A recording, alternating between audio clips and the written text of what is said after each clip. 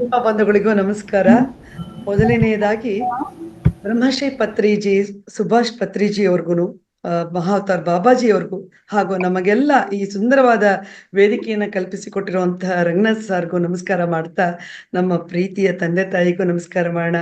ಹಾಗೂ ಮತ್ತೊಮ್ಮೆ ನನ್ನೆಲ್ಲ ಆತ್ಮ ಬಂಧುಗಳು ಇಲ್ಲಿದ್ದೀರಿ, ನಿಮ್ಮೆಲ್ಲರಿಗೂ ಪ್ರೀತಿಪೂರ್ವಕವಾದ ನಮಸ್ಕಾರಗಳನ್ನು ತಿಳಿಸ್ತಾ ಇದ್ದೀನಿ. ಎಲ್ಲರಿಗೂ ಹೃದಯ ತುಂಬಿದ ಒಂದು ಮಾತುಗಳಿಂದ ಹೇಳ್ತಾ ಇರೋದು ಏನು ಅಂದ್ರೆ, ಎಲ್ಲರೂ ನಾವಿಲ್ಲಿದ್ದೀವಿ, ನಾವೆಲ್ಲರೂ ಒಂದಷ್ಟು ಖುಷಿಯನ್ನ, ಒಂದಷ್ಟು ಸಂತೋಷವನ್ನ ನಮ್ಮ ಬಾಳಲ್ಲಿ ತಂದ್ಕೊಳ್ಳೋಕ್ಕೋಸ್ಕರ ನಾವೆಲ್ಲ ಇಲ್ಲಿ ಸೇರಿದೀವಿ. ಒಬ್ರಿಗೊಬ್ರು ನಾವು ಸ್ಪಂದಿಸ್ತಾ, ಇಲ್ಲಿ ಯಾರು ಹೇಳ್ಕೊಡೋರು ಮತ್ತೆ ಕೇಳೋರು, ಸ್ಟೂಡೆಂಟ್ಸು, ಟೀಚರ್ಸ್ ಖಂಡಿತ ಯಾರು ಇಲ್ಲ. ಇಲ್ಲಿ ಎಲ್ಲ ನಮ್ಮಲ್ಲಿ ಇರುವಂತ ಜ್ಞಾನವನ್ನ ಪರಸ್ಪರ ನಾವೆಲ್ಲರೂ ಹಂಚ್ಕೊಳ್ತಿದ್ದೀವಿ ಅಂತ ಹೇಳಿದ್ರೆ ತಪ್ಪಾಗೋದಿಲ್ಲ.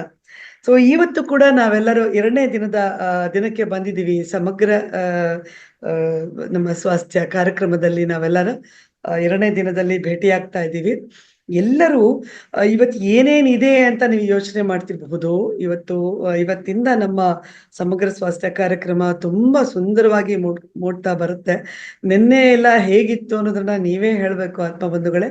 ನಂತರ ಇವತ್ತು ಏನೇನಿರುತ್ತೆ ಅಂತ ಕೇಳೋದಾದ್ರೆ, ಇವತ್ತು ಒಂದಷ್ಟು ಅನುಭವ ಹಂಚಿಕೆ, 1-2 ಅಥವಾ 3 ಜನದ ಜೊತೆ ಮಾತ್ರ ನಾನು ಮಾತಾಡ್ತೀನಿ. ಆಮೇಲೆ ಧ್ಯಾನ ಇರುತ್ತೆ. ಧ್ಯಾನದ ನಂತರ ಒಂದು ಸಮಗ್ರ ಜೀವನ ಶೈಲಿ, ನಾವು ಹೇಗಿರ್ಬೇಕು, ಏನ್ ತಿನ್ಬೇಕು, ಯಾವ ತರ ನಾವಿದ್ರೆ ನಮಗೆ ಅನುಕೂಲ ಅನ್ನೋದನ್ನ ಒಂದಷ್ಟು ತಿಳ್ಕೊಳ್ಳೋಣ. ನಂತರ ನಮ್ಮ ಸ್ಪೀಕರ್ ಬರ್ತಾ ಇದ್ದಾರೆ, ವಿಜಯಕಾಂತ್ ಸರ್ ಅವರು ಆತ್ಮಜ್ಞಾನದ ಬಗ್ಗೆ ನಾವೆಲ್ಲ ಇವಾಗ ತಿಳ್ಕೊಳ್ತಿದ್ವಿ. ಇವತ್ತು ಮತ್ತೆ ನಾಳೆ 2 ದಿನಗಳ ಕಾಲ ಅವರು ಆತ್ಮಜ್ಞಾನದ ಬಗ್ಗೆ ನಮಗೆ ಅರಿವನ್ನ ಮೂಡಿಸ್ತಾ ಇದ್ದಾರೆ. ನಂತರ ಏನಿರುತ್ತೆ ಅಂದ್ರೆ, ನಿಮ್ಮೆಲ್ಲರ ಅಭಿಪ್ರಾಯಗಳು, ಪ್ರಶ್ನೋತ್ತರ ಇರ್ಬೋದು, ನಿಮಗೆ ಅರ್ಥ ಆಗದೆ ಇರುವಂತ ವಿಷಯನ ನೀವು ಕೇಳ್ಬೋದು, ನಿಮ್ಮ ಅನಿಸಿಕೆ ಅಭಿಪ್ರಾಯಗಳನ್ನ ವ್ಯಕ್ತಪಡಿಸುವಂತ ಒಂದು ಸಮಯ ಇರುತ್ತೆ. ನೀವು ಆತ್ಮಜ್ಞಾನನ ಕೇಳ್ಕೊಂಡು ನಂತರ ನೀವೆಲ್ಲರೂ ನಿಮ್ಮ ಪ್ರಶ್ನೆಗಳನ್ನ ಕೇಳ್ಬೋದು ಅಥವಾ ನಿಮ್ಮ ಅನಿಸಿಕೆಗಳನ್ನ ತಿಳಿಸ್ಬೋದು ಅಂತ ಹೇಳ್ತಾ, ಈಗ 1-2 ಹಳಬ್ರು ನಾನು ಕೇಳ್ತೀನಿ, 1-2 ಹೊಸಬ್ರನ್ನ ಕೇಳ್ತೀನಿ. ಈಗ ಹೊಸದಾಗಿ ಬಂದಿರತಕ್ಕಂತ ನಮ್ಮ ಆತ್ಮ ಬಂಧುಗಳು. ಹಾಗಾಗಿ ನೀವು ನನಗೆ ಹೇಳಬೇಕು, ನಿನ್ನೆ 1 ದಿನ ನಾವು ಧ್ಯಾನ ಮಾಡಿದ್ವಿ, 1 ದಿನದಲ್ಲಿ ಏನ್ರಿ ಗೊತ್ತಾಗತ್ತೆ ನಮ್ಗೆ. ಹಾಗಾಗಿ ನಮ್ಮ ಅನುಭವ ನಾವು ಹೇಳ್ತೀವಿ ಕೇಳಿ ಅಂತ ನೀವು ಹೇಳ್ಬೇಕು, ನಾವು ಕೇಳ್ತೀವಿ ಏನಿದೆ ಅಂತ. ಸೊ ಇದರ ಒಂದು ಆಳ ಅಗಲ ಏನಿದೆ ಅಂತ ನಾವೆಲ್ಲ ತಿಳ್ಕೊಬೇಕಲ್ಲ. ಗೊತ್ತಿರೋರು ಒಂದಷ್ಟು ಹೇಳಿ, ಗೊತ್ತಿಲ್ದಿರೋರು ಒಂದಷ್ಟು ಕೇಳೋಣ, ಆಮೇಲೆ ನಮ್ಮ ಅನುಭವನ ಮುಂದಿನ ಒಂದು ತರಗತಿಗಳಲ್ಲಿ ಹಂಚ್ಕೊಳ್ಳೋಣ ಅಂತ ಹೇಳ್ತಾ, ಇಲ್ಲಿ ನಾನು ನಿನ್ನೆ ಶಾಂತ ಅವರು ಅಂತ ಇದ್ದಾರೆ, ಅವ್ರನ್ನ ನಾನು ಕೇಳ್ಬೇಕಿತ್ತು ಆತ್ಮ ಬಂಧುಗಳೇ. ಇಲ್ಲಿ ಮೊದಲನೇದಾಗಿ ನನ್ನ ಒಂದು ಟೀಮ್ ಅಂತ ಹೇಳ್ಬೋದು, ನನ್ನ ಟೀಮಲ್ಲಿ ಇರತಕ್ಕಂಥ ನಮ್ಮ ಡಾಕ್ಟರ್ ಯಶೋಧ ಅವ್ರು ಇರ್ಬೋದು, ಶಾಂತ ಅವ್ರು ಇರ್ಬೋದು, ಅವ್ರನ್ನ ಕೂಡ ನಾನು ಇಲ್ಲಿ ಕಾರ್ಯಕ್ರಮಕ್ಕೆ ಆಗಮಿಸ್ತೀನಿ. ಹಾಗೆಯೇ ನಳಿನಿಯವರು ಕೂಡ ಇದ್ದಾರೆ, ಅವ್ರನ್ನು ಕೂಡ ನಾನು ಕಾರ್ಯಕ್ರಮಕ್ಕೆ ಆಗಮಿಸ್ತೀನಿ. ಮೊದಲನೇದಾಗಿ ಶಾಂತ ಅವ್ರಿಗೆ ನಾನು ಕೇಳ್ಕೊತಾ ಇದ್ದೀನಿ, ದಯವಿಟ್ಟು ನಿಮ್ಮ ಅನುಭವವನ್ನ ಇಲ್ಲಿ ಹಂಚ್ಕೊಳ್ಬೇಕು. ನಿಮ್ಮ ಅನುಭವವನ್ನ ಹಂಚ್ಕೊಳ್ಳೋದ್ರ ಮೂಲಕ ಇನ್ನೊಂದಷ್ಟು ಜನಕ್ಕೆ ಇದು ಏನಿದೆ, ಇಲ್ಲಿ ಯಾವ ತರದ ನಮಗೆ ಅನುಕೂಲಗಳು ಇದೆ ಅನ್ನೋದು ಗೊತ್ತಾಗುತ್ತೆ. ನಿಮಗೆ ಪುಟ್ಟದಾಗಿ ಚಿಕ್ಕದಾಗಿ ನಿಮ್ಮ ಅನುಭವನ ಹಂಚ್ಕೊಳ್ಳಿ. ಹಾಗೂ ಸಂಜೆಯ ತರಗತಿ ನಾವು ತಿದ್ಕೋಬೇಕು, ಯಾವ್ಯಾವ ತರ ನಾವು ಆತ್ಮಬಂಧುಗಳನ್ನ ಮಾತಾಡಿಸ್ಬೇಕು ಅನ್ನೋದ್ರ ಬಗ್ಗೆ ನಿಮ್ಮ ಸಲಹೆ ಕೂಡ ಹೇಳ್ಬೋದು. ದಯವಿಟ್ಟು ಶಾಂತ ಅವರೇ ಮಾತಾಡಿ. ನಮಸ್ಕಾರ ಆತ್ಮ ಬಂಧುಗಳಿಗೆ ಎಲ್ಲರಿಗೂ ನಮಸ್ಕಾರ. ಹಾಗೇನೆ ಮಹಾವತಾರ್ ಫೌಂಡೇಶನ್ ರೂವಾರಿಯಾದಂಥ ರಂಗನಾಥ್ ಸರ್ ಅವರಿಗೂ, ಪತ್ರಿಜಿ ಗುರುಗಳಿಗೂ, ಹಾಗೂ ಈ ಸಭೆಯ ರೂವಾರಿಯಾದಂಥ ಮಾಲಿನಿ ಮ್ಯಾಮ್ ಅವರಿಗೆ, ಯಶೋಧ ಮ್ಯಾಮ್, ಎಲ್ರಿಗೂ ಆತ್ಮ ಬಂಧುಗಳಿಗೂ ನನ್ನ ಹೃತ್ಪೂರ್ವಕ ನಮಸ್ಕಾರಗಳನ್ನ ತಿಳಿಸ್ತಾ ಇದ್ದೀನಿ. ನಾನು ಧ್ಯಾನಕ್ಕೆ ಬಂದ 3-4 ತಿಂಗಳಾಯ್ತು. ಬರೋದಕ್ಕೆ ಮುಂಚೆ ತುಂಬಾ ಮಾನಸಿಕವಾಗಿ, ದೈಹಿಕವಾಗಿ ಬಳಲಿದ್ದೆ. ತುಂಬಾ ತುಂಬಾ ತುಂಬಾ ತೊಂದರೆಗಳನ್ನ ಅನುಭವಿಸ್ತಾ ಇದ್ದೆ. ಅದರಿಂದ ತುಂಬಾ ಸೊಂಟ ನೋವು, ಬೆನ್ನೋವು 3-4 ತಿಂಗಳಿಂದ ತುಂಬಾನೇ ಬಾಧಿಸ್ತಾ ಇತ್ತು. ಅದು ಒಂದು ಫೌಂಡೇಶನ್ ಇಂದ ಮರ್ಮಾ ಥೆರಪಿ ಅಂತ ಒಂದು ನನ್ನ 3 ಸಿಟ್ಟಿಂಗ್ ಅಲ್ಲಿ ತಗೊಂಡೆ. ತುಂಬಾ ಫಸ್ಟ್ ಸಿಟ್ಟಿಂಗ್ ಅಲ್ಲೇ 50%, ಇನ್ನೆರಡು ಸಿಟ್ಟಿಂಗ್ ಅಲ್ಲಿ ಫುಲ್ 100% ನನಗೆ ರಿಕವರಿ ಆಯ್ತು. ತುಂಬಾ ತುಂಬಾ ಧನ್ಯವಾದಗಳನ್ನ ತಿಳಿಸ್ತೀನಿ. ಈಗ ನಾನು ಮೊದಲು ಒಂದು 20 ನಿಮಿಷ 10 ನಿಮಿಷ ಕೂತ್ಕೊಂಡು ಧ್ಯಾನ ಮಾಡಕ್ ಆಗ್ತಾ ಇರ್ಲಿಲ್ಲ. ಈಗ ನಾನು 1-1.5 ಅವರ್ ಕೂತ್ಕೊಂಡ್ರು ನನಗೆ ಯಾವುದೇ ಒಂದು ರೀತಿ ನನಗೆ ನೋವು ಆಗೋದಿಲ್ಲ. ಅಷ್ಟು ಚೆನ್ನಾಗಿ ನಾನು ಧ್ಯಾನಕ್ಕೆ ಕುತ್ಕೊಳ್ಳೋ ಅಂತ ಒಂದು ಕೆಪಾಸಿಟಿ ಬಂದಿದೆ. ಮತ್ತೆ ಒಂದು ಆತ್ಮಸ್ಥೈರ್ಯನೂ ಬಂದಿದೆ. ಯಾವುದೇ ಒಂದು ಏನೇ ಒಂದಾದ್ರೂ ಧೈರ್ಯವಾಗಿ ಎದುರಿಸ್ಬೇಕು ಅನ್ನೋ ಒಂದು ಆತ್ಮಸ್ಥೈರ್ಯ ಬಂದಿದೆ. ಎಲ್ಲ ಆತ್ಮ ಬಂಧುಗಳಿಗೂ ನನಗೆ ಧೈರ್ಯನ ತುಂಬಿದ್ದಾರೆ. ಅದಕ್ಕಾಗಿ ಈ ಒಂದು ಸಭೆಗೆ ಹೃತ್ಪೂರ್ವಕ ಕೋಟಿ ನಮನಗಳನ್ನ ತಿಳಿಸ್ತಾ ನನ್ನ 2 ಮಾತನ್ನ ಮುಗಿಸ್ತಾ ಇದ್ದೀನಿ. ಎಲ್ಲರಿಗೂ ನಮಸ್ಕಾರ. ಧನ್ಯವಾದ, ಧನ್ಯವಾದ ಶಾಂತಿ ಅವರೇ. ನಿಮ್ಮ ಮರ್ಮ ಥೆರಪಿ ಅನ್ನೋದು ಎಷ್ಟರ ಮಟ್ಟಿಗೆ ನಿಮ್ಗೆ ಅನುಕೂಲ ಆಯ್ತು ಅಂತ ಹೇಳಿದ್ರಿ. ಈ ಒಂದು ಮಾತಿಂದ ಸಾಕಷ್ಟು ಜನಕ್ಕೆ ಇದು ಪ್ರೇರಿತವಾಗಿ ಅವರು ಕೂಡ ಇಲ್ಲಿ ಸಾಕಷ್ಟು ಏನು ನಮ್ಮ ಮಹಾವತಾರ್ ಫೌಂಡೇಶನ್ ಅಲ್ಲಿ ಸಿಗತ್ತೆ ಅವೆಲ್ಲ ಅನುಕೂಲಗಳನ್ನ ಪಡ್ಕೋಬಹುದು ಅಂತ ಈ ಮೂಲಕ ನಿಮಗೆ ಹೇಳೋದಕ್ಕೆ ಇಚ್ಛಿಸ್ತೀನಿ. ಹಾಗೆ ನಂತರ ಮತ್ತೊಬ್ರು ಅಂತ ಹೇಳಿದ್ರೆ ಯಾರಾದ್ರೂ ಒಬ್ರು ನಿನ್ನೆ ಇಲ್ಲಿ ಭಾಗವಹಿಸತಕ್ಕಂತ ಯಾವ್ದಾದ್ರು ಒಬ್ರು ಆಪ್ತ ಬಂದು ನೀವು ನಿಮ್ಮ ಒಂದು ಅನಿಸಿಕೆಯನ್ನ ಹೇಳ್ಬೋದು ಇಲ್ಲಿ. ಯಾರು ಹೇಳ್ತೀರಿ? ದಯವಿಟ್ಟು ನೀವು ಹ್ಯಾಂಡ್ ರೈಸ್ ಮಾಡಿ ದಯವಿಟ್ಟು ಮಾತಾಡಿ ಅಂತ ಹೇಳ್ತೀನಿ. ಹಳಬ್ರು ಬೇಡ ಅಂತ ಅನ್ಕೋತೀನಿ. ದಿನಾಗ್ಲೂ ಒಬ್ಬರನ್ನ ಮಾತಾಡ್ತೀನಿ, ದಯವಿಟ್ಟು ಕ್ಷಮಿಸಿ. ಯಾರು ಮಾತಾಡ್ತಿದ್ದೀರಿ ಆತ್ಮಬಂಧುಗಳೇ? ಇಲ್ಲಿ ಸಾಕಷ್ಟು ಜನ ಇದ್ದೀರಿ. ಹೊಸದಾಗಿ ಅವರು ನೆನ್ನೆ ಅನುಭವ ನಿಮಗೆ ಹೇಗಿತ್ತು? ಓಕೆ, ಹೇಮಾ ಅವರೇ ಮಾತಾಡಿ ಮೇಡಮ್. ಮೇಡಮ್, ನಾನು ಆಲ್ಮೋಸ್ಟ್ ಒಂದು ಸ್ಟಾರ್ಟಿಂಗ್ ಅಲ್ಲಿ 2-3 ತಿಂಗಳು ಕಂಟಿನ್ಯೂಸ್ ಆಗಿ ಅಟೆಂಡ್ ಮಾಡಿದ್ದೆ ಕ್ಲಾಸ್. ಆಮೇಲೆ ನನ್ಗೆ ಸ್ವಲ್ಪ ನೆಟ್ವರ್ಕ್ ಪ್ರಾಬ್ಲಮ್ ಇರೋದ್ರಿಂದ ಮಾಡ್ತಾ ಇರ್ಲಿಲ್ಲ. ತಿರ್ಗಾ ಲಾಸ್ಟ್ ಮಂತ್ ಅಲ್ಲೂ ಅಟೆಂಡ್ ಮಾಡ್ಬೇಕು ಕ್ಲಾಸ್ಗೆ ಅಂತ ಅನ್ಕೊಂಡೆ, ಆವಾಗೂ ಆಗ್ಲಿಲ್ಲ. ಈ ಸಲ ಫಸ್ಟ್ ಇಂದ ಅಟೆಂಡ್ ಮಾಡ್ಲೇಬೇಕು ಕ್ಲಾಸ್ ಅಂತ ಅಂದ್ಬಿಟ್ಟು, ಅಂದ್ರೆ ನನ್ಗೆ ಹಿಂಗಂದ್ರೆ ಇವತ್ ಮೆಡಿಟೇಷನ್ ಮಾಡಿದ್ರೆ ತಿರ್ಗಾ ಒಂಥರ ಮನ್ಸು ತುಂಬಾ ಏನಂತಾರೆ, ತಿರ್ಗಾ ನಾಳೆ ಪೋಸ್ಟ್ಪೋನ್ ಮಾಡೋ ಅಂತ ಮೆಂಟಾಲಿಟಿ ಸ್ವಲ್ಪ ನನ್ಗೆ. ಹಾಗಾಗಿ ಈಗ ನೆನ್ನೆ ನಾನ್ ಅಟೆಂಡ್ ಮಾಡಿದ ಕ್ಲಾಸ್ಗೆ ಬೆಳಗ್ಗೆನು 5 ಗಂಟೆಗೆ ಎದ್ದು ಕರೆಕ್ಟ್ ಆಗಿ ಮೆಡಿಟೇಷನ್ ಯೋಗ ಎಲ್ಲ ಅಟೆಂಡ್ ಮಾಡಿದೆ. ಅಂದ್ರೆ ಒಂಥರ ಮನ್ಸೇ ಸ್ವಲ್ಪ ಆರಾಮ್ ಅನ್ಸುತ್ತೆ. ಟೈಮ್ ಕರೆಕ್ಟ್ ಆಗಿ ಅಟೆಂಡ್ ಮಾಡಿ ಕೂತೆ ಖುಷಿ ಅನ್ಸುತ್ತೆ. ಇದು ಒಂದ್ಸಲ ನಾನ್ ಮಾಡಿದ್ದು ಧ್ಯಾನ ಅಂದ್ರೆ ನಾವು ರೆಗ್ಯುಲರ್ ಆಗಿ ಮಾಡಿದ್ರೆ ಅದು ಸಿಗುತ್ತೆ, ಬಟ್ ನಾವ್ ಅದ್ ಮಾಡ್ದೋದ್ರಿಂದ ಪ್ರಾಬ್ಲಮ್ ಆಗ್ತಾ ಇರೋದು. ಆಮೇಲೆ ಪೀಸ್ಫುಲ್ ಅಂತ ಯಾಕೆ ಆಗ್ತೆ ಅಂದ್ರೆ ಮೇಡಮ್, ನಾನ್ ತುಂಬಾ ವಾಟ್ಸಪ್ ಸ್ಟೇಟಸ್ ಅಲ್ಲಿ ನನ್ ಬೇಜಾರ್ನ ಯಾವಾಗ್ಲೂ ಸ್ಟೇಟಸ್ ಹಾಕಿ ಅದ್ರ ಮುಖಾಂತರ ಒಬ್ರಿಗೆ ತಲುಪಿಸ್ತಾ ಇದ್ದೆ, ನನ್ ಬೇಜಾರ್ ಮಾಡಿದವ್ರಿಗೆಲ್ಲ. ನನ್ಗೆ ಒಂದು ನ್ಯೂಮರಾಲಜಿ ಕ್ಲಾಸ್ ಅಲ್ಲಿ ಇದು ಹೇಳಿದ್ರು. ಅವಾಗ ನಾನ್ ಪೀಸ್ಫುಲ್ ಏನಾದ್ರು ಒಂದ್ ಪಾಸಿಟಿವ್ ಅಂತದ್ನ ನೀವ್ ಹಾಕೊಳ್ಳಿ ನಿಮ್ ಹೆಸರು ಜೊತೆ, ಅವಾಗ ನಿಮ್ಗೆ ಚೇಂಜಸ್ ಗೊತ್ತಾಗುತ್ತೆ ಅಂತಾನೆ ಹೇಳಿದ್ರು. ಅದ್ ಹಾಕದ್ಮೇಲೆ ನನ್ಗೆ ವಾಟ್ಸಪ್ ಅಲ್ಲಿ ನೆಗೆಟಿವ್ ಹಾಕ್ಬೇಕಂತಾನೆ ಅನ್ಸಲ್ಲ, ಅದೊಂದ್ ಚೇಂಜಸ್ ಆಯ್ತು. ಆಮೇಲೆ ಮುಂದಕ್ಕೆ ರೆಗ್ಯುಲರ್ ಆಗಿ ಮಾಡ್ಬೇಕು ಮೆಡಿಟೇಷನ್ ಅನ್ನೋದು ನನ್ಗೆ ನಿನ್ನೆಯಿಂದ ಸ್ವಲ್ಪ ಉತ್ಸಾಹ ಇದೆ. ಅದನ್ನ ರೆಗ್ಯುಲರ್ ಆಗಿ ಮಾಡ್ಕೊ ಹೋಗ್ಬೇಕು. Very nice, very nice. Thank you ನಿಮ್ಗೆ. ತುಂಬಾ ಚೆನ್ನಾಗಿ ಹೇಳಿದ್ರಿ. ಎನಿವೆ, ನೀವು ಹೆಸರಲ್ಲೇ ಪೀಸ್ಫುಲ್ ಅಂತ ಹಾಕೊಂಡ್ಬಿಟ್ಟಿರೋದ್ರಿಂದ ವೆರಿ ಪೀಸ್ಫುಲ್ನೆಸ್ ನ ನೀವೆಲ್ರಿಗೂ ಹಂಚ್ತಾ ಇದ್ದೀರಾ ಅಂತ ಹೇಳ್ತಾ ನಿಮ್ಗೆ ಧನ್ಯವಾದ ಮೇಡಮ್.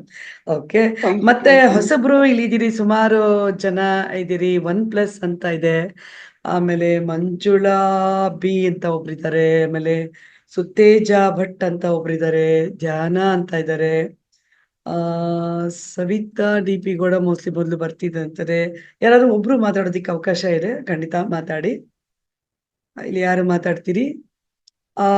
ಓಕೆ, ಸುತ್ತೇಜ ಭಟ್ ಅವರು. ನಮಸ್ಕಾರ ಮೇಡಮ್, ಮಾತಾಡಿ. ನಮಸ್ತೆ ಮೇಡಮ್. ನಮಸ್ತೆ, ನಮಸ್ಕಾರ. ಈ ಒಂದು ಸಮಗ್ರ ಸ್ವಾಸ್ಥ್ಯ ಕಾರ್ಯಕ್ರಮಕ್ಕೆ ನಾನು ಆಗಸ್ಟ್ ಇಂದ ಜಾಯಿನ್ ಆದೆ. ಅಂದ್ರೆ ಮಾರ್ನಿಂಗ್ ಟೈಮ್ ಜಾಯಿನ್ ಆಗ್ತಾ ಇದ್ದೀನಿ ಡೈಲಿ. ನಿನ್ನೆಯಿಂದ ಇದನ್ನ ಸರ್ ಕಳ್ಸಿದ್ರು, ಇದಕ್ಕೆ ಜಾಯಿನ್ ಆಗ್ತಾ ಇದ್ದೀನಿ. ತುಂಬಾ ಚೆನ್ನಾಗಿ ಮೂಡಿ ಬಂತು ಮೇಡಮ್. ನಿನ್ನೆ ಕೂಡ ಧ್ಯಾನ ಜೊತೆಗೆ ಸರ್ ಸತ್ಯೇಂದ್ರ ಕುಮಾರ್ ಸರ್ ಸ್ವಾಧ್ಯಾಯ ಮತ್ತು ಸತ್ಸಂಗ ಜೊತೆ ತುಂಬಾ ಅದ್ಭುತವಾಗಿ ನಾನು ಒಂದು ಪಾಯಿಂಟ್ ಬರ್ಕೊಂಡೆ. ಆಮೇಲೆ ಮೇಡಮ್ ಮುದ್ರೆ ಹೇಳಿದ್ರು, ಅದು ಕೂಡ. ಆಮೇಲೆ ನಿಮ್ಮ ವಯಸ್ಸು, ನೀವು ಹೇಳೋ ರೀತಿ ತುಂಬಾ ಖುಷಿ ಕೊಡುತ್ತೆ ಮೇಡಮ್. ತುಂಬಾ ಧನ್ಯವಾದಗಳು. ನಾನು ಈ ಸರ್ ಮಾರ್ನಿಂಗ್ ಕ್ಲಾಸಿಗೆ ಬಂದ ನಂತರ ನನಗೆ ತುಂಬಾ ಒಂಥರ ನೆಗೆಟಿವ್ ಇತ್ತು. ನನ್ನ ಬಗ್ಗೆ ನನಗೆ ಒಂಥರ ಕೀಳರಿ ಮೇಡಮ್, ಇನ್ಫೀರಿಯರ್ ಕಾಂಪ್ಲೆಕ್ಸ್ ಅಂತಲ್ಲ, ಆ ತರ ನಿಂದಾಗಲ್ಲ ಅಂತ. ಮನೆಗೆ ಯಾರು ಬಂದ್ರು ನನಗಾಗತ್ತಾ, ಇಷ್ಟು ಜನ ಬಂದ್ರೆ ನನ್ನ ಹತ್ರ ಕೆಲಸ ಆಗತ್ತಾ ಅನ್ಕೊಂತಿದ್ದೆ ಮೇಡಮ್. ಇವಾಗ ನನಗೆ ಮಾರ್ನಿಂಗ್ ಇಂದ ನೈಟ್ ವರೆಗೂ ಒಂದ್ ಸ್ವಲ್ಪನೂ ಕೂಡ ಇಲ್ಲದೆ ಆಕ್ಟಿವ್ ಆಗಿರ್ತೀನಿ. ಎಷ್ಟು ಜನ ಬಂದ್ರು ಖುಷಿಯಾಗಿ ಕೆಲಸ ಮಾಡ್ಕೊಂಡಿರ್ತೀನಿ. ಆಮೇಲೆ ಟೈಮ್ ಕೂಡ 4:15ಗೆ 4:45 4:15 ಮೊದ್ಲೇ ಎಚ್ಚರ ಆಗುತ್ತೆ. ಇದೆಲ್ಲ ಧ್ಯಾನದಿಂದ ಸಾಧ್ಯ ಆಯ್ತು ಮೇಡಮ್. ಈಗ ಮಧ್ಯಾಹ್ನ ನಾನು ಇನ್ನ ಜಾಯ್ನ್ ಆಗ್ತಿದ್ದೀನಿ, ಡೈಲಿ ಜಾಯ್ನ್ ಆಗ್ತೀನಿ ಮೇಡಮ್. ತುಂಬಾ ಚೆನ್ನಾಗಿ ಗೊತ್ತಾಯ್ತು. ಜಾಯ್ನ್ ಆಗಿ ಇಲ್ಲಿ ಇವತ್ತು ನಾಳೆ 2 ದಿನ ಆತ್ಮಜ್ಞಾನದ ಬಗ್ಗೆ ಇರುತ್ತೆ. ಸೊ ಇಲ್ಲಿ ಮೊದಲಿಂದಾನು ನಾನು ಎಲ್ಲರನ್ನು ಆತ್ಮ ಬಂಧುಗಳು ಅಂತಾನೆ ಕರಿತೀನಿ. ಎಲ್ಲ ನಾವು ಆತ್ಮ ಬಂಧುಗಳೇ ನಿಜ ಕೂಡ. ಯಾಕೆಂದ್ರೆ ಆತ್ಮ ಬಂಧುಗಳು ಅಲ್ಲದಿದ್ರೆ ನಾವು ಒಬ್ರಿಗೊಬ್ರು ಹೀಗೆ ಸನ್ಸಕ್ಕೆ ಸಾಧ್ಯವೇ ಇಲ್ಲ ಅಂತ ಯೂನಿವರ್ಸ್ ಕೊಟ್ಟಿರುವಂತಹ ನಮ್ಗೆ ಇದು ಅನುಕೂಲ ಅಂತ ನಾನು ಹೇಳ್ತೀನಿ. ಯಾವುದೇ ಮನುಷ್ಯನಾಗ್ಲಿ ನಾವು ಭೇಟಿ ಆಗ್ತಿದೀವಿ ಅಂತಂದ್ರೆ ಇದು ಪೂರ್ವ ಜನ್ಮದ ಸುಕೃತ ಅಂತ ನನ್ನ ವಾದ. ಹಾಗೆ ಹಿರಿಯರ ಮಾತು ಕೂಡ. ಧನ್ಯವಾದ ಮೇಡಮ್ ನಿಮ್ಗೆ. ತುಂಬ ಹೃದಯದ ಧನ್ಯವಾದ ನಿಮ್ಗೆ. Thank you. ಸೊ ಇದು ಏನೇ ಕಾರ್ಯಕ್ರಮದಲ್ಲಿ ಆತ್ಮ ಬಂಧುಗಳೇ ಎಲ್ರಿಗೂ ಹೇಳ್ತಾ ಇದ್ದೀನಿ, ಯಾವುದೇ ತರ ನಾವು ಇನ್ನೂ ಒಂದು ಇದನ್ನ ಸುಂದರಗೊಳಿಸ್ಬೋದು ಅನ್ನೋದಾದ್ರೆ ನಿಮ್ಮ ಸಲಹೆ ಗಳು ನಮಗೆ ಅಗತ್ಯ ಇದೆ. ಖಂಡಿತ ಹೇಳಿ. ನಾವು ಏನೇ ಒಂದು ಯಾಕೆಂದ್ರೆ ನಾವೆಲ್ಲ ಮನುಷ್ಯರು. ಯಾಕೆಂದ್ರೆ ನಮ್ಮ ಆತ್ಮ ಪ್ರತಿ ಸರಿ ಒಂದೊಂದು ದೇಹವನ್ನ ಪಡ್ಕೊಳ್ಳೋ ಹಾಗೆ ನಾವು ಈ ದೇಹದಲ್ಲಿ ಇದ್ದೀವಿ, ಅಂದ್ರೆ ಈ ಭೌತಿಕ ಶರೀರದಲ್ಲಿ ಇದ್ದೀವಿ. ನಾವು ಈ ಲೌಕಿಕ ಜೀವನದಲ್ಲಿ ನಮ್ಮದೇ ಆದ ತರನಾದ ಒಂದು ಕೆಲವು ಬೇಕು ಬೇಡಗಳನ್ನ ಇರಬಹುದು, ನಮ್ಮನ್ನ ನಾವು ಹೊಂದ್ಕೊಂಡಿರ್ತೀವಿ. ಸೊ ಹಾಗಾಗಿ ಇಲ್ಲಿ ನಾವು ಹೇಗಿರ್ಬೇಕು ಏನು ಅನ್ನೋದು ಪ್ರತಿದಿನ ಪ್ರತಿಯೊಂದು ಜೀವಿಯಿಂದ ನಾವು ಕಲಿತಾ ಹೋಗ್ತೀವಿ ಅಲ್ವಾ? ಹಾಗಾಗಿ ನಿಮ್ಮನ್ನ ಕೇಳಿದೆ. ಈಗ ನಾವು ತಡ ಮಾಡೋದ್ ಬೇಡ, ನಾವೆಲ್ಲರೂ ಧ್ಯಾನಕ್ಕೆ ಮೊರೆ ಹೋಗ್ಬಿಡೋಣ. ಹಾಗಾಗಿ ಎಲ್ಲರೂ ಧ್ಯಾನ ಮಾಡಿಕೊಂಡು ನಂತರ ಸಮಗ್ರ ಜೀವನ ಶೈಲಿಯ ಭಾಗ 1 ಮಾತಾಡೋಣ. ನಂತರ ಆತ್ಮಜ್ಞಾನದ ಬಗ್ಗೆ ನಮ್ಮ ಸ್ಪೀಕರ್ ವಿಜಯ್ ಕನ್ಸಲ್ ಬರ್ತಾರೆ, ಅವರು ಮಾತಾಡ್ತಾರೆ. ಓಕೆ, ಎಲ್ಲರೂ ನೇರವಾಗಿ ಕೂತ್ಕೊಳ್ಳೋಣ. ಧ್ಯಾನಕ್ಕೆ ಕೂತ್ಕೊಳ್ಳೋದಕ್ಕೆ ಮುಂಚೆ ನೀವೆಲ್ಲರೂ 1 ಲೋಟ ನೀರನ್ನ ಸೇವಿಸಬಹುದು. ನಂತರ ನೀವು ಹಾಕೊಂಡಿರುವಂತ ಕನ್ನಡಕಗಳನ್ನ ತೆಗೆದು ಪಕ್ಕಕ್ಕಿಡಿ.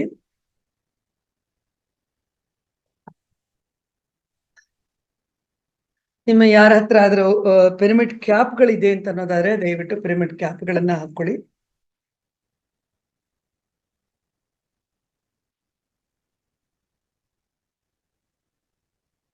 ಎಲ್ಲರೂ ನೇರವಾಗಿ ಕೂತ್ಕೊಳ್ಳೋಣ. ಎಲ್ಲರೂ ಕೂತ್ಕೊಳ್ಬೇಕಾದ್ರೆ ಅಂದ್ರೆ ಸೋಫಾ ಅಥವಾ ಚೇರ್ ಮೇಲೆ ಕೂತ್ಕೊಳ್ಳೋರು ನಿಮ್ಮ 2 ಕಾಲುಗಳನ್ನ ಹೀಗೆ ಹಾಕೊಳ್ಳಿ. ಮತ್ತೆ 2 ಕೈಗಳನ್ನ ಲಾಕ್ ಮಾಡಿ ಈ ತರ ದೀರ್ಘವಾಗಿ ಉಸಿರಾಡ್ಬೇಕು 3 ಬಾರಿ. ನೇರವಾಗಿ ಕೂತ್ಕೊಳ್ಳಿ. ನಂತರ ಕೆಳಗಡೆ ಕೂತ್ಕೊಂತಿರೋರು ಪದ್ಮಾಸನ ಸ್ಥಿತಿಯಲ್ಲಿ ಕೂತ್ಕೋಬಹುದು, ಅಥವಾ ನಮ್ಮ ಕೈಲಿ ಯಾವ ರೀತಿನೂ ಕೂತ್ಕೊಳ್ಳಕ್ ಆಗಲ್ಲ ಅಂದವರು ನಿಮಗೆ ಯಾವ ರೀತಿ ಆಗತ್ತೋ, ಯಾವ ರೀತಿ ನಮ್ಗೆ ಆರಾಮ್ ಅನ್ಸಿದೆ ಈ ಒಂದು ಆಸನದಲ್ಲಿ ಯಾವುದೇ ತರದಲ್ಲಿ ಕೂತ್ಕೊಳ್ಬೇಕಂದ್ರೂ ನೀವು ಕೂತ್ಕೊಳ್ಬಹುದು ಸ್ನೇಹಿತರೆ. ಎಲ್ಲರೂ ಕೂತ್ಕೊಂಡು ನೇರವಾಗಿ ಕೂತ್ಕೊಳ್ಳಕ್ಕೆ ಸಾಧ್ಯವಿರೋರು ಕೂತ್ಕೊಳ್ಳಿ, ಇಲ್ಲ ನಿಮಗೆ ಹೆಂಗಾಗುತ್ತೋ ಹಂಗೆ ಕೂತ್ಕೊಳ್ಳಿ.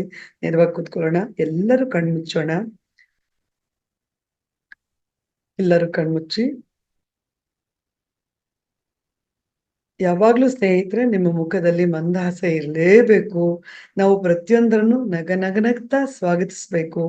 ಅದು ಯಾವುದೇ ತರದ ಹೊಗಳಿಕೆ ಇರ್ಬೋದು, ತೆಗಳಿಕೆ ಇರ್ಬೋದು, ಎಲ್ಲವನ್ನು ನಾವು ಸಮಾನವಾಗಿ ಸ್ವೀಕರಿಸ್ತಿದೀವಿ ಅಂತ ನಾವು ಹೇಳ್ಬೇಕು.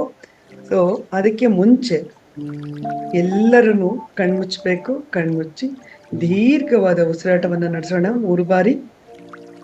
ನಂತರ ಎಲ್ಲರೂ ನಮ್ಮ ಉಸಿರಾಟದ ಕಡೆ ಗಮನ ಕೊಡೋಣ. ಎಲ್ಲ ಬಂಧುಗಳೇ, ನಾವು ಹೇಳೋವರೆಗೂ ನೀವು ಕಣ್ಣನ್ನು ತೆರಿಬಾರದು. ದೀರ್ಘ ಉಸಿರಾಟದ ನಂತರ ನಾವು ಏನ್ ಮಾಡ್ಬೇಕು ಅಂದ್ರೆ ಆ ಭಗವಂತನನ್ನ ತಲುಪಲು ಅಥವಾ ಆ ಯೂನಿವರ್ಸ್ನ ತಲುಪಕ್ಕೆ ಅಥವಾ ಶೂನ್ಯ ಸ್ಥಿತಿಗೆ ಹೋಗೋದಿಕ್ಕೆ ಈ ಒಂದು ಧ್ಯಾನ ಅನ್ನೋದು ಸುಲಭ ಮಾರ್ಗ ಆಗಿರುತ್ತೆ. ಹಾಗಾಗಿ ನಾವೆಲ್ಲರೂ ಉಸಿರನ್ನ ಹೇಗೆ ತಗೋತೀವಿ, ಉಸಿರನ್ನ ಹೇಗೆ ಹೊರಗಡೆ ಹಾಕ್ತೀವಿ ಅನ್ನೋದ್ರ ಬಗ್ಗೆ ಗಮನ ಕೊಡೋಣ. ಆತ್ಮ ಬಂಧುಗಳೇ, ನಾವೆಲ್ಲರೂ ಹೊರಗಡೆ ಪ್ರಪಂಚದಲ್ಲಿ ಇರತಕ್ಕಂತ ಆರೋಗ್ಯಕರವಾದ ವಿಚಾರಗಳನ್ನ ಸಕಾರಾತ್ಮಕವಾದ ಯೋಚನೆಯಿಂದ ನಮ್ಮ ಉಸಿರನ್ನು ಒಳಗೆ ತಗೊಳ್ಳೋಣ. ಅದು ತಣ್ಣನೆಯ ಅನುಭವವನ್ನ ಪಡ್ಕೊಳ್ಳೋಣ. ಹಾಗೆಯೇ ನಮ್ಮಲ್ಲಿರುವಂತಹ ದ್ವೇಷ, ಕ್ರೋಧ, ಅಸೂಯೆ, ಮತ್ಸರ, ಕಹಿ ಭಾವನೆಗಳು ಏನೇ ಇದ್ದರೂ ಅವುಗಳನ್ನೆಲ್ಲ ಹೊರಗಡೆ ಕಳಿಸ್ತಿದೀವಿ ಅನ್ನೋ ಒಂದು ಭಾವದಿಂದ ಉಸಿರನ್ನ ಹೊರಗಡೆ ಬಿಡೋಣ. ನಿರಂತರವಾಗಿ ಸಾಗಲಿ ನಮ್ಮ ಉಸಿರಾಟ. ಉಸಿರನ್ನ ತಗೊಳ್ಳುವಾಗ ಸಕಾರಾತ್ಮಕವಾಗಿಯೂ, ಉಸಿರನ್ನ ಬಿಡುವಾಗ್ಲೂ ಕೂಡ ಸಕಾರಾತ್ಮಕವಾಗಿ ಯೋಚನೆ ಮಾಡ್ತಾ ಉಸಿರನ್ನ ಬಿಡೋಣ. ಆಳವಾದ ಧ್ಯಾನವನ್ನು ಮಾಡೋಣ. ನಮ್ಮೆಲ್ಲರ ಗಮನ ಉಸಿರಾಟದ ಕಡೆಗೆ ಇರಲಿ. ಕಣ್ಣನ್ನು ಯಾರು ತೆಗಿಬೇಡಿ. ಯಾವುದೇ ಯೋಚನೆಗಳು, ಕೆಟ್ಟ ಯೋಚನೆಗಳಿರಲಿ, ಯಾವುದೇ ತರದ ಯೋಚನೆಗಳಿದ್ರೂ ಅದಕ್ಕೆ ಗಮನ ಕೊಡದೆ ನಿಮ್ಮ ಗಮನ ಪೂರ್ಣವಾಗಿ ಉಸಿರಾಟದೆಡೆಗಿರಲಿ.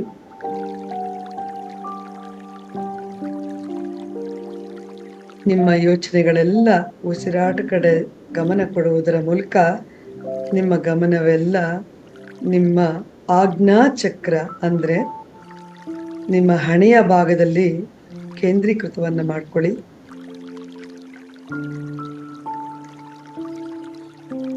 ನಮ್ಮ ಉಸಿರು ಹೇಗೆ ತಗೊಳ್ತಿದ್ದೀವಿ, ಹೇಗೆ ಕಳಿಸ್ತಿದ್ದೀವಿ ಅನ್ನೋದ್ರ ಕಡೆ ಗಮನ ಕೊಡ್ತಾ ಇರೋಣ. ಗಮನ ಕೊಡ್ತಾ ಕೊಡ್ತಾ ನಾವೆಲ್ಲರೂ ಶೂನ್ಯ ಸ್ಥಿತಿಗೆ ಮರಳೋಣ. ಆಳವಾದ ಧ್ಯಾನಕ್ಕೆ ಅಲ್ಲಿ ತಲ್ಲೀನರಾಗಿರೋಣ.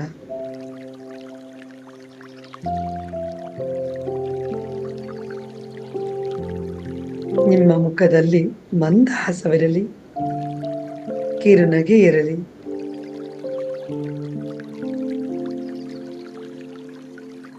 ಸುಮಧುರವಾದ ಸಂಗೀತದೊಡನೆ ನಮ್ಮ ಧ್ಯಾನ, ಆಳವಾದ ಧ್ಯಾನ ಮಗ್ನರಾಗಿ ಮಾಡೋಣ. ಬೇರೆ ಯೋಚನೆಗಳಿಗೆ ಎದೆಗುಂದದಿರಿ, ಗೊಂದಲಕ್ಕಾಗಬೇಡಿ. ನಿಮ್ಮ ಉಸಿರನ್ನು ಗಮನಿಸಿ. ಸುಮಧುರವಾದ ಸಂಗೀತದೊಡನೆ ಆಳವಾದ ಧ್ಯಾನವನ್ನು ಮಾಡೋಣ ಸ್ನೇಹಿತರೆ.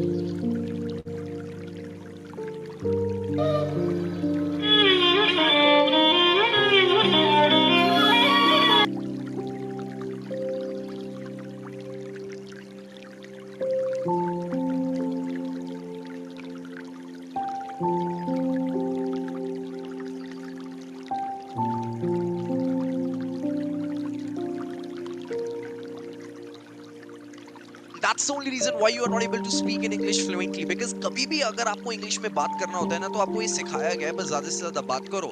जितना ज्यादा आप बात करोगे आप फ्लुएंट होते रहोगे। आपको इंग्लिश इन्वायरमेंट चाहिए। This is wrong. ये नोकिया के जमाने में तुम क्यों जी रहे हो? फॉर एग्जाम्पल, आपको कभी भी इंग्लिश में बात करना होता है, आप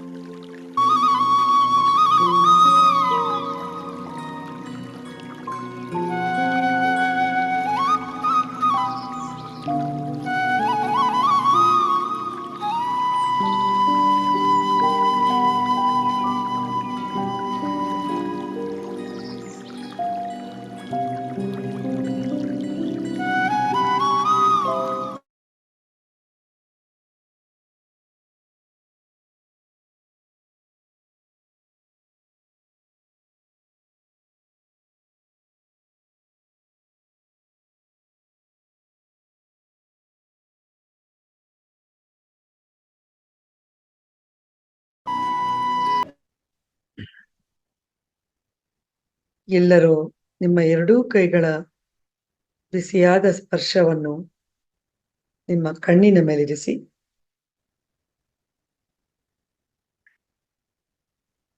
5, 4, 3, 2, 1, 0 ಹಾಗೂ ನಿಮ್ಮ ಕಿವಿಯ ಮೇಲಿರಿಸಿ. ನಂತರ ನಿಮ್ಮ ಕೈಗಳನ್ನು ನೋಡುತ್ತಾ ನಿಧಾನವಾಗಿ ನಿಮ್ಮ ಕಣ್ಣನ್ನು ತೆರೆಯಿರಿ.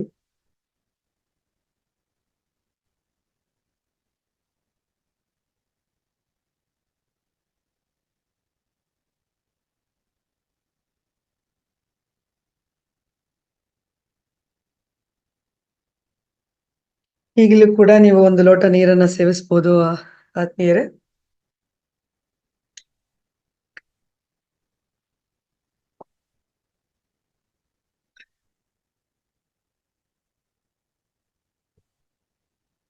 ಅದ್ಭುತವಾದ ಧ್ಯಾನವನ್ನ ನಾವೆಲ್ಲರೂ ಮಾಡಿದ್ದೀವಿ.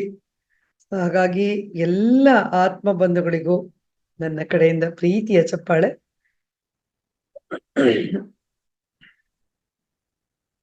ಓಕೆ,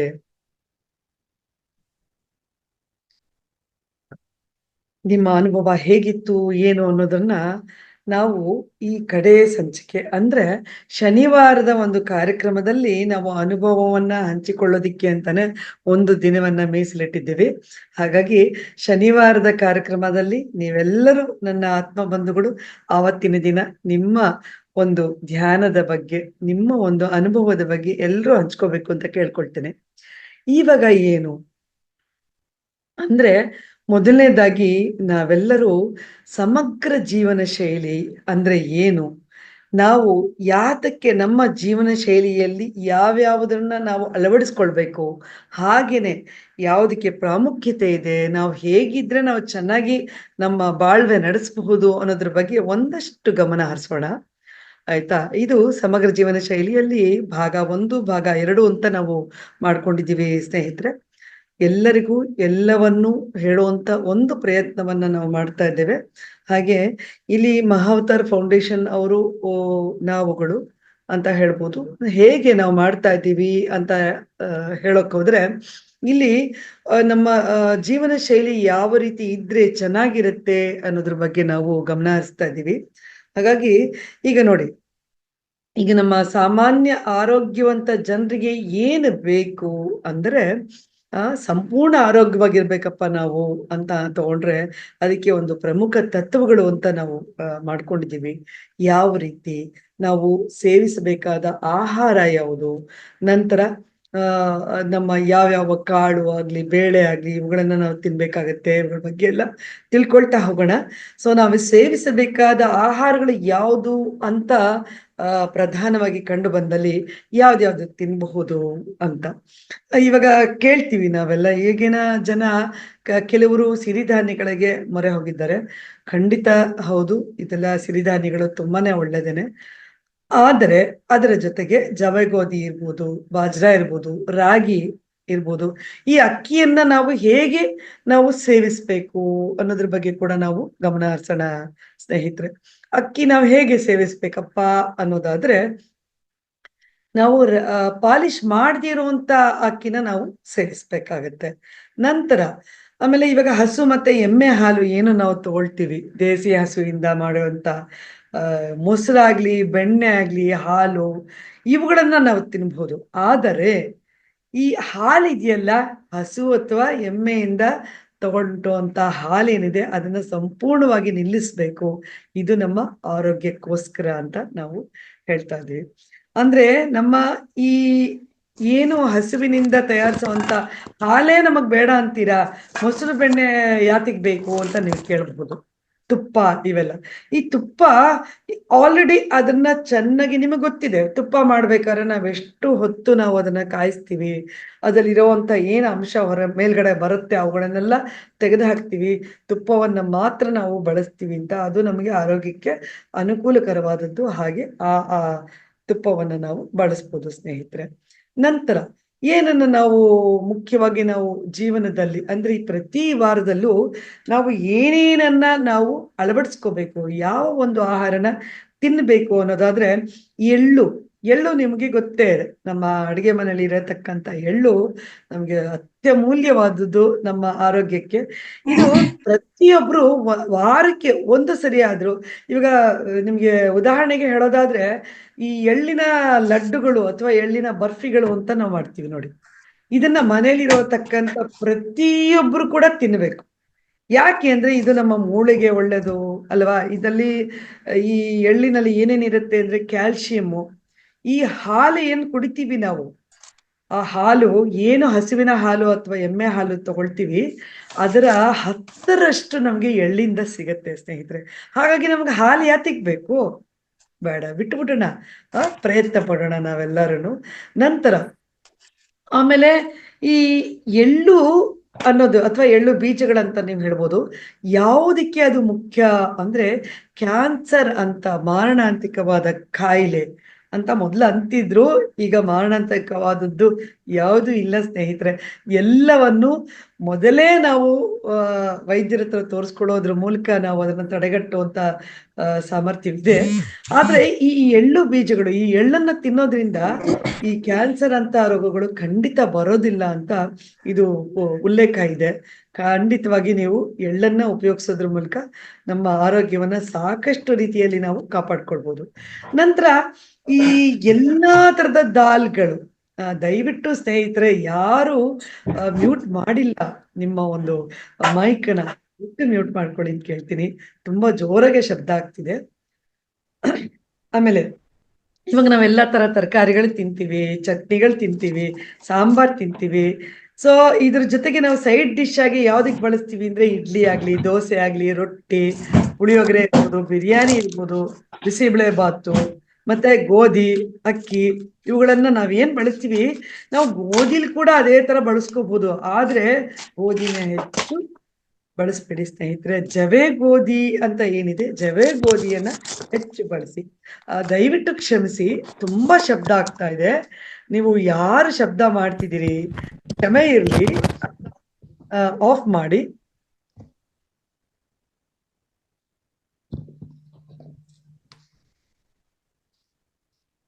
ಯಶೋದಾರೆ ದಯವಿಟ್ಟು ಕ್ಷಮಿಸಿ, ಅಲ್ಲಿ ಮ್ಯೂಟ್ ಮಾಡಿ ಪ್ಲೀಸ್. ಮ್ಯೂಟ್ ಆಗಿದೆ. ವಿಜಯಕಾಂತ್ ಸರ್ ಬಂದಿದ್ದಾರೆ. ಓ, ಓಕೆ ಓಕೆ, ನಮಸ್ಕಾರ ಸರ್. ಇಲ್ಲಿ ಸಮಗ್ರ ಜೀವನ ಶೈಲಿ ನಡೀತಾ ಇದೆ, ಅದರ ನಂತರ ನಾನು ನಿಮ್ಮನ್ನ ಸ್ವಾಗತಿಸ್ತೀನಿ. Okay okay. ನಂತರ ಎಳ್ಳಿನ ಬಗ್ಗೆ ನಾನು ಹೇಳಿದೆ, ಅದರ ನಂತರ ನಾನು ಈ ಜವೆ ಗೋಧಿ ಬಗ್ಗೆ ಹೇಳ್ತಾ ಇದ್ದೀನಿ. ಸೊ ಇವುಗಳನ್ನೆಲ್ಲ ನಾವು ಈ ಬೇರೆ ಯಾವುದೇ ಧಾನ್ಯಗಳಿರ್ಬೋದು, ಸಿರಿಧಾನ್ಯಗಳಿರ್ಬೋದು, ಅಥವಾ ಅಕ್ಕಿ ನೀವು ಉಪಯೋಗಿಸೋದಾದ್ರೂ ಅದು ಯಾವುದು ಪಾಲಿಶ್ ಮಾಡದಿರುವಂತ ಅಕ್ಕಿನ ನೀವು ಬಳಸಿ. ಆ ನಂತರ ಬೇಳೆಕಾಳುಗಳು, ಪಲ್ಸಸ್ ಅಂತ ತಗೊಂಡ್ರೆ ಸ್ನೇಹಿತರೆ, ಈ ಪ್ರೋಟೀನ್, ಒಬ್ಬ ಪ್ರೋಟೀನ್ ಪಡೆಯೋದಿಕ್ಕೆ ಅಂದ್ರೆ ಒಬ್ಬ ಮನುಷ್ಯನಿಗೆ ಎಷ್ಟು ಪ್ರೋಟೀನ್ ಬೇಕೋ ಅದನ್ನ ಪಡೆಯೋದಿಕ್ಕೆ ಒಬ್ಬ ವ್ಯಕ್ತಿಗೆ ಒಂದು ಎಷ್ಟು ಒಂದು 3 ಮುಷ್ಟಿಯಷ್ಟು ಆದ್ರೆ ನಮಗ್ ಸಾಕಂತೆ. ಒಂದು ವಾರಕ್ಕೆ ನಾ ಹೇಳ್ತಿದ್ದು 3 ಮುಷ್ಟಿಯಷ್ಟು ದಾಲ್ ಅಥವಾ ಕಾಳುಗಳು. ಈಗ ನಾವೇನ್ ಮಾಡ್ತೀವಿ, ಕಾಳುಗಳು ಬರೀ ಕಾಳುಗಳಲ್ಲೇ ಮಾಡ್ತೀವಿ. ನಾವೇನೋ ಒಂದ್ ಸಾಂಬಾರ್ ಮಾಡ್ತೀವಿ, ಬರೀ ಕಾಳುಗಳು ತಗೊಳ್ತೀವಿ. ಇಲ್ಲ ದಿನವೂ ಅಂದ್ರೆ ನಿತ್ಯವೂ ನಾವು ಈ ತೊಗರಿ ಬೇಳೆ ಇವುಗಳನ್ನ ಬಳಸ್ತಾ ಇರ್ತೀವಿ. ಅದೆಲ್ಲವೂ ನಮಗೆ ಅಗತ್ಯನೇ ಇಲ್ಲ. ವಾರಕ್ಕೆ 3 ಮುಷ್ಟಿಯಷ್ಟು ಕಾಳು ಅಥವಾ ನಮಗೆ ದಾಲ್ಗಳು ಅಥವಾ ಬೇಳೆಗಳು ನಮಗೆ ಸಾಕು. ನಂತರ ಆಮೇಲೆ ಈ ಸ್ಪ್ರೌಟ್ಸ್ ಅಂತ, ಸ್ಪ್ರೌಟ್ಸ್ ಏನ್ ಹೇಳ್ತೀವಿ ಅಂದ್ರೆ ಮೊಳಕೆ ಕಟ್ಟಿದ ಕಾಳುಗಳು, ಇವುಗಳು ನಮಗೆ ಒಂದೇ ಒಂದು ಮುಷ್ಟಿಯಷ್ಟು ಒಂದು ವಾರಕ್ಕೆ ಸಾಕು ನಮ್ಮ ದೇಹಕ್ಕೆ. ಹಾಗಾಗಿ ಅದಷ್ಟನ್ನು ಮಾತ್ರ ಬಳಸೋಣ. ಇವೆಲ್ಲ ಯಾತಿಗ್ ಬೇಕು ನಮಗೆ ಅಂದ್ರೆ ನಮ್ಮ ಆರೋಗ್ಯ ನಮ್ಮ ಕೈಲಿದೆ ಅಂತ ನಾವು ಹೇಳ್ತೀವಲ್ವ ಸ್ನೇಹಿತರೆ. ಹಾಗಾಗಿ ಅಷ್ಟನ್ನು ಮಾತ್ರ ನಾವು ಬಳಸೋಣ. ನಂತರ ಎಣ್ಣೆಗಳ ಬಗ್ಗೆ ಬರೋದಾದ್ರೆ, ನಾವ್ ಎಣ್ಣೆ ಬಳಸ್ತೀವಿ, ನಮಗೆ ಎಣ್ಣೆ ಬೇಕೇ ಬೇಕು. ನಾವು ಪೂರಿ ಮಾಡ್ಬೇಕು, ಚಪಾತಿ ಮಾಡ್ಬೇಕು, ಏನ್ ಮಾಡ್ಬೇಕಾದ್ರೂ ನಾವು ನಮಗೆ ಎಣ್ಣೆ ಬೇಕಾಗುತ್ತೆ. ಸೊ ಯಾವುದನ್ನ ನಾವು ಬಳಸ್ಬೇಕಾಗುತ್ತೆ ಅನ್ನೋದಾದ್ರೆ ನೋಡಿ, ಸಾಕಷ್ಟು ಎಣ್ಣೆಗಳಿದೆ. ಯಾವ್ದ್ಯಾವ್ದು? ಕುಸುಬೆ ಎಣ್ಣೆ ಅಂತ ನೀವು ಕೇಳಿರ್ಬೋದು. ಕುಸುಬೆ ಎಣ್ಣೆ ಆಗಿರ್ಬೋದು, ಸಾಸಿವೆ ಎಣ್ಣೆ ಆಗಿರ್ಬೋದು, ಎಳ್ಳಿನ ಎಣ್ಣೆ ಕೂಡ ಸಿಗುತ್ತೆ ನಿಮಗೆ, ತೆಂಗಿನ ಎಣ್ಣೆ ಸಿಗುತ್ತೆ, ಕಡಲೆಕಾಯಿ ಎಣ್ಣೆ ಸಿಗುತ್ತೆ. ಆಮೇಲೆ ಇದು ಯಾವುದೇ ಎಣ್ಣೆ ಆಗ್ಲಿ, ಒಬ್ಬ ವ್ಯಕ್ತಿಗೆ ದಿನಕ್ಕೆ 3 ರಿಂದ 5 ಚಮಚ ಎಣ್ಣೆ ಇಡೀ ದಿನಕ್ಕೆ ಸಾಕು ಸ್ನೇಹಿತರೆ. ಹಾಗಾಗಿ ನಮ್ಮ ದೇಹಕ್ಕೆ ಎಷ್ಟು ಬೇಕೋ ಅಷ್ಟು ಮಾತ್ರ ತಗೊಂಡ್ರೆ ಒಳ್ಳೇದು ಅಂತ. ಆದ್ರೆ ಬೆಳೆಯುತ್ತಿರೋ ಮಕ್ಕಳಿಗೆ ನಾವು ಒಂದಷ್ಟು ಜಾಸ್ತಿ ಕೊಟ್ರು ಸಮಸ್ಯೆ ಇಲ್ಲ. ಅವರು ದೊಡ್ಡವರಿಗಿಂತ ಚಿಕ್ಕವರು ಸ್ವಲ್ಪ ಹೆಚ್ಚು ಎಣ್ಣೆನ ತಗೊಳ್ಬಹುದು, ತೊಂದರೆ ಇಲ್ಲ. ಮತ್ತೆ ನಾವೇನ್ ಸಿಹಿ ತಿನ್ಬಾರ್ದಾ ಅಂತ ನೀವು ಕೇಳೋದಾದ್ರೆ, ಸಿಹಿಯಲ್ಲಿ ನೀವು ಸಕ್ಕರೆನ ದಯವಿಟ್ಟು ಬಳಸ್ಕೋಬೇಡಿ. ಯಾಕೆಂದ್ರೆ ಇಲ್ಲಿ ವಿಷಗಳು ಅಂತ ಹೇಳ್ತೀವಿ. ಯಾವ ತರದ ವಿಷ ಅಂದ್ರೆ ಬಿಳಿ ವಿಷ ಅಂತೀವಿ. ಯಾವುದು? ಒಂದು ನೀಟಾಗೆ ಪಾಲಿಶ್ ಮಾಡಿರುವಂತ ಅಕ್ಕಿ ಇರ್ಬೋದು, ಬಿಳಿ ಸಕ್ಕರೆ ಇರ್ಬೋದು, ಆಮೇಲೆ ಬೆಲ್ಲ ಕೂಡ ನಿಮಗೆ ನೋಡಿರ್ಬೋದು ನೀವು ಸ್ನೇಹಿತರೆ. ತುಂಬಾನೇ ಚೆನ್ನಾಗಿ ಅದನ್ನ ಬೆಳ್ಳಿಗಿರೋ ಬೆಲ್ಲನ ನಾವು ತಗೊಳ್ಳೋದಾದ್ರೆ, ಬೆಳ್ಳಿಗಿರೋ ಬೆಲ್ಲ ಅಷ್ಟು ಚೆನ್ನಾಗಿದ್ಯಪ್ಪ ನೋಡಕ್ಕೆ, ಕಲರ್ ಚೆನ್ನಾಗಿ ಬರುತ್ತೆ ಅಂತ ಅಂತೀವಿ. ಕರಿಗೆ ಇದ್ರೆ ಪಾಯಸ ನಮ್ಗೆ ಇಷ್ಟ ಆಗೋದಿಲ್ಲ ಅಲ್ವಾ? ಹಾಗಾಗಿ ಅದ್ರ ಬದಲಾಗಿ ತಾಳೆ ಬೆಲ್ಲ ಅಂತ ಸಿಗುತ್ತೆ ಸ್ನೇಹಿತರೆ. ಆ ತಾಳೆ ಬೆಲ್ಲವನ್ನ ನೀವು ಉಪಯೋಗಿಸ್ಬೋದು. ಆಮೇಲೆ ಬೆಳ್ಳಿ ಖರ್ಜೂರ ಅಂತ ಸಿಗುತ್ತೆ.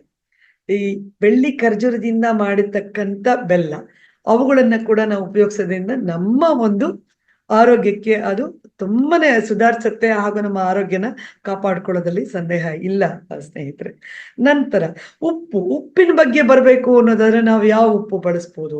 ಇವಾಗೆಲ್ಲ ನಾವು ಬಿಳಿ ಉಪ್ಪು, ವಿಷಗಳಲ್ಲಿ ಇವೆರಡು ವಿಷಗಳ ಜೊತೆ ಬಿಳಿ ಸಕ್ಕರೆ ಇರ್ಬೋದು, ಬಿಳಿ ಅಕ್ಕಿ ಇರ್ಬೋದು, ಅದ್ರ ಜೊತೆಗೆ ಬಿಳಿ ಉಪ್ಪು ಕೂಡ ಅದು ಎಷ್ಟೆಷ್ಟು ತರವಾದ ನಮ್ಗೆ ರೋಗಗಳನ್ನ ತರುತ್ತೆ, ಅಷ್ಟು ಕೂಡ ತರುತ್ತೆ. ಹಾಗಾಗಿ ನಾವು ಯಾವ ಉಪ್ಪನ್ನ ಬೆಳೆಸ್ಬೇಕು ಅನ್ನೋದಾದ್ರೆ ಸೈಂಧವ ಲವಣ, ಸಮುದ್ರದ ಉಪ್ಪು ಅಂತ ಹೇಳ್ತಾರೆ. ಸಮುದ್ರದ ಉಪ್ಪು ಆಗ್ಲಿ, ಸೈಂಧವ ಲವಣ ಅಂತ ಏನಂತೀವಿ, ಅದನ್ನ ನಾವು ಬಳಸ್ಬೇಕು. ಸೈಂಧವ ಲವಣ ಬಳಸೋದ್ರಿಂದ ನಮ್ಗೆ BP ಬರೋದಿಲ್ಲ, ಶುಗರ್ ಬರೋದಿಲ್ಲ. BP ಅಂತ ನಿಜವಾಗ್ಲೂ ಸ್ನೇಹಿತರೆ ಖಂಡಿತ ಬರಲ್ಲ. ನಾನು ಆಲ್ರೆಡಿ ಅದನ್ನ ನಾನು ಬಳಕೆ ಮಾಡ್ತಾ ಇದ್ದೀನಿ, ಈ ಒಂದು ಸೈಂಧವ ಲವಣವನ್ನ. ನಂತರ ಇವಾಗ ನಾವು ಇವೆಲ್ಲ ಬಳಸ್ಬೇಕು ಅಂತಂದ್ರೆ ನಾವೇನು ಉಪ್ಪಿನಕಾಯಿ ಚಟ್ನಿಗೆ ನಾವು ಉಪ್ಪೆ ಹಾಕೋದ್ ಬೇಡವಾ ಅಂತಲ್ಲ. ಉಪ್ಪಿನಕಾಯಿ ಚಟ್ನಿಗಳು ಮಾಡ್ಕೊಳ್ಳೋದಾಗ್ಲಿ, ಇವೆಲ್ಲವೂ ಅಷ್ಟೇ ಈ ಸೈಂಧವ ಲವಣ ಬಳಸಿಯೇ ನಾವು ಮಾಡ್ಬೋದು ಉಪ್ಪಿನಕಾಯಿ ಎಲ್ಲ ಅಲ್ವಾ? ಸೊ ಈ ಆಂಟಿ ಕಾರ್ಸಿನೋಜೆನಿಕ್ ಅಂತ ಹೇಳ್ತೀವಿ, ಅದಾಗಿರುತ್ತಂತೆ ಇವೆಲ್ಲವನ್ನು, ಈ ಉಪ್ಪನ್ನ ನಾವು ಸೀಮಿತವಾಗಿ ಯಾವುದಕ್ಕೆ ಎಷ್ಟು ಬೇಕೋ ಅಷ್ಟನ್ನೇ ಬಳಸೋದ್ರಿಂದ ನಮ್ಮ ಆರೋಗ್ಯವನ್ನ ನಾವು ಕಾಪಾಡ್ಕೊಳ್ಬಹುದು. ನಂತರ ನಾವು ಈ ಯಾವ್ಯಾವುದನ್ನ ನಾವು ತಿನ್ನಬಾರ್ದು, ಕುಡಿಬಾರ್ದು ಅಂತ ನಾವು ಬಳಕೆ ಮಾಡಬಾರ್ದು ಅಂತ ತಗೊಂಡ್ರೆ ಯಾವ್ದಾದ್ರನ್ನ ಮಾಡಬಾರ್ದು ನೋಡೋಣ ಸ್ನೇಹಿತರೆ. ನಾವು ಇಲ್ಲಿ ಮುಖ್ಯವಾಗಿ ಈ ನೋಡಿ, ಈಗ ನಾವು ಹೇಳ್ತೀವಿ, ಈಗ ರವಾ ಅಂತ ಇದೆ, ಅಂದ್ರೆ ಬಿಳಿ ಅಕ್ಕಿಯಿಂದ ಮಾಡಿರತಕ್ಕಂತ ರವೆ ಇದೆಯಲ್ಲ, ಅವುಗಳನ್ನ ಖಂಡಿತ ತಗೊಳ್ಳೋದು ಬೇಡ. ನಂತರ ವೀಟ್ ಅಂದ್ರೆ ಯಾವುದು? ಗೋಧಿ ನಿಮಗೆ ಗೊತ್ತಿರ್ಬೋದು. ಗೋಧಿ ನಮ್ಮ ಧಾನ್ಯ ಅಲ್ಲ, ನಮ್ಮ ಬ್ರಿಟಿಷರು ನಮಗೆ ಬಳುವಳಿಯಾಗಿ ಕೊಟ್ಟಂತಹ ಧಾನ್ಯ. ನಾವು ಅದರಿಂದ ಕ್ಯಾನ್ಸರ್ ಬರುತ್ತೆ. ಆದ್ರೆ ನಾವೇನ್ ಮಾಡ್ತೀವಿ ಗೊತ್ತಾ ಸ್ನೇಹಿತರೆ, ಈಗೆಲ್ಲ ಒಂದು ತಪ್ಪು ಕಲ್ಪನೆ ಇದೆ. ಅನ್ನ ತಿನ್ನೋದ್ ಬೇಡ, ನಾವು ಗೋಧಿ ತಿಂದ್ರೆ ನಮ್ಮ ಆರೋಗ್ಯ ಕಾಪಾಡ್ಕೋಬಹುದು, ನಾವು ಬಳ್ಳಿಯಂತೆ ಬಳಕಬಹುದು ಅನ್ನೋ ಒಂದು ತಪ್ಪು ಕಲ್ಪನೆ ನಮಗೇನಿದೆ, ಅದು ಖಂಡಿತನೇ ತಪ್ಪು. ಗೋಧಿ ತಿನ್ನೋದ್ರಿಂದ ಏನೂ ಆಗಲ್ಲ, ಏನೂ ವ್ಯತ್ಯಾಸ ಆಗಲ್ಲ. ನಮ್ಮ ಮನಸ್ಸಿಗೆ ನಾವು ಅನ್ಕೊಂಡ್ಬಿಟ್ಟಿರ್ತೀರಲ್ಲ, ಭ್ರಮೆನಲ್ಲಿ ಇರ್ತೀವಲ್ಲ, ಅದು ಸಾಕಾರಗೊಳ್ಳುತ್ತೆ ಅಷ್ಟೇನೆ. ಸೊ ಈ ಬೆಲ್ಲ ಕೂಡ ಹೇಳಿದೆ ನಾನು, ಸಕ್ಕರೆ ಬಗ್ಗೆ ಹೇಳಿದೆ. ಆಮೇಲೆ ಮುಖ್ಯವಾಗಿ ಮೈದಾ ದಯವಿಟ್ಟು ಬಳಸ್ಬೇಡಿ ಸ್ನೇಹಿತರೆ. ಮೈದಾ ಇರ್ಬೋದು, ಮೊಟ್ಟೆ ಇರ್ಬೋದು, ಆಮೇಲೆ ಮಾಂಸ, ಮೀನುಗಳು, ಇವುಗಳನ್ನ ಆಗ್ಲಿ, ಆಮೇಲೆ ಬೇಕರಿ ಪ್ರಾಡಕ್ಟ್ಸ್ ಅಂದ್ರೆ ಅದರಲ್ಲಿ ಕೇಕ್ ಇರ್ಬೋದು, ಬಿಸ್ಕೆಟ್, ಪಿಜ್ಜಾ, ಬರ್ಗರ್, ನೂಡಲ್ಸು, ಇವುಗಳೆಲ್ಲ ನಮ್ಮ ದೇಹಕ್ಕೆ ಒಳ್ಳೇದಲ್ಲ. ಹಾಗಾಗಿ ಅವುಗಳನ್ನೆಲ್ಲ ಸಾಧ್ಯವಾದಷ್ಟು ಮಟ್ಟಿಗೆ ಇವತ್ತಿಂದನೇ ಸ್ವಲ್ಪವಾಗಿ, ಅಂದ್ರೆ ಹಂತವಾಗಿ ಬಿಡ್ತಾ ಬರೋಣ ಸ್ನೇಹಿತರೆ. ಆಮೇಲೆ ಮಿಲ್ಕ್ ಸ್ವೀಟ್ಸ್ ಅಂತ ಹೇಳ್ತೀವಿ. ಮಿಲ್ಕ್ ಸ್ವೀಟ್ಸ್ ಅಂದ್ರೆ ಹಾಲಿನ ಇಂದ ಮಾಡಿರತಕ್ಕಂಥ ಸಿಹಿ ತಿನಿಸುಗಳು, ಅದು ಚೀಸ್ ಇರ್ಬೋದು, ಪನೀರು, ಕ್ರೀಮು ಇವುಗಳನ್ನೆಲ್ಲ ಬಳಸಿ ಮಾಡ್ತೀವಿ. ಇವುಗಳೆಲ್ಲ ದಯವಿಟ್ಟು ಬೇಡ. ಆಮೇಲೆ ಸೋಯಾ ಬೀನ್ಸು ಕೂಡ ಬೇಡ ಅಂತ ನಾವು ಹೇಳ್ತೇವೆ. ಯಾಕೆಂದ್ರೆ ಅದೆಲ್ಲ ಆರೋಗ್ಯಕ್ಕೆ ಅಷ್ಟು ಒಳ್ಳೇದಲ್ಲ. ಆಮೇಲೆ ಸೋಯಾ ಕರ್ಡ್, ಸೋಯಾಯಿಂದ ಪನ್ನೀರ್ ಮಾಡ್ತೀವಿ, ತೋಫು ಅಂತ ಅಂತೀವಿ. ಇವೆಲ್ಲ ಇದು ಈ ಬೇರೆ ಕಂಟ್ರಿಗಳಲ್ಲಿ ಅಂದ್ರೆ ಹೊರದೇಶಗಳಲ್ಲಿ ಸಾಕಷ್ಟು ಯೂಸ್ ಮಾಡ್ತಾರೆ. ಹಾಗಾಗಿ ನಾವೇನ್ ಅನ್ಕೊಂಡ್ಬಿಟ್ಟಿದೀವಿ, ಹೊರದೇಶದಲ್ಲೇ ಬಳಸುವಂತ ಪದಾರ್ಥಗಳೆಲ್ಲ ನಮಗೆ ದೇಹಕ್ಕೆ ಒಳ್ಳೇದು ಅಂತ ನಾವು ಅನ್ಕೊಂಡ್ಬಿಟ್ಟಿದೀವಿ. ನಮ್ಮ ಭಾರತದಲ್ಲಿ, ನಮ್ಮ ಒಂದು ಸಂಪತ್ಭರಿತವಾದ ದೇಶದಲ್ಲಿ ಸಿಗುವಂತ ನೈಸರ್ಗಿಕವಾದ ಒಂದು ತಿನಿಸುಗಳು ಅಥವಾ ಹಣ್ಣುಗಳಿರ್ಬೋದು, ಅದು ಬಿಟ್ಟು ಬೇರೆ ಯಾವುದಕ್ಕೂ ನಾವು ಮಾರು ಹೋಗೋದು ಬೇಡ ಸ್ನೇಹಿತರೆ. ಸೊ ನಾವು ಈ ಟೇಬಲ್ ಸಾಲ್ಟ್, ಅಯೋಡೈಸ್ಡ್ ಸಾಲ್ಟ್ ಅಂತ ಅಂತೀವಿ, ಉಪ್ಪು ಅಂತವನ್ನ ಬಳಸೋದು ಬೇಡ. ಆಮೇಲೆ ಈ ಜೇನುತುಪ್ಪಗಳು, ಸಾಕಷ್ಟು ಜೇನುತುಪ್ಪಗಳು ಬಂದಿವೆ, ಅವೆಲ್ಲ ಸಕ್ಕರೆಯಿಂದನೇ ಮಾಡಿರತಕ್ಕಂಥ ಜೇನುತುಪ್ಪಗಳು. ದಯವಿಟ್ಟು ಅವುಗಳನ್ನು ನಾವು ಬಳಸೋದು ಬೇಡ ಸ್ನೇಹಿತರೆ. ನಂತರ ಯಾವ್ಯಾವುದನ್ನ ನಾವು ಕುಡಿಬಾರದು ಅಂತ ತಗೊಂಡ್ರೆ, ಯಾವ್ದನ್ನು ಕುಡಿಬಾರದು ಅಂದ್ರೆ, ಈಗ ಹಸುವಿನ ಹಾಲಾಗಿರ್ಬೋದು, ಎಮ್ಮೆ ಹಾಲಾಗಿರ್ಬೋದು, ಅಥವಾ ಮೇಕೆ ಹಾಲುಗಳನ್ನ ಕೂಡ ತುಂಬಾ ಜನ ಬಳಸ್ತಾರೆ. ಆಮೇಲೆ ಕಾಫಿ, ಟೀ, ಆ ತರ ಯಾವ್ದನ್ ಬೇಕಾದ್ರೂ ಬಿಡ್ಬೋದಪ್ಪ, ಇವ್ರು ಹೇಳ್ತಿರೋದು ಕಾಫಿನ್ ಬಿಡಕ್ ಸಾಧ್ಯವೇ ಅಥವಾ ಟೀ ಬಿಡಕ್ ಸಾಧ್ಯವೇ ಅಂತ ಅನ್ನೋದಾದ್ರೆ, ನಾವು ಈ ತೆಂಗಿನ ಹಾಲಲ್ಲಿ ಬರತಕ್ಕಂತ ಹಾಲು ಏನಿದೆ, ಆ ಹಾಲಿಂದ ಕಾಫಿ ಕುಡಿಬೋದು ನಾವು, ಅಥವಾ ಬ್ಲ್ಯಾಕ್ ಕಾಫಿ ಕುಡಿಯೋಣ. ಏನು, ನಾವು ಸ್ಟ್ರಾಂಗ್ ಡಿಕಾಕ್ಷನ್ ಹಾಕೋತೀವಪ್ಪ ಕಾಫಿ ಪುಡಿಯಲ್ಲಿ, ಅದನ್ನ ನಾವು ಹಸುವಿನ ಹಾಲು ಬೇಡ ಅಲ್ವಾ. ಹಸುವಿನ ಹಾಲು ಆ ಬಂಗಾರದಂತ ಆ ಕರುಗೆ ಮೀಸಲಿಡೋಣ ಅಲ್ವಾ. ಬಲವಂತವಾಗಿ ಹಸುವನ್ನ ಹಿಂಸಿಸಿ ನಾವು ಹಾಲನ್ನ ತಗೊಳ್ತಾ ಇದೀವಿ ಸ್ನೇಹಿತರೆ, ಅದನ್ನು ದಯವಿಟ್ಟು ಕಡಿಮೆ ಮಾಡೋಣ. ಅದಲ್ಲದೆ ನಾನು ಬೇಗ ಮುಗಿಸ್ತೀನಿ. ಇಲ್ಲಿ ಕೂಲ್ ಡ್ರಿಂಕ್ಸ್ ಅಂತ ತಗೊಂಡಾಗ ಕೋಕ್ ಇರ್ಬೋದು, ಪೆಪ್ಸಿ ಕೋಲಾ, ಆಮೇಲೆ ಏನೇನೋ ಇದೆಯಲ್ಲ, ಸ್ಪ್ರೈಟ್ಸು, ಸಾವರೆಂಟ್ ಇದೆ ಇವಾಗ, ಅವುಗಳನ್ನೆಲ್ಲ ದಯವಿಟ್ಟು ತಗೊಳ್ಬೇಡಿ. ಅದೆಲ್ಲ ರೆಡಿಮೇಡ್ ಜ್ಯೂಸ್ಗಳು, ಖಂಡಿತ ತಗೋಬೇಡಿ ಸ್ನೇಹಿತರೆ. ನಂತರ ಈಗ ರಿಫೈನ್ಡ್ ಆಯಿಲ್ಸ್ ಅಂತ ಏನಿದೆ, ಗ್ರೌಂಡ್ ನಟ್ ಇರ್ಬೋದು, ಅಂದ್ರೆ ಕಡಲೆಕಾಯಿ ಎಣ್ಣೆ ಇರ್ಬೋದು, ಸನ್ಫ್ಲವರ್ ಆಯಿಲ್ ಇರ್ಬೋದು, ಆಮೇಲೆ ರೈಸ್ ಬ್ರಾನ್ ಆಯಿಲ್ ಅಂತ ಬೇರೆ ಬರುತ್ತೆ, ರೈಸ್ ಬ್ರಾನ್ ಅಂತ ಅಂದ್ಬಿಟ್ಟು, ಅದು ಕೂಡ ದಯವಿಟ್ಟು ಬಳಸೋದು ಬೇಡ. ನಂತರ ನೀರನ್ನ ಇಟ್ಕೊಳ್ಳೋಕ್ಕೆ ನಾವು ಪ್ಲಾಸ್ಟಿಕ್ ನ ಯೂಸ್ ಮಾಡ್ತೀವಿ. ಅಂದ್ರೆ ಪ್ಲಾಸ್ಟಿಕ್ ಬಾಟ್ಲ್ಗಳಿರ್ಬೋದು, ಪ್ಲಾಸ್ಟಿಕ್ ಪಾತ್ರೆಗಳಿರ್ಬೋದು, ಇವುಗಳನ್ನ ನಾವು ಬಳಸೋದ್ರ ಮೂಲಕ ಅದನ್ನ ನಾವು ಮಾಡ್ತಿರ್ತೀವಿ. ಪ್ಲೇಟ್ಗಳಲ್ಲಿ ತಿಂತೀವಿ, ಪ್ಲಾಸ್ಟಿಕ್ ಪ್ಲೇಟ್ಗಳಲ್ಲಿ. ದಯವಿಟ್ಟು ಅದ್ರ ಬಗ್ಗೆ ನೀವು ಗಮನ ಹರಿಸೋದಾದ್ರೆ, ಇಲ್ಲಿ ನಿಮಗೆ ಇದ್ರದ್ದು ಸಿಗುತ್ತೆ, ಏನದು ಈ ಫಂಕ್ಷನ್ಗಳಲ್ಲಿ ನಾವು ಯೂಸ್ ಮಾಡ್ತೀವಿ ಸ್ನೇಹಿತರೆ. ಈ ಏನಂತಾರೆ ಅದಕ್ಕೆ, ನಂಗೆ ನೆನಪಾಗ್ತಿಲ್ಲ ಅದು. ಮೇಡಮ್, ಅಡಿಕೆ ತಟ್ಟೆ, ನಿಜಾನ. ಥ್ಯಾಂಕ್ ಯು, ಧನ್ಯವಾದ ನಿಮಗೆ. ಅಡಿಕೆ ತಟ್ಟೆಗಳನ್ನ, ಆಮೇಲೆ ಈ ಅಡಿಕೆ ತಟ್ಟೆಗಳನ್ನ ಕೂಡ ಬಳಸಬಹುದು. ಅವುಗಳು ಅಷ್ಟೇ, ಅದೇನು ನಿಮಗೆ ಸಂತೋಷದಿಂದ ತಿಂದು ಅದನ್ನ ಬಿಸಾಕಬಹುದು. ಸೊ ನಿಮಗೇನು ಅದು ಮಾರಕ ಅಲ್ಲ ಅಲ್ವಾ. ಆಮೇಲೆ ಈ ಕುಕ್ಕಿಂಗ್ ವಿಧಾನ ಅಂದ್ರೆ, ನಾವು ಅಡಿಗೆ ಮಾಡಕ್ಕೆ ಬಳಸುವಂತ ಅಲ್ಯೂಮಿನಿಯಂ ಪಾತ್ರೆಗಳಿರ್ಬೋದು, ದಯವಿಟ್ಟು ಬಳಸಬೇಡಿ. ಅದು ನಮಗೆ ನಮ್ಮ ಜಠರದಲ್ಲಿ ಹೋಗಿ ಕೂತ್ಕೊಂಡ್ಬಿಡುತ್ತೆ, ನಮಗೆ ಅದು ಮಾರಣಾಂತಿಕವಾದ ಕಾಯಿಲೆಯನ್ನ ತಂದೊಡ್ಡತ್ತೆ. ಹಂಗಾಗಿ ಅದು ಬೇಡ. ಆಮೇಲೆ ನಾನ್ ಸ್ಟಿಕ್ ಪ್ಯಾನ್ಸು, ಮತ್ತೆ ನಾನ್ ಸ್ಟಿಕ್ ತವಗಳು, ಇವುಗಳೆಲ್ಲ ಯೂಸ್ ಮಾಡ್ತೀವಿ ನಾವು. ಯಾಕೆ ಅಂದ್ರೆ, ಈ ಕಬ್ಬಿಣದ ತವಗಳನ್ನ ತಂದ್ಬಿಟ್ಟು ನಮಗ್ ಮಾಡೋದಿಕ್ ಕಷ್ಟ. ಅಂದ್ರೆ ಅದನ್ನ ನೀಟಾಗಿ ಹೆಣ್ಮಕ್ಳಿಗೆ ನಮ್ಗೆ ಏನಾಗ್ಬಿಟ್ಟಿದೆ ಅಂದ್ರೆ, ಎಲ್ಲ ಚಕ್ ಅಂತ ಆಗ್ತಾ ಹೋಗ್ಬೇಕು. ಹಾಗಾಗಿ ನಾನ್ ಸ್ಟಿಕ್ ತವಗಳು, ಪಾತ್ರೆಗಳನ್ನ ತಂದ್ಕೊಂಡ್ಬಿಡ್ತೀವಿ. ಅದು ತಂದ್ಬಿಟ್ಟು ಚಕ್ ಅಂತ ಮಾಡ್ಬಿಟ್ಟು ಅದೇನು ಅಂಟ್ಕೊಳ್ಳೋದೇ ಇಲ್ವಲ್ಲ, ಹಾಗಾಗಿ ಈಸಿಯಾಗಿ ಆಗ್ತಾ ಹೋಗುತ್ತೆ ಅಂತ ಹೇಳಿ ಅದರಲ್ಲಿ ಮಾಡ್ತೀವಿ. ದಯವಿಟ್ಟು ಆತ್ಮಬಂಧುಗಳೇ, ಇವೆಲ್ಲ ನಮ್ಗೆ ಆರೋಗ್ಯವನ್ನ ಹಾನಿ ಮಾಡುವಂತ ಫ್ರೆಂಡ್ಸ್ ಅಂತ ಹೇಳ್ತೀನಿ. ಹಾಗಾಗಿ ಇಂಥ ಸ್ನೇಹಿತರನ್ನ ದಯವಿಟ್ಟು ದೂರ ಇಡೋಣ ಅಂತ ಹೇಳ್ತಾ, ನಮ್ಮ ಮುಂದೆ ಸಮಗ್ರ ಜೀವನ ಶೈಲಿ ಭಾಗ 2 ನಾಳೆ ಅಥವಾ ಮುಂದಿನ ತರಗತಿಯಲ್ಲಿ ಮಾಡೋಣ. ಈಗ ನಾವೆಲ್ಲರೂ ಕಾಯ್ತಾ ಇರುವಂತ ಅದ್ಭುತವಾದ ಒಂದು ವಿಷಯ ಏನಿದೆ, ಆತ್ಮಜ್ಞಾನದ ಬಗ್ಗೆ ಹೇಳೋದಕ್ಕೋಸ್ಕರ ನಮ್ಮ ಸ್ಪೀಕರ್ ಆದಂತಹ ವಿಜಯಕಾಂತ್ ಸರ್ ಬಂದಿದ್ದಾರೆ. ಅವ್ರನ್ನ ಈ ಕಾರ್ಯಕ್ರಮಕ್ಕೆ ಸ್ವಾಗತಿಸೋಣ. ವಿಜಯಕಾಂತ್ ಸರ್, ನಮ್ಮ ಕಾರ್ಯಕ್ರಮಕ್ಕೆ ನಿಮಗೆ ಪ್ರೀತಿಪೂರ್ವಕವಾದ ಸ್ವಾಗತ. ನಮ್ಮ ಕಾರ್ಯಕ್ರಮದಲ್ಲಿ ಎಂದಿನಂತೆ ಪ್ರತಿ ತಿಂಗಳು ಬರೋ ತರ ಈ ಸರಿನೂ ಬಂದಿದ್ದೀರಿ. ನಮ್ಮ ಒಂದು ಕೋರಿಕೆಯ ಮೇರೆಗೆ ಅಂತ ಹೇಳ್ತಾ ನಿಮಗೆ ನಾನು ಬಿಟ್ಕೊಡ್ತೀನಿ. ಆತ್ಮ ಬಂಧುಗಳೇ, ಇದುವರೆಗೆ ನೀವು ಸಮಗ್ರ ಜೀವನ ಶೈಲಿ ಭಾಗ 1ರ ಬಗ್ಗೆ ನಾನು ಮಾತಾಡಿದೆ. ನಿಮಗೆ ಇದರ ಬಗ್ಗೆ ಯಾವುದೇ ಸಂದೇಹಗಳಿದ್ರೆ ಈ ಒಂದು ಕಾರ್ಯಕ್ರಮದ ಕೊನೆಯದಾಗಿ ನೀವು ಮಾತಾಡಬಹುದು. ಅದರ ಜೊತೆಗೆ ಆತ್ಮಜ್ಞಾನದ ಬಗ್ಗೆನೂ ನೀವು ಸಾಕಷ್ಟು ಮಾತಾಡಬಹುದು. ನಮ್ಮ ವಿಜಯಕಾಂತ್ ಸರ್ ಅದ್ರ ಬಗ್ಗೆ ಮಾತಾಡ್ತಾರೆ. ಮತ್ತೊಮ್ಮೆ ನಿಮಗೆ ಈ ಕಾರ್ಯಕ್ರಮಕ್ಕೆ ಸ್ವಾಗತ ಸರ್. ನಮಸ್ಕಾರ. Over to you sir. Sir, ನಿಮ್ಮ ಮಾತು ಕೇಳಿಸ್ತಾ ಇಲ್ಲ.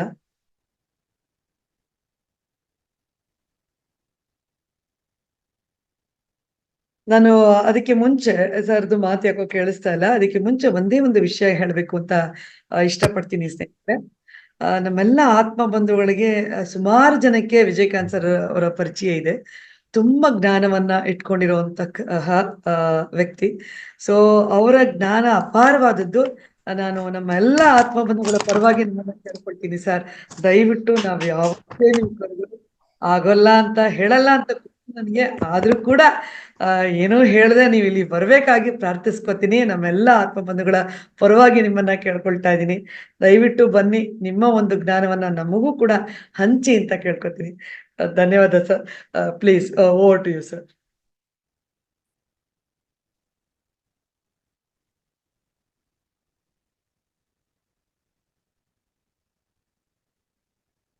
ಸರ್,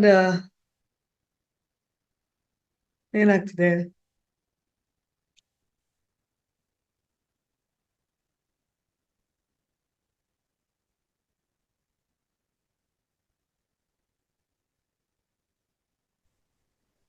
ಏನು ಕನೆಕ್ಟ್ ಆಗ್ತಿಲ್ಲ ಅನ್ಸುತ್ತೆ. Anyway, mostly okay sir, over to you sir. ನಮಸ್ತೆ ಮೇಡಮ್, ಕೇಳಿಸ್ತಿದೆಯಾ ಈಗ?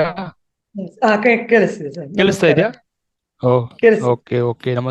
ನಮಸ್ತೆ ಮೇಡಮ್. ಎಲ್ಲ ಧ್ಯಾನ ಬಂಧುಗಳಿಗೆ ನನ್ನ ಹೃದಯಪೂರ್ವಕವಾದ ಕೃತಜ್ಞತೆಗಳು ಹಾಗೂ ಬ್ರಹ್ಮರ್ಷಿ ಪಿತಾಮಹ ಪತ್ರಿಜಿ ಗುರುಗಳಿಗೂ ಸ್ವರ್ಣಮಾಲ ಅಮ್ಮನವರಿಗೂ ನನ್ನ ಎಲ್ಲ ಪ್ರೀತಿಯ ಮಹಾವತಾರ್ ಟಿವಿ ವೀಕ್ಷಕರಿಗೂ ನಿಮ್ಮ ಒಂದು ಬೆಂಬಲ ಮತ್ತು ನಿಮ್ಮ ಪ್ರೇರಣೆ ಮೇರೆಗೆ ಸಾಕಷ್ಟು ಕ್ಲಾಸ್ ಕೊಡ್ಲಿಕ್ಕೆ ಆಗ್ತಾ ಇದೆ. ನಿಮ್ಮೆಲ್ಲರ ಒಂದು ಪ್ರೀತಿಯ ಒಂದು ಆದರ್ಶ.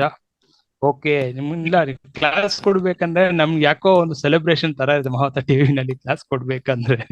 ಓಕೆ, ಯಾಕಂದ್ರೆ ಮತ್ತಷ್ಟು ಎಲ್ಲಿ ನಮ್ಮನ್ನ ಭೇಟಿ ಆದ್ರೂ ಕೂಡ ಸರ್ ನಿಮ್ ಕ್ಲಾಸ್ ಕೇಳಿದೆ, ತುಂಬಾ ಚೆನ್ನಾಗಿತ್ತು, ಕಾರಣ ಶರೀರ ಬಗ್ಗೆ ಹೇಳಿದೀರಾ, ನನ್ಗೆ ಖುಷಿ ಆಗತ್ತಪ್ಪ. ಇಷ್ಟು ಜನ ವೀಕ್ಷಿಸಿದ್ದಾರೆ, ಎಷ್ಟೋ ಅದನ್ನ ತಿಳ್ಕೊಂಡಿದ್ದಾರೆ, ಎಷ್ಟು ಪ್ರೋತ್ಸಾಹ ಕೊಡ್ತಾ ಇದಾರೆ ನಮ್ಗೆ ಅಂತ. ಆಮೇಲೆ ಕರ್ಮ ಸಿದ್ಧಾಂತ ತುಂಬಾ ಚೆನ್ನಾಗಿ ಹೇಳಿದ್ರಿ ಸರ್ ಅಂತ ಎಷ್ಟೋ ಅವರು ಅದ್ರ ಬಗ್ಗೆ ಸಾಕಷ್ಟು ವಿಷಯಗಳನ್ನ ತಿಳ್ಕೊಂಡು ಅವ್ರಿಗೆ ಅಷ್ಟು ಕ್ಲಾರಿಟಿ ಸಿಗ್ತಾ ಇದೆ. So Mahavatar TV is doing A great divine service.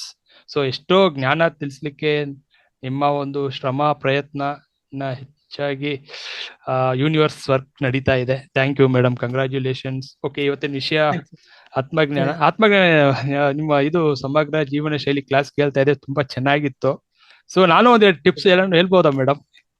ಖಂಡಿತ ಸರ್, ದಯವಿಟ್ಟು ಸರ್. ಖಂಡಿತ ಹೇಳ್ಬೋದಾ? ತಿಳಿದಿರೋ ಓಕೆ, ಇಲ್ಲ ಜಸ್ಟ್ ನಮ್ಗೆ ತಿಳಿಸಿರೋದು. ಆಕ್ಚುಲಿ ಇವಾಗ ಹೇಳ್ತಾ ಇದ್ರಿ ಕುಕ್ಕರು ಪ್ಯಾನು ಇದೆಲ್ಲ ಯೂಸ್ ಮಾಡ್ತೀವಿ, ಎಲ್ಲ ಇನ್ಸ್ಟೆಂಟ್ ಆಗಿ ಆಗ್ಬೇಕು ಅಂತ. ಬಟ್ ನಾವು ಟಿಪ್ಸ್ ಹೇಳ್ತೀವಿ ನೋಡಿ. ಇವಾಗ ತೊಗರಿ ಬೇಳೆ ಬಂದು ನಾವ್ ಏನ್ ಹಾಕ್ತಿವಿ ಅಂದ್ರೆ, ಇವಾಗ ಬೆಳೆ ಆಫೀಸ್ಗೆ ಹೋಗ್ಬೇಕು, ಬೇಗ ಆಗ್ಬೇಕಂತ ಹೇಳಿ ನಾವೇನ್ ಮಾಡ್ತಾ ಇದೀವಿ, ಕುಕ್ಕರ್ಗೆ ಹಾಕ್ತಿವಿ. ಅದು ಟೇಸ್ಟ್ ಇರಲ್ಲ, ಯಾಕಂದ್ರೆ ಇವಾಗ ನಾವು ನಿಧಾನವಾಗಿ ಅದನ್ನ ಎಂಜಾಯ್ ಮಾಡಿ ಪ್ರಿಪೇರ್ ಮಾಡ್ತಾ ಇಲ್ಲ. ಸೊ ನಾನೇನ್ ಹೇಳ್ತೀನಿ ಅಂದ್ರೆ, ಒಂದು 3 ತಾಸು ಮುಂಚಿತವಾಗಿ ಆ ತೊಗರಿ ಬೇಳೆ ನೆನ್ಸಾಕ್ಬಿಡಿ. ನೆನ್ಸಾಕ್ಬಿಟ್ಟು ಆಮೇಲೆ ನೀವು ಅಡಿಗೆ ಮಾಡಿ ನೋಡಿ, ಟೇಸ್ಟ್ ಸೂಪರ್ ಆಗಿರುತ್ತೆ. ಆ ತೊಗರಿಬೇಳೆ ಟೇಸ್ಟ್, ಆ ಫ್ಲೇವರ್ ತುಂಬಾ ಚೆನ್ನಾಗಿರುತ್ತೆ. ಒಂದು 3 to 4 hours ನೆನ್ಸಾಕ್ಬಿಟ್ಟು ನೀರ್ನಲ್ಲಿ ಆಮೇಲೆ ನೀವು ಕುಕ್ ಮಾಡಿ, ಬೇಗನೂ ಅದು ಬೇಯುತ್ತೆ. ಯಾಕಂದ್ರೆ ಇವಾಗ ಇನ್ಸ್ಟೆಂಟ್ ಮಾಡೋದಕ್ಕಿಂತ ಈ ತರ ಮಾಡಿದ್ರೆ ಬೇಗ ಬೇಳೆನೂ ಬೇಯ್ದ್ಬಿಡುತ್ತೆ, ಬೇಗನೂ ಅಡಿಗೆನೂ ಮಾಡ್ಬೋದು. ಸೊ ಆಫೀಸ್ ವರ್ಕ್ ಹೋಗೋರ್ಗೆಲ್ಲ ಇದು ಒಂದು ಟಿಪ್ಸ್ ಹೇಳೋಣ ಅಂತ. ಆಮೇಲೆ ಈಗ ಏನಾಗ್ಬಿಟ್ಟಿದೆ ಅಂದ್ರೆ, ನಾವು we are always expose to LED bulb, TV, ಇದು ಲೈಟು, ಇದರಲ್ಲೇ ನಾವು ಎಕ್ಸ್ಪೋಸ್ ಆಗ್ತಿದೆ. ಆಕ್ಚುಲಿ ಈ ಬೆಳಕಿನಲ್ಲಿ ನಾವು ಬಾಡಿ ಬಂದು ಆಕ್ಚುಲಿ ತುಂಬಾ ಎಕ್ಸ್ಪೋಸ್ ಆಗಬಾರ್ದು. ಈ ವಿದ್ಯುತ್ ಶಕ್ತಿ, ಈ ಏನ್ ಎಲೆಕ್ಟ್ರಿಸಿಟಿನಲ್ಲಿ ಅಲ್ವಾ, ನಾವ್ ಇದಿಲ್ದೆ ನಾವ್ ಇರಕ್ಕೆ ಆಗಲ್ಲ ನೋಡಿ. ಏನಕ್ಕಪ್ಪ ಅಂದ್ರೆ, ಆ ಕಾಲದಲ್ಲಿ ನೋಡಿ ಪ್ರಕೃತಿ ಬೆಳಕಿನಲ್ಲಿ ಇದ್ರು. ಸಂಜೆ ಹೊತ್ತಾಯ್ತಂದ್ರೆ ಬರೀ ದೀಪ ಹಚ್ಚಿ ಮಲಗ್ತಾ ಇದ್ರು ಅಷ್ಟೇನೆ. ಸೊ ಅದಕ್ಕೆ ಅಷ್ಟು ಆರೋಗ್ಯ, ಅಷ್ಟು ಯಾವ್ದು ಕಾಯಿಲೆಗಳು ಏನ್ ಇರ್ಲಿಲ್ಲ ಅಷ್ಟು. ಈಗ ಬಿಕಾಸ್ ಇದನ್ನ ಅರ್ಥ ಮಾಡ್ಕೋಬೇಕು, ಹೆಂಗ್ ನಾವು ನಮ್ಗೆ ಬಾಡಿನಲ್ಲಿ ನೆಗೆಟಿವ್ ಆಗ್ತಾ ಇದೆ ಅಂದ್ರೆ ಎಷ್ಟು ಸಾಧನೆ ಮಾಡಿದ್ರು ಕೂಡ ಈ ಲೈಟ್ ಇಂದ ಸ್ವಲ್ಪ ಆದಷ್ಟು ನಾವು ಏನ್ ಮಾಡ್ಬೇಕಂದ್ರೆ ನ್ಯಾಚುರಲ್ ಲೈಟ್ಗೆ ಎಕ್ಸ್ಪೋಸ್ ಆಗ್ಬೇಕಂತ ಹೇಳ್ತಾ ಇರೋದು. ಈ ಎಲೆಕ್ಟ್ರಿಸಿಟಿ ಲೈಟ್ ಏನಿದೆಲ್ಲ ಅದು ಎಷ್ಟು ಎಕ್ಸ್ಪೋಸ್ ಆಗ್ಬಾರ್ದು. ಯಾಕಂದ್ರೆ ನಮ್ body is the light body, ಇದೇ ಒಂದು ಕಾಂತಿ ದೇಹ. ಇದೇನಾಗತ್ತೆ ಅಂದ್ರೆ ಈ ಎಲೆಕ್ಟ್ರಿಸಿಟಿ, ಈ ಕರೆಂಟ್ ಅಲ್ಲೇ ನಾವು ಈ ಬಲ್ಬ್ ನಲ್ಲೇ ಈ ಇದ್ರಲ್ಲೇ ನಾವು ತುಂಬಾ ನಮ್ಮ ಬಾಡಿ ಎಕ್ಸ್ಪೋಸ್ ಆಗ್ತಾ ನೋಡಿ. ಮೊಬೈಲು, ಲ್ಯಾಪ್ಟಾಪ್ಸು, ಬಲ್ಬ್ಸು ಇದೆಲ್ಲವೂ ಇದ್ರಲ್ಲೇ ಇದ್ಬಿಟ್ರೆ ಏನಾಗತ್ತಂದ್ರೆ ನಮ್ಮ ಸೆಲ್ಸ್ಗಳು ಡಿಸ್ಟರ್ಬ್ ಆಗ್ತಾ ಇರುತ್ತೆ, ಬಾಡಿ ಸೆಲ್ಸ್. ಸೊ ಇದು ಸ್ವಲ್ಪ ಅವೇರ್ನೆಸ್ ಇಂದ ಇರೋಣ ಅಂತ ಹೇಳಿ ಒಂದು ಮಾಹಿತಿ ತಿಳಿಸೋಣ. ಓಕೆ, ಧನ್ಯವಾದ ಸರ್, ತುಂಬಾ ಹೃದಯದ ಧನ್ಯವಾದ ನಿಮ್ಗೆ. ಇದು ಮುಂದಿನ ಕ್ಲಾಸ್ ಅಲ್ಲಿ ಹೇಳಬೇಕಿತ್ತು ನಾನು, ನೀವ್ ಈಗ್ಲೇ ಹೇಳಿದ್ರಿ, ಸಂತೋಷ ಆಯ್ತು. ನಂಗೊಂದ್ ಸ್ವಲ್ಪ ಕಡಿಮೆ ಆಯ್ತು ಸರ್. ಎನಿವೇ ಸರ್, ಪ್ಲೀಸ್ ಮಾತಾಡಿ ಸರ್. Okay, thank you madam. So ಇವತ್ತು ವಿಚಾರ ಯಾವ್ದ್ರ ಬಗ್ಗೆ ಮಾತಾಡೋಣ ಅಂದ್ರೆ ಸ್ವಲ್ಪ ಆತ್ಮಜ್ಞಾನದ ಬಗ್ಗೆ. ಆತ್ಮಜ್ಞಾನ. The foam while cooking dal should be removed after closing the lid. Which one of the Closing the lid, which one of the yes, correct. Okay. ಈಗ ಫಸ್ಟ್ ನಮ್ಮ ಸ್ಪಿರಿಚುಯಾಲಿಟಿ ಬಗ್ಗೆ ಈಗ ಮಾತಾಡೋಣ. ಸೊ ನಾವು ಈಗ ಸ್ವಲ್ಪ ಆಳವಾಗಿ ತಿಳ್ಕೊಳ್ಳೋಣ ನಮ್ಮ ಶ್ವಾಸದ ಬಗ್ಗೆ, ಹೇಗೆ ನಮ್ಮಲ್ಲಿ ಆ ಪ್ರಕ್ರಿಯೆ ನಡೀತಾ ಇದೆ. ಯಾಕಂದ್ರೆ ಇಟ್ಸ್ ವೆರಿ ಇಂಪಾರ್ಟೆಂಟ್. ಯಾಕಂದ್ರೆ ನಾವು ಅದಕ್ಕೆ ಟೈಮ್ ಕೊಡ್ತಾ ಇಲ್ಲ. ಯಾಕಂದ್ರೆ ಮೈಂಡ್ ಅಷ್ಟು ಬೇಗ ಓಡ್ತಾ ಇದೆ, ಮೈಂಡ್ ಆಕ್ಟಿವಿಟಿ ಜಾಸ್ತಿ ಇದೆ, ಸೋಲ್ ಆಕ್ಟಿವಿಟಿ ಕಡಿಮೆ ಇದೆ, ಬ್ರೆತ್ ಅಬ್ಸರ್ವ್ ಮಾಡ್ತಾ ಇಲ್ಲ, ಶ್ವಾಸಕ್ರಿಯೆ ಬಗ್ಗೆ ನಮ್ಗೆ ಅದ್ರ ಮೇಲೆ ಗಮನ ಇಡ್ತಾ ಇಲ್ಲ, ಅರಿವು ನಮ್ಗೆ ಅದ್ರ ಬಗ್ಗೆ ಅವೇರ್ನೆಸ್ ಬರ್ತಾ ಇಲ್ಲ. ಸೊ ಇಲ್ಲಿ ಬೇಸಿಕ್ಸ್ ಇಂದ ಸ್ವಲ್ಪ ಆಳವಾಗಿ ತಿಳ್ಕೊಳ್ಳೋಣ, ಯಾಕಂದ್ರೆ ಇದು ಇಂಪಾರ್ಟೆಂಟ್ ಆಗಿರುತ್ತೆ ಮಾಸ್ಟರ್ಸ್. ಅದಕ್ಕೆ ಕೆಲವೊಂದು ಟಿಪ್ಸ್ ಹೇಳ್ತೀನಿ ಮಧ್ಯದಲ್ಲಿ. ಇದು ಟಿಪ್ಸ್ ನೀವು ಫಾಲೋ ಮಾಡ್ಕೊಂಡ್ ಬಿಟ್ರೆ ಅತಿಯಾಗಿ ಪ್ರಾಣಾಯಾಮ ಬೇಕಾಗಿಲ್ಲ, ಕಪಾಲಭಾತಿ ಬೇಕಾಗಿಲ್ಲ, ಅನಿಲೋಮ ವಿಲೋಮ ಬೇಕಾಗಿಲ್ಲ, ಭಸ್ತ್ರಿಕಾ ಏನೇನ್ ಮಾಡ್ತೀವಲ್ಲ, ಪೂರಕ, ಕುಂಭಕ, ರೇಚಕ ಅದೆಲ್ಲ ಮಾಡಿ. ಓಕೆ, ಆರೋಗ್ಯಕ್ಕೆ ಒಳ್ಳೇದೆ. ಬಟ್ ನಾನು ಆಧ್ಯಾತ್ಮಿಕದಲ್ಲಿ ಸ್ಪಿರಿಚುವಲ್ ಪ್ರೋಗ್ರೆಸ್ಗೆ ಕೆಲವೊಂದು ಸೀಕ್ರೆಟ್ಸ್, ಟೆಕ್ನಿಕ್ ಹೇಳ್ತೀನಿ. ಸೊ ಅದು ಫಾಲೋ ಮಾಡ್ಕೊಂಡ್ಬಿಟ್ರೆ ಇದೆಲ್ಲ ಮಾಡೋಕೆ ನಮ್ಗೆ ಟೈಮ್ ಇಲ್ಲ ಅನ್ನೋರಿಗೆ ಒಂದು ಟೆಕ್ನಿಕ್ ಇದೆಲ್ಲ. ಸೊ ಈಗ ನಮ್ಮಲ್ಲಿ ಶ್ವಾಸ ಅನ್ನೋದು ನಾವು ತಾನಾಗಿ ನಡೀತಾ ಇರೋದು. ನಾವೇನು ಶ್ವಾಸ, ಉಚ್ಛ್ವಾಸ, ನಿಶ್ವಾಸ, ಇನ್ಹೇಲ್, ಎಕ್ಸೇಲ್ ನಾವೇನು ತಗೊಳ್ಳೋದು ಬಿಡೋದು ಏನಿಲ್ಲ, ಅದು ತಾನಾಗಿ ನಡೀತಾ ಇದೆ ನ್ಯಾಚುರಲ್ ಆಗಿ. ಸೊ ಪ್ರತಿಯೊಬ್ರು ನೋಡಿ, ನಾವು ಶ್ವಾಸ ಅನ್ನೋದು ಆಚೆಯಿಂದ ನಾವು ತಗೊಳ್ತಾ ಇದೀವಿ. ಏನಿದು ವಾಯು, ಗಾಳಿ, ಆಕ್ಸಿಜನ್ ಅಂತ ಹೇಳ್ತೀವಿ. ಇದು ಸಾಮಾನ್ಯ ವ್ಯಕ್ತಿಗೆ ಎಲ್ರಿಗೂ ಬೇಕು, ಯಾಕಂದ್ರೆ ಇದರಿಂದ ನಾವು ಜೀವಿಸಕ್ಕಾಗಲ್ಲ ಅಂತ ನಂಬಿದೀವಿ. ಬಟ್ ಯೋಗಿಗಳಿಗೆ ಈ ನಾವು ಆಚೆಯಿಂದ ಏನು ಪ್ರಾಣವಾಯು ಗಾಳಿ ತಗೊಳ್ತೀವಲ್ಲ, ಅವ್ರಿಗೆ ಅದು ಅವಶ್ಯಕತೆ ಇರಲ್ಲ. ಯಾಕಪ್ಪ ಅಂದ್ರೆ ಅವರು ಏನು ಯೂನಿವರ್ಸ್ ಇಂದ ನಾವೇನು ಆ ಕಾಸ್ಮಿಕ್ ಎನರ್ಜಿ, ವಿಶ್ವಶಕ್ತಿ, ಆ ವಿಶ್ವ ಪ್ರಾಣಶಕ್ತಿ, ಜೀವಶಕ್ತಿ ಅಂತ ಹೇಳ್ತೀವಲ್ಲ, ಅದರಲ್ಲಿ ಜೀವಿಸ್ತಾರೆ. ದೇ ಆರ್ ನಾಟ್ ಡಿಪೆಂಡ್, ಇದನ್ನ ಅವಲಂಬಿಸಿ ಇಲ್ಲ ಅವರು. ಈ ಪಂಚಭೂತಗಳು ನಮ್ಗೇನು ವಾಯು ತತ್ವ ಇದೆಲ್ಲ, ಈ ಗಾಳಿ, ಇದ್ರ ಅವಶ್ಯಕತೆ ಅವ್ರಿಗಿಲ್ಲ. ಯಾಕಂದ್ರೆ ಅವ್ರು ಡೈರೆಕ್ಟ್ ಅವ್ರಿಗೆ ಏನ್ ತಗೊಳ್ತಾರೆ ಅಂದ್ರೆ ಯೋಗಿಗಳು ಬರೀ ಆ ವಿಶ್ವ ಪ್ರಾಣಶಕ್ತಿ ಸಾಕು ಅವ್ರಿಗೆ. ಅವ್ರಿಗೆ ಇದು ಜಡ, ಯಾವುದು ಬಾಹ್ಯವಾಗಿ ನಾವು ಏನು ಈ ಪ್ರಾಣ ರಹಿತ ವಾಯು ಇದೆ ಆಕ್ಚುಲಿ ಆಕ್ಸಿಜನ್ ಅನ್ನೋದು, ಅದನ್ನ ಅವರು ಜಡವಾಗಿ ನೋಡ್ತಾರೆ. ಅವರು ಅದನ್ನ ನೆಗ್ಲೆಕ್ಟ್ ಉದಾಸೀನ ಮಾಡ್ತಾರೆ. ನಮ್ಗೆ ಅದು ಇಂಪಾರ್ಟೆಂಟ್ ಆಗಿದೆ, ಯಾಕಂದ್ರೆ ನಾವು ಆಕ್ಸಿಜನ್ ಇಲ್ಲಂದ್ರೆ ನಾವು ಜೀವಿಸಕ್ಕಾಗಲ್ಲ ಅಂತ ಫುಲ್. ಯಾಕಂದ್ರೆ ನಾವು ಆ ತರ ಸಾಧನೆ ಮಾಡಿಲ್ಲ, ಯೋಗಿಗಳ ತರ ಸಾಧನೆ ಮಾಡಿ ಶ್ವಾಸವನ್ನು ನನ್ನ ಒಳಗಡೆ ನಿಲ್ಸೋ ಆ ಸಾಧನೆ, ಆ ಕ್ರಿಯೆನ ನಾವು ಅಲ್ಲಿವರೆಗೂ ಸಾಧನೆ ಮಾಡಿಲ್ಲ. ಸೊ ಅದಕ್ಕೆ ಅವ್ರಿಗೆ ಈ ಪ್ರಾಣವಾಯು ಬೇಕಾಗಿಲ್ಲ, ನಮಗ್ ಬೇಕೇ ಬೇಕು. ಕರೆಕ್ಟಾ? ಬಟ್ ಇದ್ರ ಯಾಕಪ್ಪ ಅಂದ್ರೆ ನೋಡಿ, ಹಂಸ ಪಕ್ಷಿ ಇದೆಲ್ಲ, ಹಂಸ ಪಕ್ಷಿ ಏನ್ ಮಾಡುತ್ತೆ, ಹಾಲು ನೀರು ಬೇರ್ ಮಾಡತ್ತಲ್ಲ, ಅದೇ ತರ ಯೋಗಿಗಳು ಏನ್ ಮಾಡ್ತಾರೆ ಅಂದ್ರೆ ಈ ವಿಶ್ವಮಯ ಪ್ರಾಣಶಕ್ತಿ, ಕಾಸ್ಮಿಕ್ ಎನರ್ಜಿ ಅಂತ ನಾವೇನ್ ಹೇಳ್ತೀವಲ್ಲ, ಇದು ನಾವೇನು ಬಾಹ್ಯವಾಗಿ ತಗೊಳ್ತೀವಲ್ಲ, ಈ ವಾಯು, ಈ ಗಾಳಿ, ಅದನ್ನ ಅವರು ಬೇರ್ಪಡಿಸ್ತಾರೆ, ಸಪ್ರೇಟ್ ಮಾಡ್ತಾರೆ. ಈ ವಿಶ್ವಶಕ್ತಿನ ಮಾತ್ರ ತಗೊಳ್ತಾರೆ. ಇವಾಗ ಎರಡು ಮಿಕ್ಸ್ ಆಗಿರುತ್ತೆ ನೋಡಿ. ಇವಾಗ ಈ ಆಕ್ಸಿಜನ್ ನಮ್ಮ ಹೊರಗಡೆ ಹೋದಾಗ ಈ ಕಾಸ್ಮಿಕ್ ನಾವೇನು ಸಾಧಾರಣ ತಗೊಳ್ತಾ ಇರ್ತಲ್ಲ, ವೆರಿ ಲೋ. ಸರ್ ಕ್ಷಮಿಸಿ ಸರ್, ನಿಮ್ಮ ವಾಯ್ಸ್ ಸ್ವಲ್ಪ ತುಂಬಾ ಲೋ ಇದೆ ಅಂತ ಬರ್ತಾ ಇದೆ, ಹೇಳ್ತಾ ಇದ್ದಾರೆ ಸುಮಾರು ಜನ. ಓಕೆ ಮೇಡಮ್, ಈಗ ಸರಿ ಇದೆಯಾ? ಈಗ ಒಂದ್ಸಲ ಓಕೆನಾ? ಎಸ್ ಮಾತಾಡಿ ಸರ್. ಓಕೆ, ಈಗ ನಾವು ಏನು ಬಾಹ್ಯವಾಗಿ ತಗೊಳ್ತಾ ಇದೀವಲ್ಲ, ಸೊ ಇದು ಎರಡು ತಗೊಂಡಾಗ ಏನಾಗತ್ತಪ್ಪ ಅಂದ್ರೆ ಯೋಗಿಗಳು ಬಂದು ಹೇಗೆ ಹಂಸ ಪಕ್ಷಿ ಸಪರೇಟ್ ಮಾಡುತ್ತೋ ಅದೇ ತರ ವಿಶ್ವ ಪ್ರಾಣ ಶಕ್ತಿ ಇವಾಗ ಬಾಹ್ಯವಾಗಿ ನಾವು ಏನೋ ಈ ಪ್ರಾಣವಾಯು ತಗೋತೀವಿ, ಎರಡು ಮಿಕ್ಸಪ್ ಆಗುತ್ತೆ. ಇದನ್ನ ಏನು ಮಿಕ್ಸ್ ಆಗಿರೋದನ್ನ ಬೇರ್ಪಡಿಸ್ತಾರೆ. ಬೇಕಾಗಿದ್ದವ್ರಿಗೆ ಏನು ವಿಶ್ವಶಕ್ತಿ, ವಿಶ್ವ ಪ್ರಾಣ ಶಕ್ತಿ, ಆ ಜೀವಶಕ್ತಿನ ಮಾತ್ರ ಅದ್ರಲ್ಲಿ ಮಾತ್ರ ಉಸಿರಾಡ್ತಾರೆ. ಇದು ಅವ್ರಿಗೆ ಬಾಹ್ಯವಾಗಿ ಸಿಗ್ತಾ ಇರೋ ಇವು ಗಾಳಿ, ಈ ವಾಯು ಅವ್ರಿಗೆ ಬೇಕಾಗಿಲ್ಲ, ಇದನ್ನ ನೆಗ್ಲೆಕ್ಟ್ ಮಾಡ್ತಾರೆ. ಇದು ಜಡ. ಆ ಸ್ಥಿತಿನಲ್ಲಿ ಯಾರಿರ್ತಾರೋ ಅವರೇ ಪರಮಹಂಸ. ಹೇಗೆ ಹಂಸ ಪಕ್ಷಿ ನೀರು ಹಾಲನ್ನು ಬೇರ್ಪಡಿಸುತ್ತೋ ಅದೇ ತರ ಈ ಪ್ರಾಣರಹಿತವಾದ ವಾಯು ಇದೇನು ಆಮ್ಲಜನಕ ಆಕ್ಸಿಜನ್ ಅಂತ ಹೇಳ್ತೀವಲ್ಲ, ಹೊರಗಿನ ಗಾಳಿ, ಅದನ್ನ ಬೇರ್ಪಡಿಸಿ ಅವ್ರಿಗೆ ಬೇಕಾಗಿಲ್ಲ. ಅವ್ರಿಗೆ ಬರೀ ವಿಶ್ವ ಡೈರೆಕ್ಟ್ ಕನೆಕ್ಟೆಡ್ ಟು ಕಾಸ್ಮಿಕ್ ನಲ್ಲೇ ಜೀವಿಸ್ತಾರೆ. ಸೊ ಅವರೇ ಪರಮಹಂಸರು. ನಾವು ಕೂಡ ಆ ಸ್ಥಿತಿ ಹೊಂದಬಹುದು ನಮ್ ಸಾಧನೆ ಮಾಡ್ತಾ. ಅಂದ್ರೆ ಈ ನಾವು ಏನ್ ಮಾಡ್ಬೇಕಂದ್ರೆ ಸದಾ ಈ ಶ್ವಾಸವನ್ನು, ಈ ಶ್ವಾಸ ಕ್ರಿಯೆನಲ್ಲಿ ನಾವು ಸದಾ ಸಂಬಂಧ ಬೆಳೆಸ್ಬೇಕು. ಯಾರೊಬ್ಬ ಬರೀ ಶ್ವಾಸದಲ್ಲೇ ಆ ಶ್ವಾಸ ಕ್ರಿಯೆನಲ್ಲೇ ಅವ್ರ ಗಮನ, ಅವರ ಒಂದು ಇದ್ರಲ್ಲೇ ಅವ್ರು ಯಾವಾಗ ಈ ಶ್ವಾಸದಲ್ಲೇ ಬಂದು ಸಂಬಂಧ ಬೆಳೆಸ್ತಾ ಇರ್ತಾರಲ್ಲ, ಅವಾಗ ಏನಾಗತ್ತೆ, ಈ ಮನಸ್ಸು ಅನ್ನೋದು ಆಟೋಮೆಟಿಕ್ ಆಗಿ ಲಯ ಆಗ್ಬಿಡತ್ತೆ. ನೋಡಿ, ನಾವೇನ್ ಮಾಡ್ತಾ ಇದೀವಿ ಅಂದ್ರೆ ಈ ಶ್ವಾಸವನ್ನು ಕಂಟ್ರೋಲ್ ಮಾಡ್ತಾ ಇದೀವಿ, ಮನಸ್ಸನ್ನು ಕಂಟ್ರೋಲ್ ಮಾಡಕ್ ಹೋಗ್ತೀವಿ. ಈ ಶ್ವಾಸವನ್ನು ನಾವೇನೇ ಕಂಟ್ರೋಲ್ ಮಾಡಿದ್ರು ಕೂಡ ತಾನಾಗ ಅದು ಸಿದ್ಧಿಸ್ಬೇಕು. ಶ್ವಾಸ ಕೂಡ ತಾನಾಗ ಸಿದ್ಧಿ ಆಗ್ಬೇಕು. ನಾವ್ ಯಾವಾಗ ಶ್ವಾಸವನ್ನು ನೋಡಿ, ಇವಾಗ ಯೋಗಿಗಳ ಜಲ ಸಮಾಧಿ ಅಂತ ಮಾಡ್ತಾರೆ, ನೀರಿನಲ್ಲೇ ಒಂದು ಎಷ್ಟು ತಾಸು ಬೇಕಾದ್ರೂ ಕೂತಿರ್ತಾರೆ ಅವರು, ಎಷ್ಟು ನಿಮಿಷಗಳು ಬೇಕಾದ್ರೂ ನೀರಿನಲ್ಲಿ ಇರ್ತಾರೆ. ಅವ್ರು ಉಸಿರಿಡ್ಕೊಂಡು ಇರ್ತಾರೆ. ನಮ್ಮಿಂದ ಇರಕ್ಕಾಗಲ್ಲ, ಯಾಕಂದ್ರೆ ಅವ್ರಿಗೆ ನೀರಿನಲ್ಲೂ ಆಕ್ಸಿಜನ್ ಇದೆ, ಕರೆಕ್ಟಾ? ನೀರಿನಲ್ಲಿ ಕೂಡ ಹೈಡ್ರೋಜನ್ ಇದೆ, ಮಣ್ಣಿನಲ್ಲಿ ನೈಟ್ರೋಜನ್ ಇದೆ.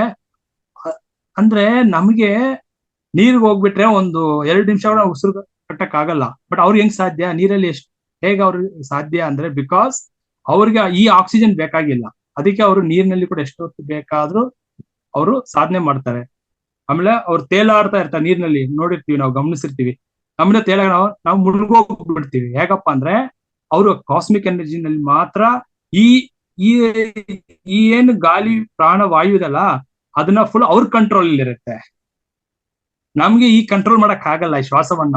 ಯಾರು ಈ ಶ್ವಾಸವನ್ನು ಕಂಟ್ರೋಲ್ ಮಾಡೋ ಸ್ಥಿತಿಯಲ್ಲಿ ಇರ್ತಾರೋ ಮನಸ್ಸು ಆಟೋಮೆಟಿಕ್ ಆಗಿ ಕಂಟ್ರೋಲ್ ಆಗತ್ತೆ. ನಾವೇನ್ ಮಾಡಕ್ ಕೊಡ್ತಿದೀವಿ ಅಂದ್ರೆ ಮನಸ್ಸನ್ನ ಕಂಟ್ರೋಲ್ ಮಾಡೋಣ, ನಿಯಂತ್ರಿಸೋಣ, ಹತೋಟಿಯಲ್ಲಿ ಇಟ್ಕೊಳ್ಳೋಣ. ಅದು ಆಗೋದೇ ಇಲ್ಲ ಮಾಸ್ಟರ್ಸ್. ಯಾವತ್ತು ಅದಕ್ಕೆ ಹೇಳೋದು, ಮನಸ್ಸು ವಾಯುಗಿಂತ ವೇಗವಾದದ್ದು. ಇಲ್ಲಿ ನಾವು ಬ್ರೆತ್ ನ ಕಂಟ್ರೋಲ್ ಮಾಡಿದ್ರೆ ಆಟೋಮೆಟಿಕ್ ಅವನ್ ಕಂಟ್ರೋಲ್ ಆಗ್ತಾನೆ.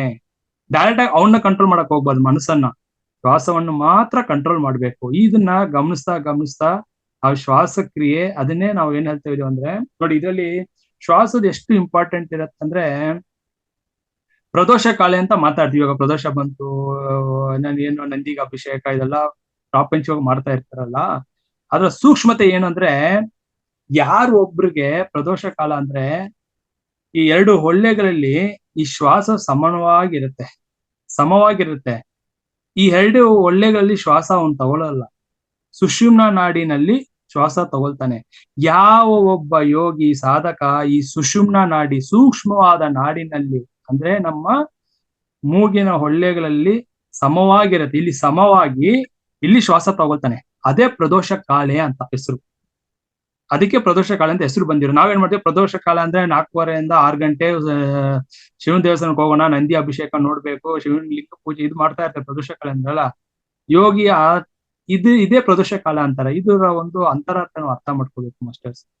ಆಮೇಲೆ ಓಕೆಪ್ಪ, ನಾನು ಆ ಸ್ಥಿತಿಗೆ ನಾನು ಬರ್ಬೇಕು ಅಂದ್ರೆ ಈ ಸುಷುಮ್ನ ನಾಡಿ ಓಪನ್ ಆಗೋದೆಲ್ಲ ಬಂದು ಎಷ್ಟೋ ವರ್ಷಗಳು ಬೇಕು, ಅಷ್ಟು ಸಾಧನೆ ಮಾಡಿರ್ಬೇಕು.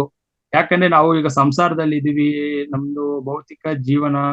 ಸೊ ಇದ್ರ ಮಧ್ಯೆ ನಾವು ಅದೆಲ್ಲ ಆ ಸ್ಥಿತಿಗೆ ಹೋಗ್ಲಿಕ್ಕೆ ಆಗತ್ತಾ ಅನ್ನೋ ಒಂದು ಪ್ರಶ್ನೆ ನಮ್ಮಲ್ಲಿ ಇರುತ್ತೆ. ಯಾಕಂದ್ರೆ ನಾವೇ ಫಸ್ಟ್ ಸಮಾಧಾನ ಮಾಡ್ಕೊಂಡ್ ಬಿಟ್ಟಿರ್ತೀವಿ, ನಮ್ಮಿಂದ ಆಗಲ್ಲ ಬಿಡು, ಅದೆಲ್ಲ ಅದೆಲ್ಲ ವಯಸ್ಸಾದ್ಮೇಲೆ ಅದೆಲ್ಲ ಯೋಗಿಗಳಿಗೆ ಅದೇ ಒಂದು ಕೆಲಸವಾಗಿ ಕೂತಿರೋರ್ಗೆ ಮಾತ್ರ ಸಾಧ್ಯ ಅಂತ ನಂಬಿಟ್ಟಿದ್ವಿ. ನೋಡಿ, ಅದಕ್ಕೆ ಒಂದು ಟೆಕ್ನಿಕ್ ಹೇಳ್ತೀನಿ. ಯಾರು ಯಾವಾಗ್ಲೂ ಸದಾ ಒನ್ನಸ್ ಅಲ್ಲಿ ಇರ್ತಾರೋ, ನೋಟ್ ಮಾಡ್ಕೊಳ್ಳಿ, ಯಾರು ಒನ್ನಸ್ ಅಲ್ಲಿ ಇರ್ತಾರೋ ಆ ಯೂನಿವರ್ಸೇ ಓಪನ್ ಮಾಡುತ್ತೆ ಸುಷುಮ್ನಾ ನಾಡಿನ. ಇದು ಮಾಡಕ್ ಕಷ್ಟನಾ? ಅದು ನಾವು ಪ್ರಶ್ನೆ ಹಾಕೋಬೇಕು. ಏಕತ್ವದಲ್ಲಿ ಇರ್ಬೇಕು. ಅದನ್ನೇ ಹೇಳ್ತಾ ಇರ್ತೀನಿ. ಪ್ರೀತಿ ತತ್ವ ಬೆಳೆಸ್ಕೊಳ್ಳಿ, ಕರುಣೆ, ದಯೆ. ಯಾರು ಈ ಸ್ಥಿತಿಯಲ್ಲಿ ಇರ್ತಾರೋ, ಪ್ರಾಣಾಯಾಮ, ಭಸ್ತ್ರಿಕಾ, ಅನಿಲೋಮ ವಿಲೋಮ, ಕಪಾಲಭಾತಿ, ಪೂರಕ, ಕುಂಭಕ, ರೇಚಕ, ಯಾವ ಯೋಗ ಕ್ಲಾಸು ಕೂಡ ಬೇಕಾಗಿಲ್ಲ ಅಂತ ಹೇಳೋದು ನಾನು. ಒನ್ನಸ್ ಇದು ಒಂದು ಕಲ್ತು ಬಿಟ್ರೆ ಸಾಕು, ಅಲ್ಟಿಮೇಟ್ ಇದು. ಬೇಗ ಯೂನಿವರ್ಸ್ ಕನೆಕ್ಟ್ ಆಗ್ಬೇಕು. ಯೂನಿವರ್ಸ್ ಪ್ರಕೃತಿನೇ ನಮ್ಗೆ ಆ ಒಂದು ಯೋಗ್ಯ ಸ್ಥಿತಿಗೆ ನಮ್ಮನ್ನ ತಲುಪಿಸತ್ತೆ ಮಾಸ್ಟರ್. ಅರ್ಥ ಮಾಡ್ಕೊಳ್ಳಿ. ಅದಕ್ಕೆ ನೋಡಿ, ಈಗ ಸಾಮಾನ್ಯ ವ್ಯಕ್ತಿಗೂ ವಿಶೇಷವಾದ ವ್ಯಕ್ತಿಗೂ ವ್ಯತ್ಯಾಸ ಇರ್ಬೇಕು. ಸಾಮಾನ್ಯ ವ್ಯಕ್ತಿ ಅಂದ್ರೆ ಯಾರಪ್ಪ? ಅವನು ಸಾಮಾನ್ಯ ಆಗಿರೋದು. ಅವ್ರು ಯಾರ ಬಗ್ಗೆನೋ ಅವನು ತಲೆ ಕೆಡಿಸ್ಕೊಳ್ಳಿಲ್ಲ. ತಂದಾಯ್ತು, ತನ್ನ ಕೆಲ್ಸ ಆಯ್ತು, ನಮ್ದು ಮಾತ್ರ ನೋಡ್ಕೊಂಡು ಹೋಗೋನು ಸಾಮಾನ್ಯ ವ್ಯಕ್ತಿ. ವಿಶೇಷವಾದ ವ್ಯಕ್ತಿ ಅಂದ್ರೆ ಏನು? ವಸುದೈವ ಕುಟುಂಬಂ ಅಂದ್ರೆ ಎಲ್ರನ್ನೂ ಪ್ರೀತಿಸ್ತಾನ ಅವನು, ಯಾರನ್ನೂ ದ್ವೇಷಿಸಲ್ಲ ಅವನು. ಯೋಗಿಗಳು ಯಾರನ್ನೂ ದ್ವೇಷಿಸಲ್ಲ. ಅವರು ದ್ವೇಷ ಮಾಡೋದು ಯಾರನ್ನ ಗೊತ್ತಾ? ಅವರು ದ್ವೇಷ ಮಾಡೋದು ತನ್ನಲ್ಲಿರೋ ಅರಿಷಡ್ ವರ್ಗಗಳು ಮಾತ್ರ, ಇಂದ್ರಿಯಗಳು ಮಾತ್ರ ದ್ವೇಷ ಮಾಡ್ತಾರೆ. ಒನ್ನಸ್ ಎಂದರೆ ಏನು ಸರ್? ಒನ್ನಸ್ ಅಂದರೆ ಪ್ರತಿಯೊಂದು ಜೀವ ರಾಶಿಗಳಲ್ಲೂ ಪರಮಾತ್ಮನೇ ಇರೋದು. ಪ್ರತಿಯೊಂದು ಇರುವೆ ಆಗ್ಲಿ, ವಸ್ತುವಾಗ್ಲಿ, ಅದರಲ್ಲಿ ಕೂಡ ತನ್ನನ್ನೇ ಕಾಣಬೇಕು. ಅದರಲ್ಲಿ ಕೂಡ ನಿಮ್ಮನ್ನೇ ಕಾಣ್ಬೇಕು. ಅದು ಬೇರೆ, ನಾನು ಬೇರೆ ಅಲ್ಲ. ಜೀವ ಜಂತು ಪಶು ಪಕ್ಷಿ ಬೇರೆ ಅಲ್ಲಪ್ಪ. ಅದು ಬೇರೆ, ನಾನು ಬೇರೆ ಅಲ್ಲ. ಅದು ಪ್ರಾಣಿ ಜನ್ಮ ತಗೊಂಡಿರ್ಬಹುದು ಅಷ್ಟೇನೆ, ಅದು ಆತ್ಮ ತಾನೆ. ಅದರಲ್ಲೂ ಕೂಡ ಪರಮಾತ್ಮ ಇದಂತಾನೆ. ಪರಮಾತ್ಮನ ಒಂದು ಸೃಷ್ಟಿ ತಾನೆ. ನೋಡಿ, ಇದು ಅರ್ಥ ಆಗದೆ ಇರೋದಕ್ಕೆ ನಾವು ಎಷ್ಟು ವರ್ಷ ಧ್ಯಾನ ಮಾಡಿದ್ರು ಕೂಡ ನಮ್ಗೆ ಯಾಕೆ ಯೋಗ ಸಿದ್ಧಿ ಆಗ್ತಾ ಇಲ್ಲ, ಯೋಗ ಸಾಧನೆ ಆಗ್ತಾ ಇಲ್ಲ ಅಂದ್ರೆ ಬಿಕಾಸ್ ಈ ಕ್ಲಾರಿಟಿ ನಮ್ಮಲ್ಲಿ ಇಲ್ಲ. ಎಷ್ಟು ಕನ್ಫ್ಯೂಷನ್ಸ್. ಅದಕ್ಕೆ ಸತ್ಯ ಅರ್ಥ ಮಾಡ್ಕೋಬೇಕು. ಆತ್ಮಜ್ಞಾನ ತಿಳಿದು ಬಿಟ್ರೆ ಸತ್ಯ ನೋಡಿ, ಸೂಕ್ಷ್ಮದಲ್ಲಿದೆ ಮೋಕ್ಷ.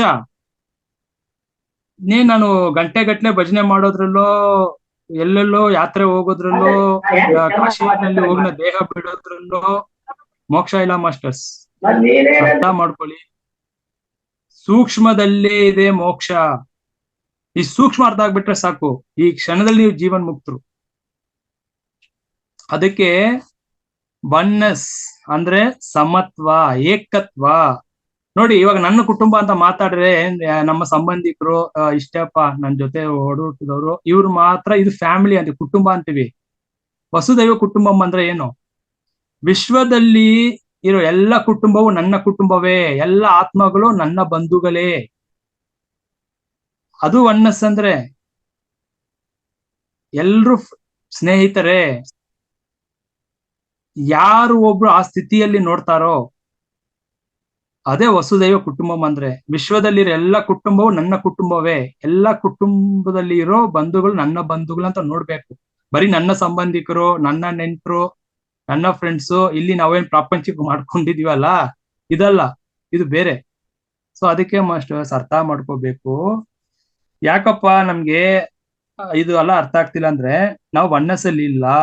ಆ ಒನ್ನಸ್ಸಲ್ಲಿ ಇದ್ಬಿಟ್ರೆ ಇದು ಅರ್ಥ ಆಗ್ಬಿಡತ್ತೆ. ಯಾವ ಒಬ್ಬ ಯೋಗಿ, ಸಾಧಕ ಅವನಲ್ಲಿ ಸದಾ ಪ್ರೀತಿಯನ್ನು ಹಂಚ್ತಾನೋ ಇತರರಿಗೆ, ಕರುಣೆ ದಯೆ ಭಾವದಲ್ಲಿ ಇರ್ಬೇಕು. ಅದಕ್ಕೆ ಬಸವಣ್ಣವ್ರು ಏನ್ ಹೇಳಿದೆ? ದಯವೇ ಧರ್ಮದ ಮೂಲವಯ್ಯ. ನಿಮ್ಮಲ್ಲಿ ದಯೆ ಕರುಣೆ ಬೆಳೆಸ್ಕೊಳ್ಳಿ, ದಯೆಯನ್ನು ಬೆಳೆಸ್ಕೊಳ್ಳಿ. ಇದು ತುಂಬಾ ಇಂಪಾರ್ಟೆಂಟ್ ಮಾಸ್ಟರ್ಸ್. ಇದು ನಮ್ಗೆ ಅರ್ಥ ಆಗಿಲ್ಲ ಅಂದ್ರೆ ಆಧ್ಯಾತ್ಮಿಕ ಪ್ರಗತಿ ನಾವು ಹೊಂದಕ್ಕಾಗಲ್ಲ. ಸೊ ಇದು ನಾವು ಅರ್ಥ ಮಾಡ್ಕೋಬೇಕು ಮಾಸ್ಟರ್ಸ್, ಎಷ್ಟು ಇಂಪಾರ್ಟೆಂಟ್ ಇರುತ್ತೆ ನೋಡಿ.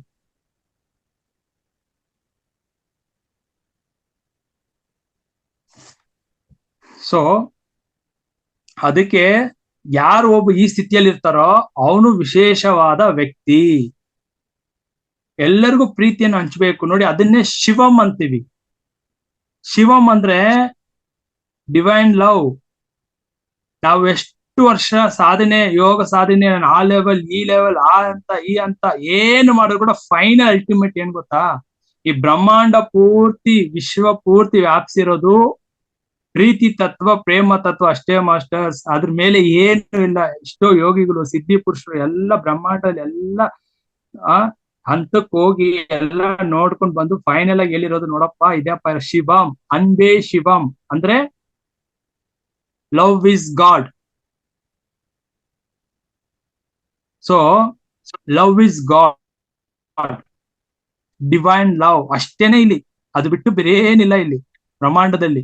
ಅದು ಸಿಗತ್ತೋ ಇದು ಸಿಗತ್ತೋ ಅದು ಇದು ಏನು ತಿಳ್ಕೊಳಕ್ ಹೋದ್ರು ಕೂಡ ಫೈನಲ್ ತಿರುಮೂಲರ್, ನೀವು ಕೇಳ್ಪಟ್ಟಿದ್ದೀರಾ ಇಲ್ವಾ ನನ್ಗೆ ಗೊತ್ತಿಲ್ಲ, ಅವ್ರು ಎಲ್ಲಾ ಲೋಕಗಳು, ಸಾವಿರಾರು ಲೋಕಗಳು ಹೋಗಿ ಬಂದ್ಬಿಟ್ಟು ಅಸ್ಟ್ರಲ್ ಆಗಿ ಫೈನಲ್ ಆಗಿ ಅವ್ರು ಎಲ್ಲಿಂದ ಅನ್ಬೇ ಶಿವಂ, ಲವ್ ಇಸ್ ಗಾಡ್, ಪ್ರೀತಿ ತತ್ವ ನೀವು ಬೆಳೆಸ್ಕೊಂಡ್ರೆ ಸಾಕಪ್ಪ.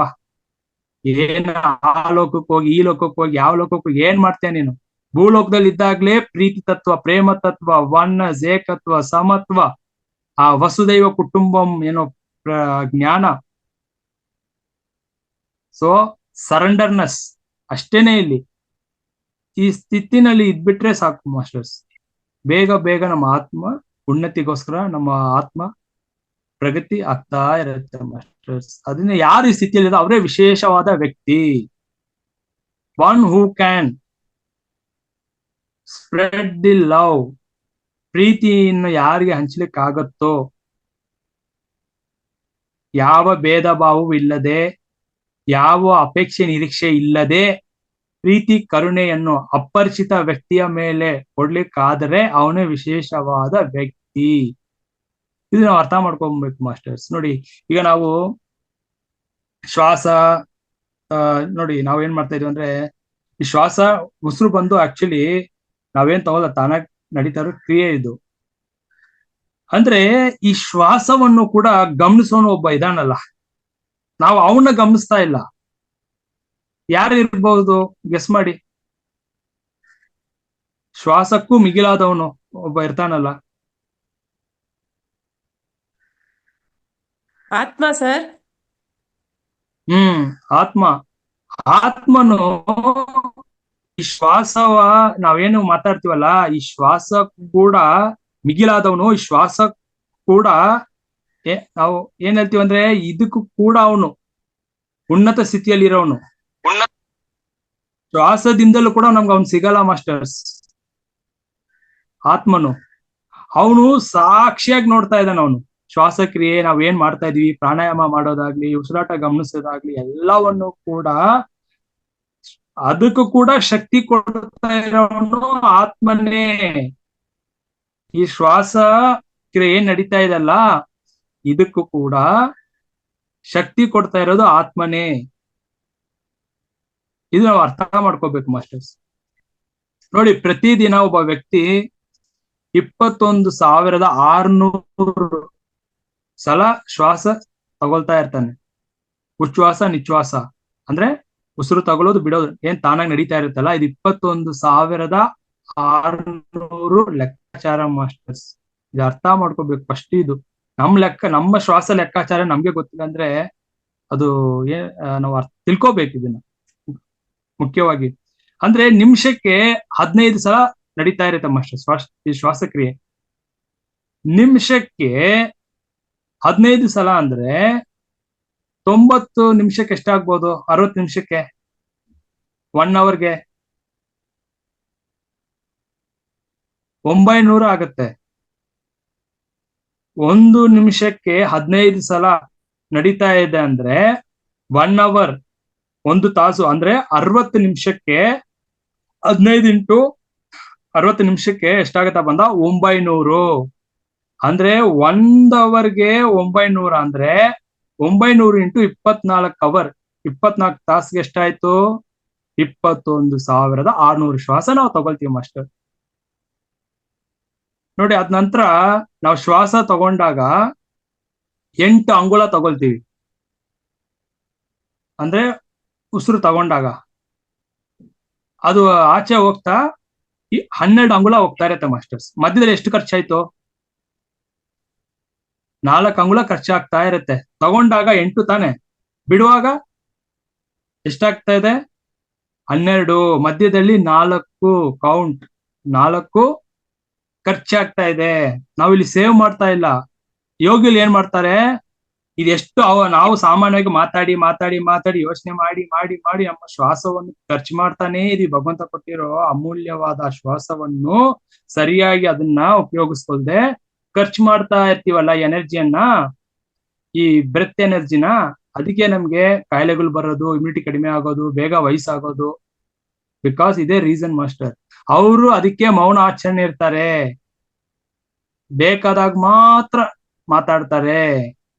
ಅವರು ಶ್ವಾಸವನ್ನು ಆಚೆ, ನಾವು ಸಾಮಾನ್ಯ ವ್ಯಕ್ತಿಯಲ್ಲಿ ನಾವೇನ್ ಮಾಡ್ತೀವಿ, 4 ಕೌಂಟ್ ಆಚೆ ಖರ್ಚಾಗ್ತಾ ಇರ್ತಾರೆ, ಅದು ಕೂಡ ಖರ್ಚು ಮಾಡಲ್ಲ, ಅದನ್ನ ಅವ್ರು ಕಂಟ್ರೋಲ್ ಇಟ್ಟಿರ್ತಾರೆ. ಅದಕ್ಕೆ ಅವ್ರು ಅದನ್ನ ಜಾಸ್ತಿ ಸೇವ್ ಮಾಡ್ತಾ ಮಾಡ್ತಾ ಏನಾಗತ್ತಂದ್ರೆ ಒಬ್ಬ ಯೋಗಿಗೆ ಅದಕ್ಕೆ ಅವರು 120 ವರ್ಷ 150 ವರ್ಷ ಇರಕ್ ಆಗತ್ತಪ್ಪ ಅಂದ್ರೆ ಇದೇ ಸೂಕ್ಷ್ಮತೆ ಮಾಸ್ಟರ್. ಯಾಕಂದ್ರೆ ಅವರು ಶ್ವಾಸವನ್ನು ಖರ್ಚು ಮಾಡಲ್ಲ. ಇದು ನಾವು ಅರ್ಥ ಮಾಡ್ಕೋಬೇಕು ನೋಡಿ. ಈಗ ಮಗು ತಾಯಿ ಗರ್ಭದಿಂದ ಆಚೆ ಬರುತ್ತೆ, ಉಸಿರು ತಗೊಳತ್ತಾ ಬಿಡತ್ತಾ ಆಚೆ ಬಂದಾಗ? ಆಲ್ರೆಡಿ ಉಸಿರಾಡ್ತಾನೆ ಇರುತ್ತದು, ಉಸಿರಾಡ್ತಾನೆ ಇರುತ್ತೆ. ಉಸಿರನ್ನ ದೀರ್ಘ ಶ್ವಾಸ ತಗೊಳತ್ತೆ, ಅದು ದೀರ್ಘ ಶ್ವಾಸ ತಗೊಳತ್ತೆ ಮಗು, ಹುಟ್ಟಿದ ಮಗು. ಉಸಿರು ಬಿಡುತ್ತೆ ಸರ್, ಉಸಿರು ಬಿಡುತ್ತೆ, ಅಳತ್ತಲ್ಲ, ಅಳುತ್ತೆ, ಅಳತ್ತೆ. ಅಳುತ್ತೆ, ಅದು ಜ್ವರಗಳಾದ್ರಿಂದ ಉಸಿರು ಹೋದಂಗೆ ಹೊರಗಡೆ ಉಸಿರು ತಗೊಳತ್ತಾ? ಉಸಿರು ತಗೊಳ್ಳೋದಿಲ್ಲ. ಇಲ್ಲ, ಉಸಿರು ಹೊರಗಡೆ ಬಿಡುತ್ತೆ, ಹೊರಗಡೆ ಬಿಡತ್ತೆ, ಅಂದ್ರೆ ಹೊರಗಡೆ ಕಳಿಸತ್ತೆ. ಉಸಿರು ಬಿಡತ್ತೆ ಅದು ಆಚೆ ಬಂದಾಗ, ಉಸಿರು ತಗೊಳಲ್ಲ, ಉಸಿರು ಆಚೆ ಬಿಡತ್ತೆ ಅದು. ತಾಯಿ ಗರ್ಭದಿಂದ ಮಗು ಆಚೆ ಬಂದಾಗ ತಟ್ತಾರಲ್ಲ ಮಗುನ, ತಟ್ಟದಾಗ ಏನಾಗುತ್ತೆ, ಅದು ಉಸಿರು ಬಿಡತ್ತೆ, ತಗೊಳಲ್ಲ ಅದು. ಸೊ ನಾವು ಕೂಡ ಏನ್ ಮಾಡ್ತಾ ಇದೀವಿ ಅಂದ್ರೆ, ಇಲ್ಲಿ ನಾವು ಉಸಿರು ಬಿಡ್ಬೇಕು ಅಂದ್ರೆ, ಇವಾಗ ಉಸಿರು ಬಿಡೋದು ತಗೊಳ್ಳೋದು ಏನ್ ನಡೀತಾ ಇದೆ ಅಂದ್ರೆ ನೋಡಿ, ಈಗ ಶವ ಅಂದ್ರೆ ಏನು, ಅದ್ರಲ್ಲಿ ಉಸಿರಾಟ ಇಲ್ಲ, ಅದು ಆಲ್ರೆಡಿ ಸಂಪೂರ್ಣವಾಗಿ ಉಸಿರು ಬಿಟ್ಬಿಟ್ಟಿದೆ, ಅದು ಅರ್ಥ ಆಗ್ತಿದ್ಯಾ? ನಾವು ಇಲ್ಲಿ ನಮ್ಮಲ್ಲಿ ಏನ್ ನಡೀತಾ ಇದೆ ತಾನಾಗ ಅಂದ್ರೆ, ಉಸಿರು ತಗೊಂಡು ತಾನಾಗ ಆಚೆ ಹೋಗ್ತಾ ಇದೆ. ಬಟ್ ಅದ್ ನಿಂತು ಬಿಟ್ರೆ ಏನಾಗತ್ತೆ, ಆಚೆ ಹೋಗಿರೋ ಉಸಿರು ನಿಂತೋಯ್ತಂದ್ರೆ ಶವ. ಅದು ಉಸಿರು ಮತ್ತೆ ಒಳಗಡೆ ಬಂತು ಅಂದ್ರೆ, ದೇಹಕ್ಕೆ ಸೇರಿತ್ತಂದ್ರೆ, ಪ್ರಾಣ ಶರೀರಕ್ಕೆ ಸೇರಿತ್ತಂದ್ರೆ ಶಿವ. ಆ ಉಸಿರು ಸಂಪೂರ್ಣವಾಗಿ ನಿರಂತರವಾಗಿ ನಿಂತೋಯ್ತಂದ್ರೆ ಅದನ್ನೇ ಶವ ಅಂತ ಹೇಳ್ತೀವಿ ಮಾಸ್ಟರ್. ಸೊ ಅದಕ್ಕೆ ನಾವು ಏನ್ ಮಾಡ್ಬೇಕು ಅಂದ್ರೆ, ಆದಷ್ಟು ನಮ್ಮ ಶ್ವಾಸವನ್ನು ಎಷ್ಟು ಪ್ರಮಾಣದಲ್ಲಿ ಖರ್ಚು ಮಾಡ್ತಾ ಇದೀವಿ, ಯಾವ ತರ ವೇಸ್ಟ್ ಮಾಡ್ತಾ ಇದೀವಿ ಅಂತ ಆ ಅವೇರ್ನೆಸ್ ನಮ್ಮಲ್ಲಿ ಇರ್ಬೇಕು ಮಾಸ್ಟರ್ಸ್. ಸೊ ಆ ಅವೇರ್ನೆಸ್ ಬಂದಾಗ ಏನಾಗತ್ತಪ್ಪ ಅಂದ್ರೆ, ನಾನು ಎಲ್ಲಿ ತಪ್ಪು ಮಾಡ್ತಾ ಇದ್ದೀನಿ, ಬೇಡದೇ ಇರೋ ಮಾತುಗಳಲ್ಲಿ ಎಷ್ಟು ಎನರ್ಜಿ ವೇಸ್ಟ್ ಆಗ್ತಾ ಇದೆ ಅಂತ ನಮ್ಮ ಅರಿವು ಬಂದ್ಬಿಡುತ್ತೆ ಮಾಸ್ಟರ್ಸ್. ಸೊ ಅದಕ್ಕೆ ನೋಡಿ, ಈಗ ಮನಸ್ಸು ಹೇಗೆ ಕೆಲಸ ಮಾಡತ್ತೆ, ಆತ್ಮ ಅಂದ್ರೆ ಏನು, ಇದೆಲ್ಲ ಸತ್ಯಗಳು ನಾವು ಅರ್ಥ ಮಾಡ್ಕೋಬೇಕು ಮಾಸ್ಟರ್ಸ್. ನೋಡಿ, ಆತ್ಮ ಅಂದ್ರೆ ಇವಾಗ ಒಬ್ಬ ವ್ಯಕ್ತಿ ದೇಹ ತ್ಯಜಿಸಿದಾಗ ಏನ್ ಹೇಳ್ತಾರೆ, ಪ್ರಾಣ ಹೋಯ್ತು, ಉಸಿರು ನಿಂತೋಯ್ತು. ಕೆಲವರು ಆತ್ಮ ದೇಹದಿಂದ ಹೋಯ್ತು ಅಂತ ಹೇಳ್ತಾರಲ್ವಾ. ಆಕ್ಚುಲಿ ಆತ್ಮ ದೇಹದಲ್ಲೂ ಇಲ್ಲ, ದೇಹದಲ್ಲಿ ಇಲ್ಲ, ದೇಹ ಬಿಟ್ಟು ಹೋಗಕ್ಕೂ ಆಗಲ್ಲ. ಯಾಕಪ್ಪ ಅಂದ್ರೆ ದೇಹ ಬಿಟ್ಟು ಹೋಗೋದು ಜೀವಾತ್ಮ ಮಾತ್ರ, ಆತ್ಮ ಯಾವ ದೇಹಕ್ಕೂ ಸೇರೋದು ಇಲ್ಲ, ಯಾವ ದೇಹ ತಗೊಳ್ಳೋದು ಇಲ್ಲ. ಈ ಉನ್ನತ ಸತ್ಯ ಕೂಡ ನಾವು ಅರ್ಥ ಮಾಡ್ಕೋಬೇಕು ಮಾಸ್ಟರ್ಸ್. ಆತ್ಮ ನಿರಂತರವಾಗಿ ಬ್ರಹ್ಮಾಂಡದಲ್ಲೇ ನಮ್ಮ ಆತ್ಮ ಇರೋದು. ಇವಾಗ ವಿಜಯಕಾಂತ್ ನಾನು ಆತ್ಮ, ಆದ್ರೆ ಇಲ್ಲಿ ಬರುವಾಗ ನಾನು ಜೀವಾತ್ಮ. ನಾನು ಆತ್ಮ ಎಂಬ ವಿಜಯಕಾಂತ್ ಈ ದೇಹದಲ್ಲಿ ಜೀವಾತ್ಮನಾಗಿ ಬಂದಿದ್ದೀನಿ. ದೇಹ ತಗೊಂಡು ಮನಸ್ಸು ಮುಖಾಂತರ, ಇಂದ್ರಿಯಗಳ ಮುಖಾಂತರ ಜೀವಾತ್ಮನಾಗಿ, ಅಂದ್ರೆ ಅಂತಃಕರಣಗಳು ಮುಖಾಂತರ ಚಿತ್ತ, ಬುದ್ಧಿ, ಮನಸ್ಸು, ಅಹಂಕಾರ ಅಂತ ಇದರಿಂದನೇ ದೇಹ ಚಲನೆ ಆಗ್ತಾ ಇರೋದಲ್ವಾ. ಚಿತ್ತ, ಮನಸ್ಸು, ಬುದ್ಧಿ ಉಪಯೋಗಿಸ್ತೀವ. ನಾನು ಎಂಬುದು ಇರುತ್ತಾ, ನಾನ್ ಮಾಡ್ದೆ, ಅದ್ ಮಾಡ್ದೆ, ಇದ್ ಮಾಡ್ದೆ ಅನ್ನೋ ಹೇಳ್ತಾ ಇರ್ತೀವ ನಿತ್ಯ ಜೀವನದಲ್ಲಿ. ಅಂದ್ರೆ ಚಿತ್ತ ಅಂದ್ರೆ ಮನಸ್ಸಕ್ಕೂ ಹೋಲಿಸ್ತೀವಿ. ಇವಾಗ ನಾವೇನು ಮಾಡ್ತಾ ಇದೀವೋ ಅದೆಲ್ಲವೂ ಕೂಡ ನಮ್ಮ ಚಿತ್ತ ಅಂತ ಹೇಳ್ತೀವಿ. ಆ ಚಿತ್ತ ಅಂದ್ರೆ ಮನಸ್ಸಿನ ಒಂದು ಆಕಾರವೇ ಅದು. ಸ್ವರೂಪವೇ. ಅದರಲ್ಲಿ ಎಲ್ಲವೂ ಅಡಗಿರುತ್ತೆ. ನಾವು ಮಾಡಿರೋದು ಕರ್ಮಗಳೆಲ್ಲ ರೆಕಾರ್ಡ್ಸ್ ತರ ಅದು ಒಂದು. ಅದಕ್ಕೆ ಚಿತ್ತಶುದ್ಧಿ ಮಾಡ್ಬೇಕು. ನಾವು ಇಲ್ಲಿ ಏನು ನಾವು ಸಾಧನೆ ಮಾಡ್ತೀವಲ್ಲ, ಎಲ್ಲರಿಗೂ ನಮ್ಗೆ ಸಹಾಯ ಆಗತ್ತಂದ್ರೆ ಚಿತ್ತಶುದ್ಧಿ ಆಗ್ಲಿಕ್ಕೆ ಮಾತ್ರ. ಇವಾಗ ಮಂತ್ರ ಜಪ, ಭಜನೆ, ಕೀರ್ತನೆ, ಭಗವನ್ ನಾಮ ಸ್ಮರಣೆ ಎಲ್ಲವೂ ಕೂಡ ಚಿತ್ತಶುದ್ಧಿ ಆಗ್ಲಿಕ್ಕೆ ಹೆಲ್ಪ್ ಆಗತ್ತೆ ಮಾಸ್ಟರ್. ಆತ್ಮನನ್ನು ತಲುಪಲಿಕ್ಕೆ ಸಹಾಯ ಆಗಲ್ಲ. ಬಟ್ ಚಿತ್ತಶುದ್ಧಿ ಆದ್ರೆ ಏನಾಗತ್ತೆ, ನನ್ನ ಸ್ವರೂಪ ನನ್ಗೆ ಲಭಿಸತ್ತೆ, ನಾನು ಯಾರು ಎಂಬ ಅರಿವು ನನ್ಗೆ ಮೂಡತ್ತೆ.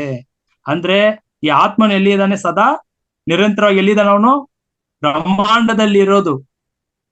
ಹೇಗಪ್ಪ ಅಂದ್ರೆ ನೋಡಿ, ಈಗ ಸೂರ್ಯ ಇದ್ದಾನೆ, ಸೂರ್ಯನ ಬಿಂಬ ನೀರಿನಲ್ಲಿ ಬೀಳತ್ತೆ ಅನ್ಕೊಳ್ಳಿ. ನೀರಿನಲ್ಲಿ ನೋಡ್ತೀವಿ ಸೂರ್ಯ, ಆ ನೀರು ಸ್ವಲ್ಪ ಅಲಗಾಡಿದ್ರೆ ಏನಾಗತ್ತೆ, ಶೇಕ್ ಆದ್ರೆ ಅಲ್ಲಿ ನಮ್ಗೆ ಅಲ್ಲಿ ಫೀಲ್ ಆಗ್ತಾ ಇರುತ್ತೆ, ಅದು ಶೇಕ್ ಆಗೋ ತರ.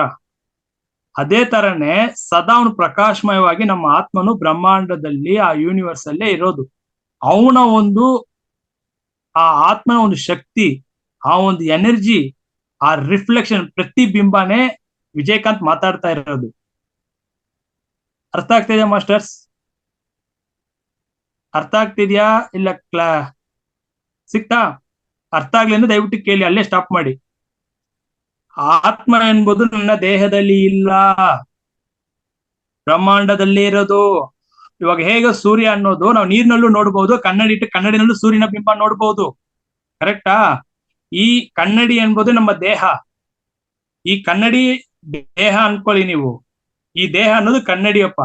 ಆತ್ಮನ ಬೆಳಕು, ಆ ಸೂರ್ಯನ ಬೆಳಕು ಕನ್ನಡಿ ಮೇಲೆ ಬೀಳ್ತಾ ಇದೆ, ಆ ಶಕ್ತಿ ಕೊಡ್ತಾ ಇದೆ. ಇವಾಗ ಹೇಗೆ ಸೂರ್ಯನಿಂದ ಆ ಶಕ್ತಿ ಬೆಳಕು ತಗೊಂಡು ಸಸ್ಯಗಳು ಅದಕ್ಕೆ ಆದ ಒಂದು ಆಹಾರ ಮಾಡ್ಕೊಳ್ಳುತ್ತಲ್ಲ, ಅದೇ ತರ ಆತ್ಮನ ಶಕ್ತಿಯಿಂದಾನೇ ನಾವು ಜೀವಿಸ್ತಾ ಇರೋದು, ನಿತ್ಯ ಚಟುವಟಿಕೆ, ನಾವು ಶ್ವಾಸ ಉಸಿರಾಡ್ತಾ ಇರೋದು, ಮನಸ್ಸು ಮುಖಾಂತರ ಕೆಲಸ ಮಾಡ್ತಾ ಇರೋದು, ಇವೆಲ್ಲ ಆಲೋಚನೆ ಬರ್ತಾ ಇರೋದು ಎಲ್ಲ ಕೂಡ ಕಾರಣ ಯಾರು? ಕಾರಣಭೂತ ಯಾರು?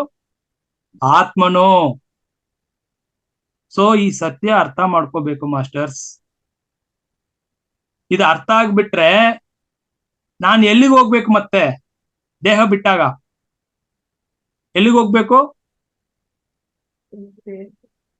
ಹೇಳಿ ನೋಡೋಣ. ಬ್ರಹ್ಮಾಂಡಕ್ಕೆ, ಎಲ್ಲಿಗೆ ಹೋಗ್ಬೇಕು? ಪರಮಧಾಮ, ಎಲ್ಲಿ? ಪರಮಧಾಮ, ಪರಮಾತ್ಮನ ಪರಮಧಾಮನಲ್ಲಿ. ಪರಂಧಾಮನ್ಗೆ ಹೋಗ್ಬೇಕಾ? ಅಲ್ಲ, ಒಬ್ಬೊಬ್ರೆ ಮಾತಾಡಿ ಬಂಧುಗಳೇ. ನಾಗರತ್ನಮ್ಮ ಹೇಳಿ. ನಾಗರತ್ನಮ್ಮ ಅವರೇ, ನಾವೆಲ್ಲಿಂದ ಬಂದ್ವಿ ಅಲ್ಲಿಗೆ ಮತ್ತೆ ಹೋಗೋದು ಅಂದ್ರೆ ಆತ್ಮನ ಹತ್ರನೇ ಮತ್ತೆ ಲೀನ ಆಗೋದು. ಆತ್ಮನಲ್ಲಿ ಲೀನವಾಗೋದು ಅಂತ ಹೇಳ್ತಾ ಇದ್ದಾರೆ. ಮಹಾದೇವಪ್ಪ ಅವನವರು ಅದನ್ನ ಹೇಳ್ತಿದ್ದಾರೆ. ಶಾಂತ ಅವರೇ ಏನ್ ಹೇಳ್ತಿದ್ದೀರಿ? ಬ್ರಹ್ಮಾಂಡದಲ್ಲಿ ಲೀನ ಆಗುತ್ತೆ ಅಂತ. ಶಾಂತ ಎಚ್ ಬಿ ಮೈಸೂರು, ಬ್ರಹ್ಮಾಂಡದಲ್ಲಿ ಲೀನ ಆಗತ್ತೆ. ಗುರು ಶಾಂತಮ್ಮ ಅವರೇ? ಪರಬ್ರಹ್ಮನಲ್ಲಿ ಲೀನ ಆಗುತ್ತೆ. ಪರಬ್ರಹ್ಮನಲ್ಲಿ ಲೀನ ಆಗತ್ತೆ. ಪರಬ್ರಹ್ಮನ ಪರಬ್ರಹ್ಮನಲ್ಲಿ ಲೀನ ಆಗುತ್ತೆ. ಪರಬ್ರಹ್ಮ ಅಂದ್ರೆ ಸೇರ್ಬೇಕಾ? ಸರ್ ಪ್ರಕೃತಿಯಲ್ಲಿ ಲೀನ ಆಗುತ್ತೆ ಸರ್. ಪ್ರಕೃತಿಯಲ್ಲಿ ಇನ್ನೊಂದು ದೇಹ ಪ್ರವೇಶ, ಪಂಚಭೂತಗಳಲ್ಲಿ ಲೀನ ಆಗುತ್ತೆ. ಪಂಚಭೂತ ಕೂಡ ಯಾರ ಕಂಟ್ರೋಲ್ ಅಲ್ಲಿ ಇದೆ? ಪಂಚಭೂತಗಳಿಗೂ ಮಿಗಿಲಾದವನು, ಪಂಚಭೂತಗಳಿಗೂ ಶಕ್ತಿ ಕೊಡ್ತಾ ಇರೋನು ಆತ್ಮನು. ನಾನು ಪಂಚಭೂತ ಅಲ್ಲ, ನಾನು ದೇಹ ಅಲ್ಲ, ನಾವು ಮನಸ್ಸು ಅಲ್ಲ. ಬ್ರಹ್ಮಂ ಅಂದ್ರೆ ಏನು? ಕರೆಕ್ಟು. ಬ್ರಹ್ಮದಲ್ಲಿ ಅಂದ್ರೆ ಏನು ಅರ್ಥ ಹೇಳಿ ನೀವು? ದೊಡ್ಡ ದೊಡ್ಡ ಮಾತುಗಳು, ವಾಕ್ಯಗಳು ಹೇಳಿ ನನಗೆ ಅರ್ಥ ಆಗಲ್ಲ ಅವಲ್ಲ. ಬ್ರಹ್ಮದಲ್ಲಿ ಅಂದ್ರೆ ಏನು? ಸಿಂಪಲ್ ಆಗಿ ಹೇಳಿ, ಎಲ್ರಿಗೂ ಅರ್ಥ ಆಗೋ ತರ. ಬ್ರಹ್ಮಂ ಅಂದ್ರೆ ಏನು? ಬ್ರಹ್ಮದಲ್ಲಿ ಕರೆಕ್ಟು. ಬ್ರಹ್ಮದಲ್ಲಿ ಹೇಳಿ ವನಿಜಾ ಅವರೇ ಹೇಳಿ. ಏನು ಅಂದ್ರೆ ಇವಾಗ ಇವ್ರು ಹೇಳಿದ ಪ್ರಕಾರ ಸೂರ್ಯ ಅಲ್ಲಿ ಇರ್ತಾನೆ, ಸೂರ್ಯನ ಬಿಂಬ ಹೇಗೆ ನೀರಲ್ಲಿ ಇರುತ್ತೆ, ಹಾಗಾದ್ರೆ ಆತ್ಮದ ಕಿರಣ, ಈ ಆತ್ಮದ ಕಿರಣ ಜೀವಾತ್ಮನಲ್ಲಿ ಇರುತ್ತೆ. ಸೊ ಹಾಗಿದ್ರೆ ಪ್ರಾಣ ಹೋಗೋದಾದ್ರೆ ಆ ಆತ್ಮನಲ್ಲೇ ಹೋಗೋದ್ ಲೀನ ಆಗ್ಬೇಕು ತಿರ್ಗಾ. Correct, super madam. ಆತ್ಮನಲ್ಲೇ ಹೋಗಿ ಸೇರ್ಬೇಕು ಜೀವಾತ್ಮ. ಸ್ವರ್ಗಕ್ಕೆ ಹೋಗಲ್ಲ, ನರಕಕ್ಕೆ ಹೋಗಲ್ಲ, ಅಲ್ಲೂ ಹೋಗಲ್ಲ, ಈ ಲೋಕ ಹೋಗಲ್ಲ, ಪರಂಧಾಮನ್ಗೆ ಹೋಗಲ್ಲ, ಕೈಲಾಸಕ್ಕೆ ಹೋಗಲ್ಲ, ವೈಕುಂಠಕ್ಕೆ ಹೋಗಲ್ಲ. ಎಲ್ಲಿ ಜೀವಾತ್ಮ ಎಲ್ಲೋಗಿ ಸೇರ್ಬೇಕು?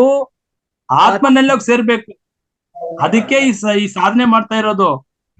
ನಮ್ಮ ಈ ಜೀವಾತ್ಮ ಈ ಕನ್ನಡಿ ದೇಹ ತ್ಯಜಿಸಿದಾಗ, ಮುರಿದೋದಾಗ ಕನ್ನಡಿ ಅವನು ಕೊಡ್ತಾ ಇರೋ ಬೆಳಕಿನಿಂದಾನೇ ನಾನು ಇಲ್ಲಿ ಇಷ್ಟು ಸಾಧನೆ ಮಾಡ್ತಾ ಇರೋದು ಭೌತಿಕ ಜೀವನದಲ್ಲಿ. ನನ್ನ ದೇಹ ಪಂಚಭೂತಗಳಿಂದ ಆಗಿದೆ ತಾನೆ. ಈ ಪಂಚಭೂತಗಳಿಗೂ ಶಕ್ತಿ ಕೊಡ್ತಾ ಇರೋದು ಯಾರು? ಆತ್ಮ. ಆತ್ಮ ತಾನೆ. ಮತ್ತೆ ಪಂಚಭೂತಗಳಿಗೆ ಏನ್ ಕೆಲಸ ಇಲ್ಲಿ? ಪಂಚಭೂತಗಳು ಮಿಗಿಲಾದವನು ಆತ್ಮನು, ಶ್ವಾಸಕ್ಕೂ ಮಿಗಿಲಾದವನು ಆತ್ಮನು. ನಾವು ಶ್ವಾಸನೇ ಮೂಗು ಅವು ಉಸಿರು ಹಿಡ್ಕೊಂಡ್ಬಿಟ್ರೆ ಸತ್ತೋಗ್ತೀವಿ ಅಂದ್ರೆ ಹಂಗಲ್ಲ ಅದು. ಆಕ್ಚುಲಿ ಆ ಉಸಿರಾಟಕ್ಕೂ ಶಕ್ತಿ ಕೊಡ್ತಾ ಇರೋದು, ಆ ಕ್ರಿಯೆ ನಡೆಸ್ತಾ ಇರೋನು ಯಾರು? ಶ್ವಾಸಕ್ರಿಯೆ ನಡೆಸ್ತಾ ಇರೋನು ಯಾರು? ಆತ್ಮನು. ಅವನ ಹೆಸರೇ ಪರಮಾತ್ಮನು ಅಂತ ಹೇಳ್ತೀವಿ. ಆತ್ಮ ಬೇರೆ, ಪರಮಾತ್ಮ ಬೇರೆ ಅಲ್ಲ. ನೀವು ಏನ್ ಬೇಕು ಹೆಸರಿಟ್ಕೊಳ್ಳಿ,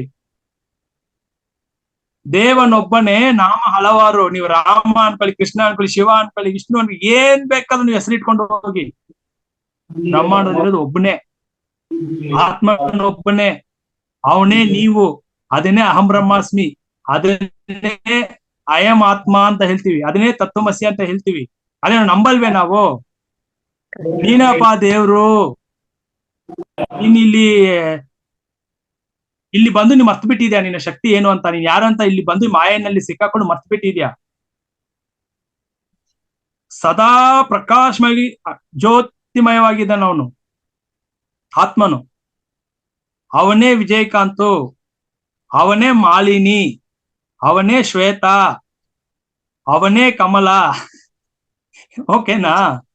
ನಾವೇನ್ ಮಾಡ್ತಾ ಇದೀವಿ? ಒಂದು ವಿಗ್ರಹ ಇಟ್ಕೊಂಡು ಮೂರ್ತಿ ಪೂಜೆ ಮಾಡ್ಕೊಂಡು ಇದನ್ನೆಲ್ಲ ಹಬ್ಬ ಆಚರಣೆ, ಇವತ್ತು ಅಮಾವಾಸ್ಯೆ ಪೂಜೆ, ಇನ್ನು ಹಬ್ಬ ಬಂತು, ಅದು ಇದೆಲ್ಲ ಏನ್ ಮಾಡ್ತಾ ಇದೀವಲ್ಲ, ಎಲ್ಲ ಸಮಯ ವ್ಯರ್ಥ ಮಾಡ್ತಾ ಇದೀವಿ ಮಹರ್ಷಿ. ಯಾವುದು ಕೂಡ ಮೋಕ್ಷ ಕೊಡಲ್ಲ. ಅರ್ಥ ಮಾಡ್ಕೊಳ್ಳಿ. ಈ ಜೀವಾತ್ಮನ ಹೋಗಿ ಆತ್ಮನಲ್ಲಿ ಮಿಲನ ಆಗಬೇಕು, ಒಂದಾಗ್ಬೇಕು. ಅದೇ ನಾವು ಇಲ್ಲಿ ಬಂದಿರೋದು ಉದ್ದೇಶ, ಮೂಲ ಉದ್ದೇಶ ಅದು ಒಂದಕ್ ಮಾತ್ರನೇ. ಅದಕ್ಕೆ ಇಷ್ಟು ಜನ್ಮ ತಗೊಳ್ತಾ ಈ ಸತ್ಯ ಗೊತ್ತಾಗ್ದೆ ಪಟ್ಟಂತ ಬಂದ್ಬಿಡ್ಬೇಕು. ಇಲ್ಲಿ ಮಾತಾಡಿದ್ರು ಜೀವಾತ್ಮನು, ಈ ಮಾತಾಡಕ್ ಶಕ್ತಿ ಕೊಡ್ತಾರೋ ಆತ್ಮನು, ಅವನು ಅಲ್ಲಿಂದ ಕೊಡ್ತಾ ಇದೀನಿ. ಸೂರ್ಯ ಹೇಗೆ ಇಡೀ ಜಗತ್ತಿಗೆ ಪ್ರಕಾಶಮಯ ಸೂರ್ಯ ಕಿರಣ ಕೊಡ್ತಾ ಇದನೋ, ಅದೇ ತರ ನನ್ನ ಆತ್ಮ ನನ್ಗೆ ಆ ಶಕ್ತಿ ಕೊಡ್ತಾ ಇದ್ದಾನೆ, ಆ ಚೈತನ್ಯ ಕೊಡ್ತಾ ಇದ್ದಾನೆ. ಆ ಚೈತನ್ಯದಿಂದ ನಾನು ಮಾತಾಡ್ತಾ ಇರೋದು, ಆ ಚೈತನ್ಯದಿಂದಲೇ ಭೌತಿಕ ಜೀವನದಲ್ಲಿ ಎಲ್ಲಾ ಸಾಧನೆ ಮಾಡ್ತಾ ಇರೋದು.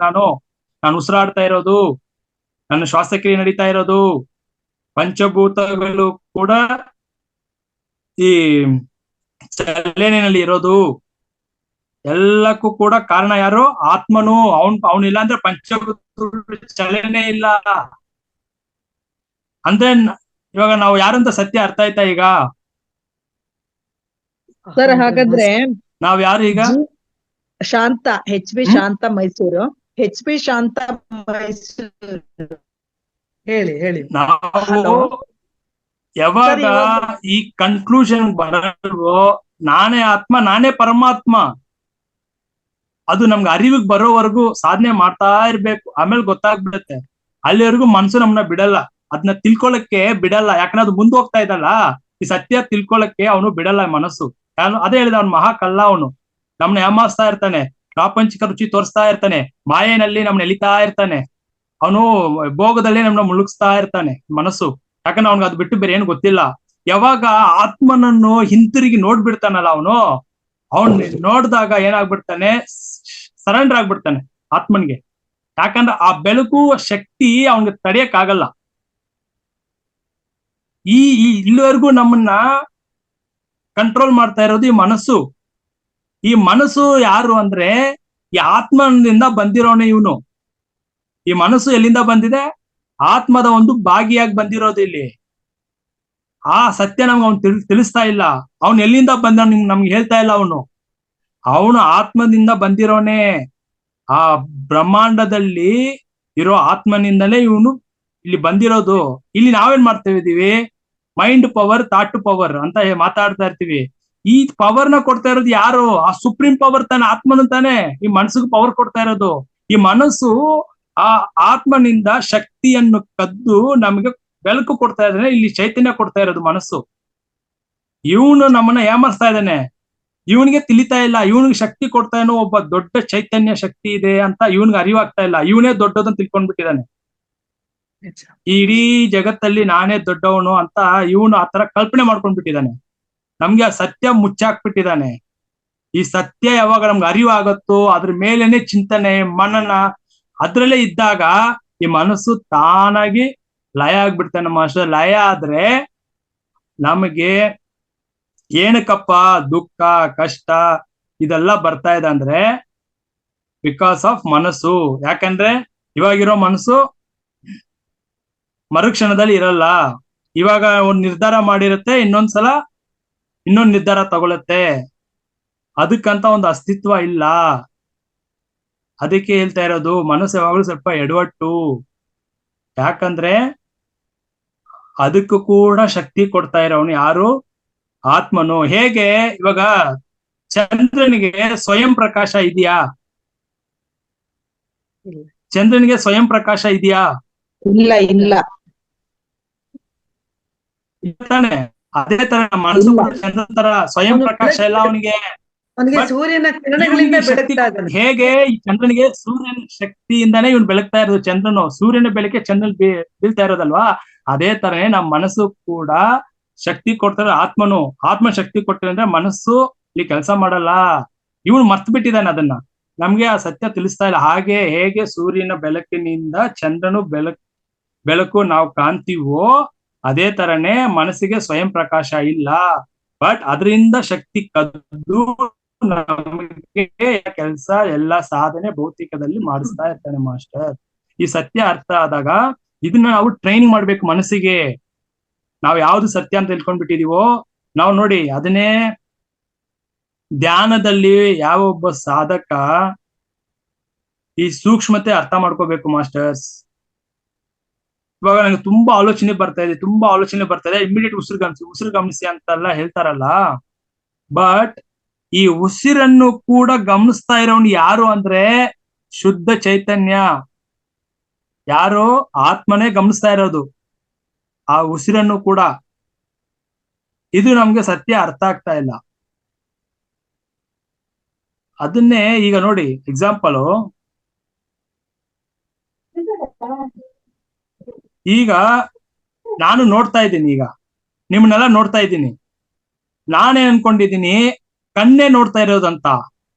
ಈ ಮನಸ್ಸು ಕಣ್ಣಿನ ಮುಖಾಂತರ ನೋಡ್ತಾ ಇದ್ದಾನೆ. ಈ ಕಣ್ಣುಗಳು ಇಂದ್ರಿಯ ತಾನೆ, ಕಣ್ಣು ಮೂಗು ಕಿವಿ ಇಂದ್ರಿಯಗಳು ತಾನೆ ಇದು. ಬಟ್ ಇಂದ್ರಿಯಗಳ ಮುಖಾಂತರ ಮನಸ್ಸು ಕಣ್ಣು ಮುಖಾಂತರ ನೋಡ್ತಾ ಇರೋದು ಮನಸ್ಸು. ಯಾರನ್ನ ಉಪಯೋಗಿಸ್ಕೊಂಡು? ಈ ಕಣ್ಣನ್ನು ಉಪಯೋಗಿಸ್ಕೊಂಡು, ಈ ಕಣ್ಣು ಎಂಬ ಇಂದ್ರಿಯನ ಉಪಯೋಗಿಸ್ಕೊಂಡು ಮನಸ್ಸೇ ನೋಡ್ತಾ ಇರೋದು. ಡೈರೆಕ್ಟ್ ಕಣ್ಣು ನೋಡ್ತಾ ಇಲ್ಲ. ಏನಾದ್ರು ವಿಷಯ ಕೇಳಿಸ್ಕೊಳ್ತಾ ಇರೋದು ಯಾರು? ಮನಸ್ಸೇ ಕೇಳಿಸ್ಕೊಳ್ತಾ ಇರೋದು. ಯಾವ್ದ್ರ ಮುಖಾಂತರ? ಕಿವಿ ಮುಖಾಂತರ. ಇವಾಗ ಘಮ ಘಮ ಅಂತ ಒಂದು ಪರಿಮಳ ಸುವಾಸನೆ ಬರ್ತಾ ಇದೆ ಅಂದ್ರೆ ಆ ಸುವಾಸನೆ ಅನುಭವಿಸ್ತಾ ಇರೋದು ಯಾರು? ಮನಸ್ಸು. ಯಾವ್ದ್ರ ಮುಖಾಂತರ? ಮೂಗಿನ ಮುಖಾಂತರ. ಇದು ಅರ್ಥ ಆಗ್ಬೇಕು ಮಾಸ್ಟರ್ಸ್ ನಮ್ಗೆ. ಸೊ ಅದೇ ತರ ಈಗ ನಾವು 3 ಸ್ಥಿತಿಯಲ್ಲಿ ಇರ್ತೀವಿ. ಜಾಗೃತ, ಸ್ವಪ್ನ, ಸುಷುಪ್ತಿ ಅಂತ. ಜಾಗೃತ ಅಂದ್ರೆ ಏನು? ನಾನು ನಿಮ್ಮ ಹತ್ರ ಮಾತಾಡ್ತಾ ಇದ್ದೀನಿ, ನೀವು ಕೇಳಿಸ್ಕೊಳ್ತಾ ಇದ್ದೀರಾ. ಇವಾಗ ನಮ್ಮಲ್ಲಿ ಏನ್ ಹೇಳ್ತಿರೋದು, ಇವಾಗ ಶ್ರವಣ ಆಗ್ತಾ ಇದೆ. ಇಲ್ಲಿ ನಾನು ಹೇಳೋದು ನೀವು ಕೇಳಿಸ್ಕೊಳ್ತಾ ಇದ್ದೀರಾ. ಸೊ ಒಂದು ಡಿಸ್ಕಷನ್ ನಡೀತಾ ಇದೆ ಅನ್ಕೊಳ್ಳಿ. ಇದು ಜಾಗೃತವಾಗಿ ಕೇಳಿಸ್ಕೊಳ್ತಾ ಇದ್ದೀನಿ ನಾನು. ಸ್ವಪ್ನ ಅಂದ್ರೆ ಏನು? ಕನಸು. ಕನಸು ಯಾವಾಗ ಬೀಳುತ್ತೆ? ನಿದ್ರೆಗೆ ಹೋದಾಗ ಕನಸು ಬೀಳುತ್ತಲ್ವಾ? ಈ ಕನಸು ಎಂಬುದು ಏನಪ್ಪಾ ಅಂದ್ರೆ ನಿದ್ರೆನಲ್ಲಿ ನನ್ಗೆ ಕನಸು ಬೀಳ್ತಾ ಇದೆ ಅಂದ್ರೆ ಮನಸ್ಸು ಕೆಲಸ ಮಾಡ್ತಾ ಇದೆ ಅಂತ ಅರ್ಥ. ಬಿಕಾಸ್ ಮನಸ್ಸು ಇಲ್ಲ ಅಂದ್ರೆ ಕನಸು ಬೀಳಲ್ಲ. ಮನಸ್ಸು ಇರೋದಕ್ಕೆ ಕನಸು ಬೀಳ್ತಾ ಇದೆ. ಇವಾಗ ನಾನು ರಾತ್ರಿ ಮಲಗಿದ್ದೀನಿ, ಆ ಒಂದು ಕನಸು ಕಂಡೆ, ಆ ಕನಸನ್ನು ಅನುಭವಿಸಿರೋನ್ ಯಾರು? ಮನಸ್ಸು. ಆ ಅನುಭವ ಕೊಟ್ಟಿರೋನ್ ಯಾರು? ಹೇಳಿ ನೋಡೋಣ. ಆ ಕನಸಿನ ಅನುಭವ ಕೊಟ್ಟಿರೋನ್ ಯಾರು? ತೋರ್ಸಿರೋನ್ ಯಾರು? ಆ ಕನಸನ್ನು ತೋರಿಸಿರೋ ಯಾರು? ಆತ್ಮ. ಹ? ಆತ್ಮ. ಆತ್ಮ. ಸೂಪರ್. ಇದು ಅರ್ಥ ಮಾಡ್ಕೋಬೇಕು. ಆ ಕನಸನ್ನು ತೋರಿಸಿರೋನು ನಿದ್ರೆನಲ್ಲಿ ಆತ್ಮನು, ಅದನ್ನ ನೋಡ್ತಾ ಇರೋನು, ಅನುಭವಿಸ್ತಾ ಇರೋನು, ಬೆಳಗ್ಗೆ ಎದ್ದು ನಾನು ಈ ಕನ್ಸು ಕಂಡೆ, ನಾನು ಏನ್ ಕನ್ಸು, ಈ ತರ ಒಂದ್ ಕನ್ಸು ಕಂಡೆ ಗೊತ್ತಾ ಅಂತ ಹೇಳ್ತೀವಲ್ಲ ಬೆಳಗ್ಗೆ ಎದ್ದು, ಅದು ಅನುಭವಿಸಿರೋದು, ನೋಡಿರೋದು ಮನಸ್ಸು. ಇದು ಎರಡನೇ ಸ್ಥಿತಿ, ಸ್ವಪ್ನ ಅವಸ್ಥೆ. ಮೂರನೇದು ಯಾವುದು? ಸುಷುಪ್ತಿ ಅಂತ. ಏನಪ್ಪ ಇದು ಸುಷುಪ್ತಿ ಅಂದ್ರೆ? ನಾನ್ ನಿದ್ರೆಗೆ ಹೋದೆ ಅನ್ಕೊಳ್ಳಿ, ಗಾಢವಾಗಿ ನಿದ್ರೆ ಮಾಡ್ಬಿಟ್ಟಿದೀನಿ, ಏನ್ ಕನ್ಸು ಬಿದ್ದಿಲ್ಲಪ್ಪ, ಅಷ್ಟು ನಾನು ಆನಂದವಾಗಿ ಗಾಢ ನಿದ್ರೆನಲ್ಲಿದ್ದೆ. ಬೆಳಗ್ಗೆ ಎದ್ದಾಗ ಸಮಯ ಹೋಗಿದ್ದು ಗೊತ್ತಾಗಿರ್ಲಿಲ್ಲ, ಯಾವಾಗ ಮಲಗ್ದನ್ನು ಗೊತ್ತಾಗ್ಲಿಲ್ಲ, ಮಧ್ಯದಲ್ಲಿ ಏನ್ ನಡೀತ ಅನ್ನೋದು ಗೊತ್ತಾಗ್ಲಿಲ್ಲ, ಯಾರು ಬಂದು ನನ್ ಕೂಗಿದ್ರು ಕೂಡ ನನ್ಗೆ ಗೊತ್ತಾಗ್ಲಿಲ್ಲ. ಅಂದ್ರೆ ಅದು ನನ್ನ ಸ್ವರೂಪದಲ್ಲಿದ್ದೆ. ಅಂದ್ರೆ ಅಲ್ಲಿ ಸುಷುಪ್ತ ಸ್ಥಿತಿ.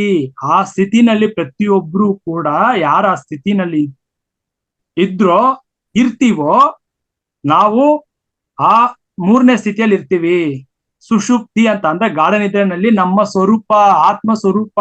ಯಾಕಂದ್ರೆ ಮನಸ್ಸು ಏನಾಯ್ತು? ನಿಶ್ಚಲ ಆಯ್ತು. ಅಲ್ಲಿ ಮನಸ್ಸು ಕೆಲಸ ಮಾಡ್ತಾ ಇಲ್ಲ, ಬರೀ ಆತ್ಮ. ಅದಕ್ಕೆ ಬೆಳಿಗ್ಗೆ ಎದ್ದಾಗ ಫುಲ್ ಫ್ರೆಶ್ ಆಗಿರುತ್ತೆ, ಎನರ್ಜಿಟಿಕ್ ಆಗಿರ್ತೀವಿ, ನಾವು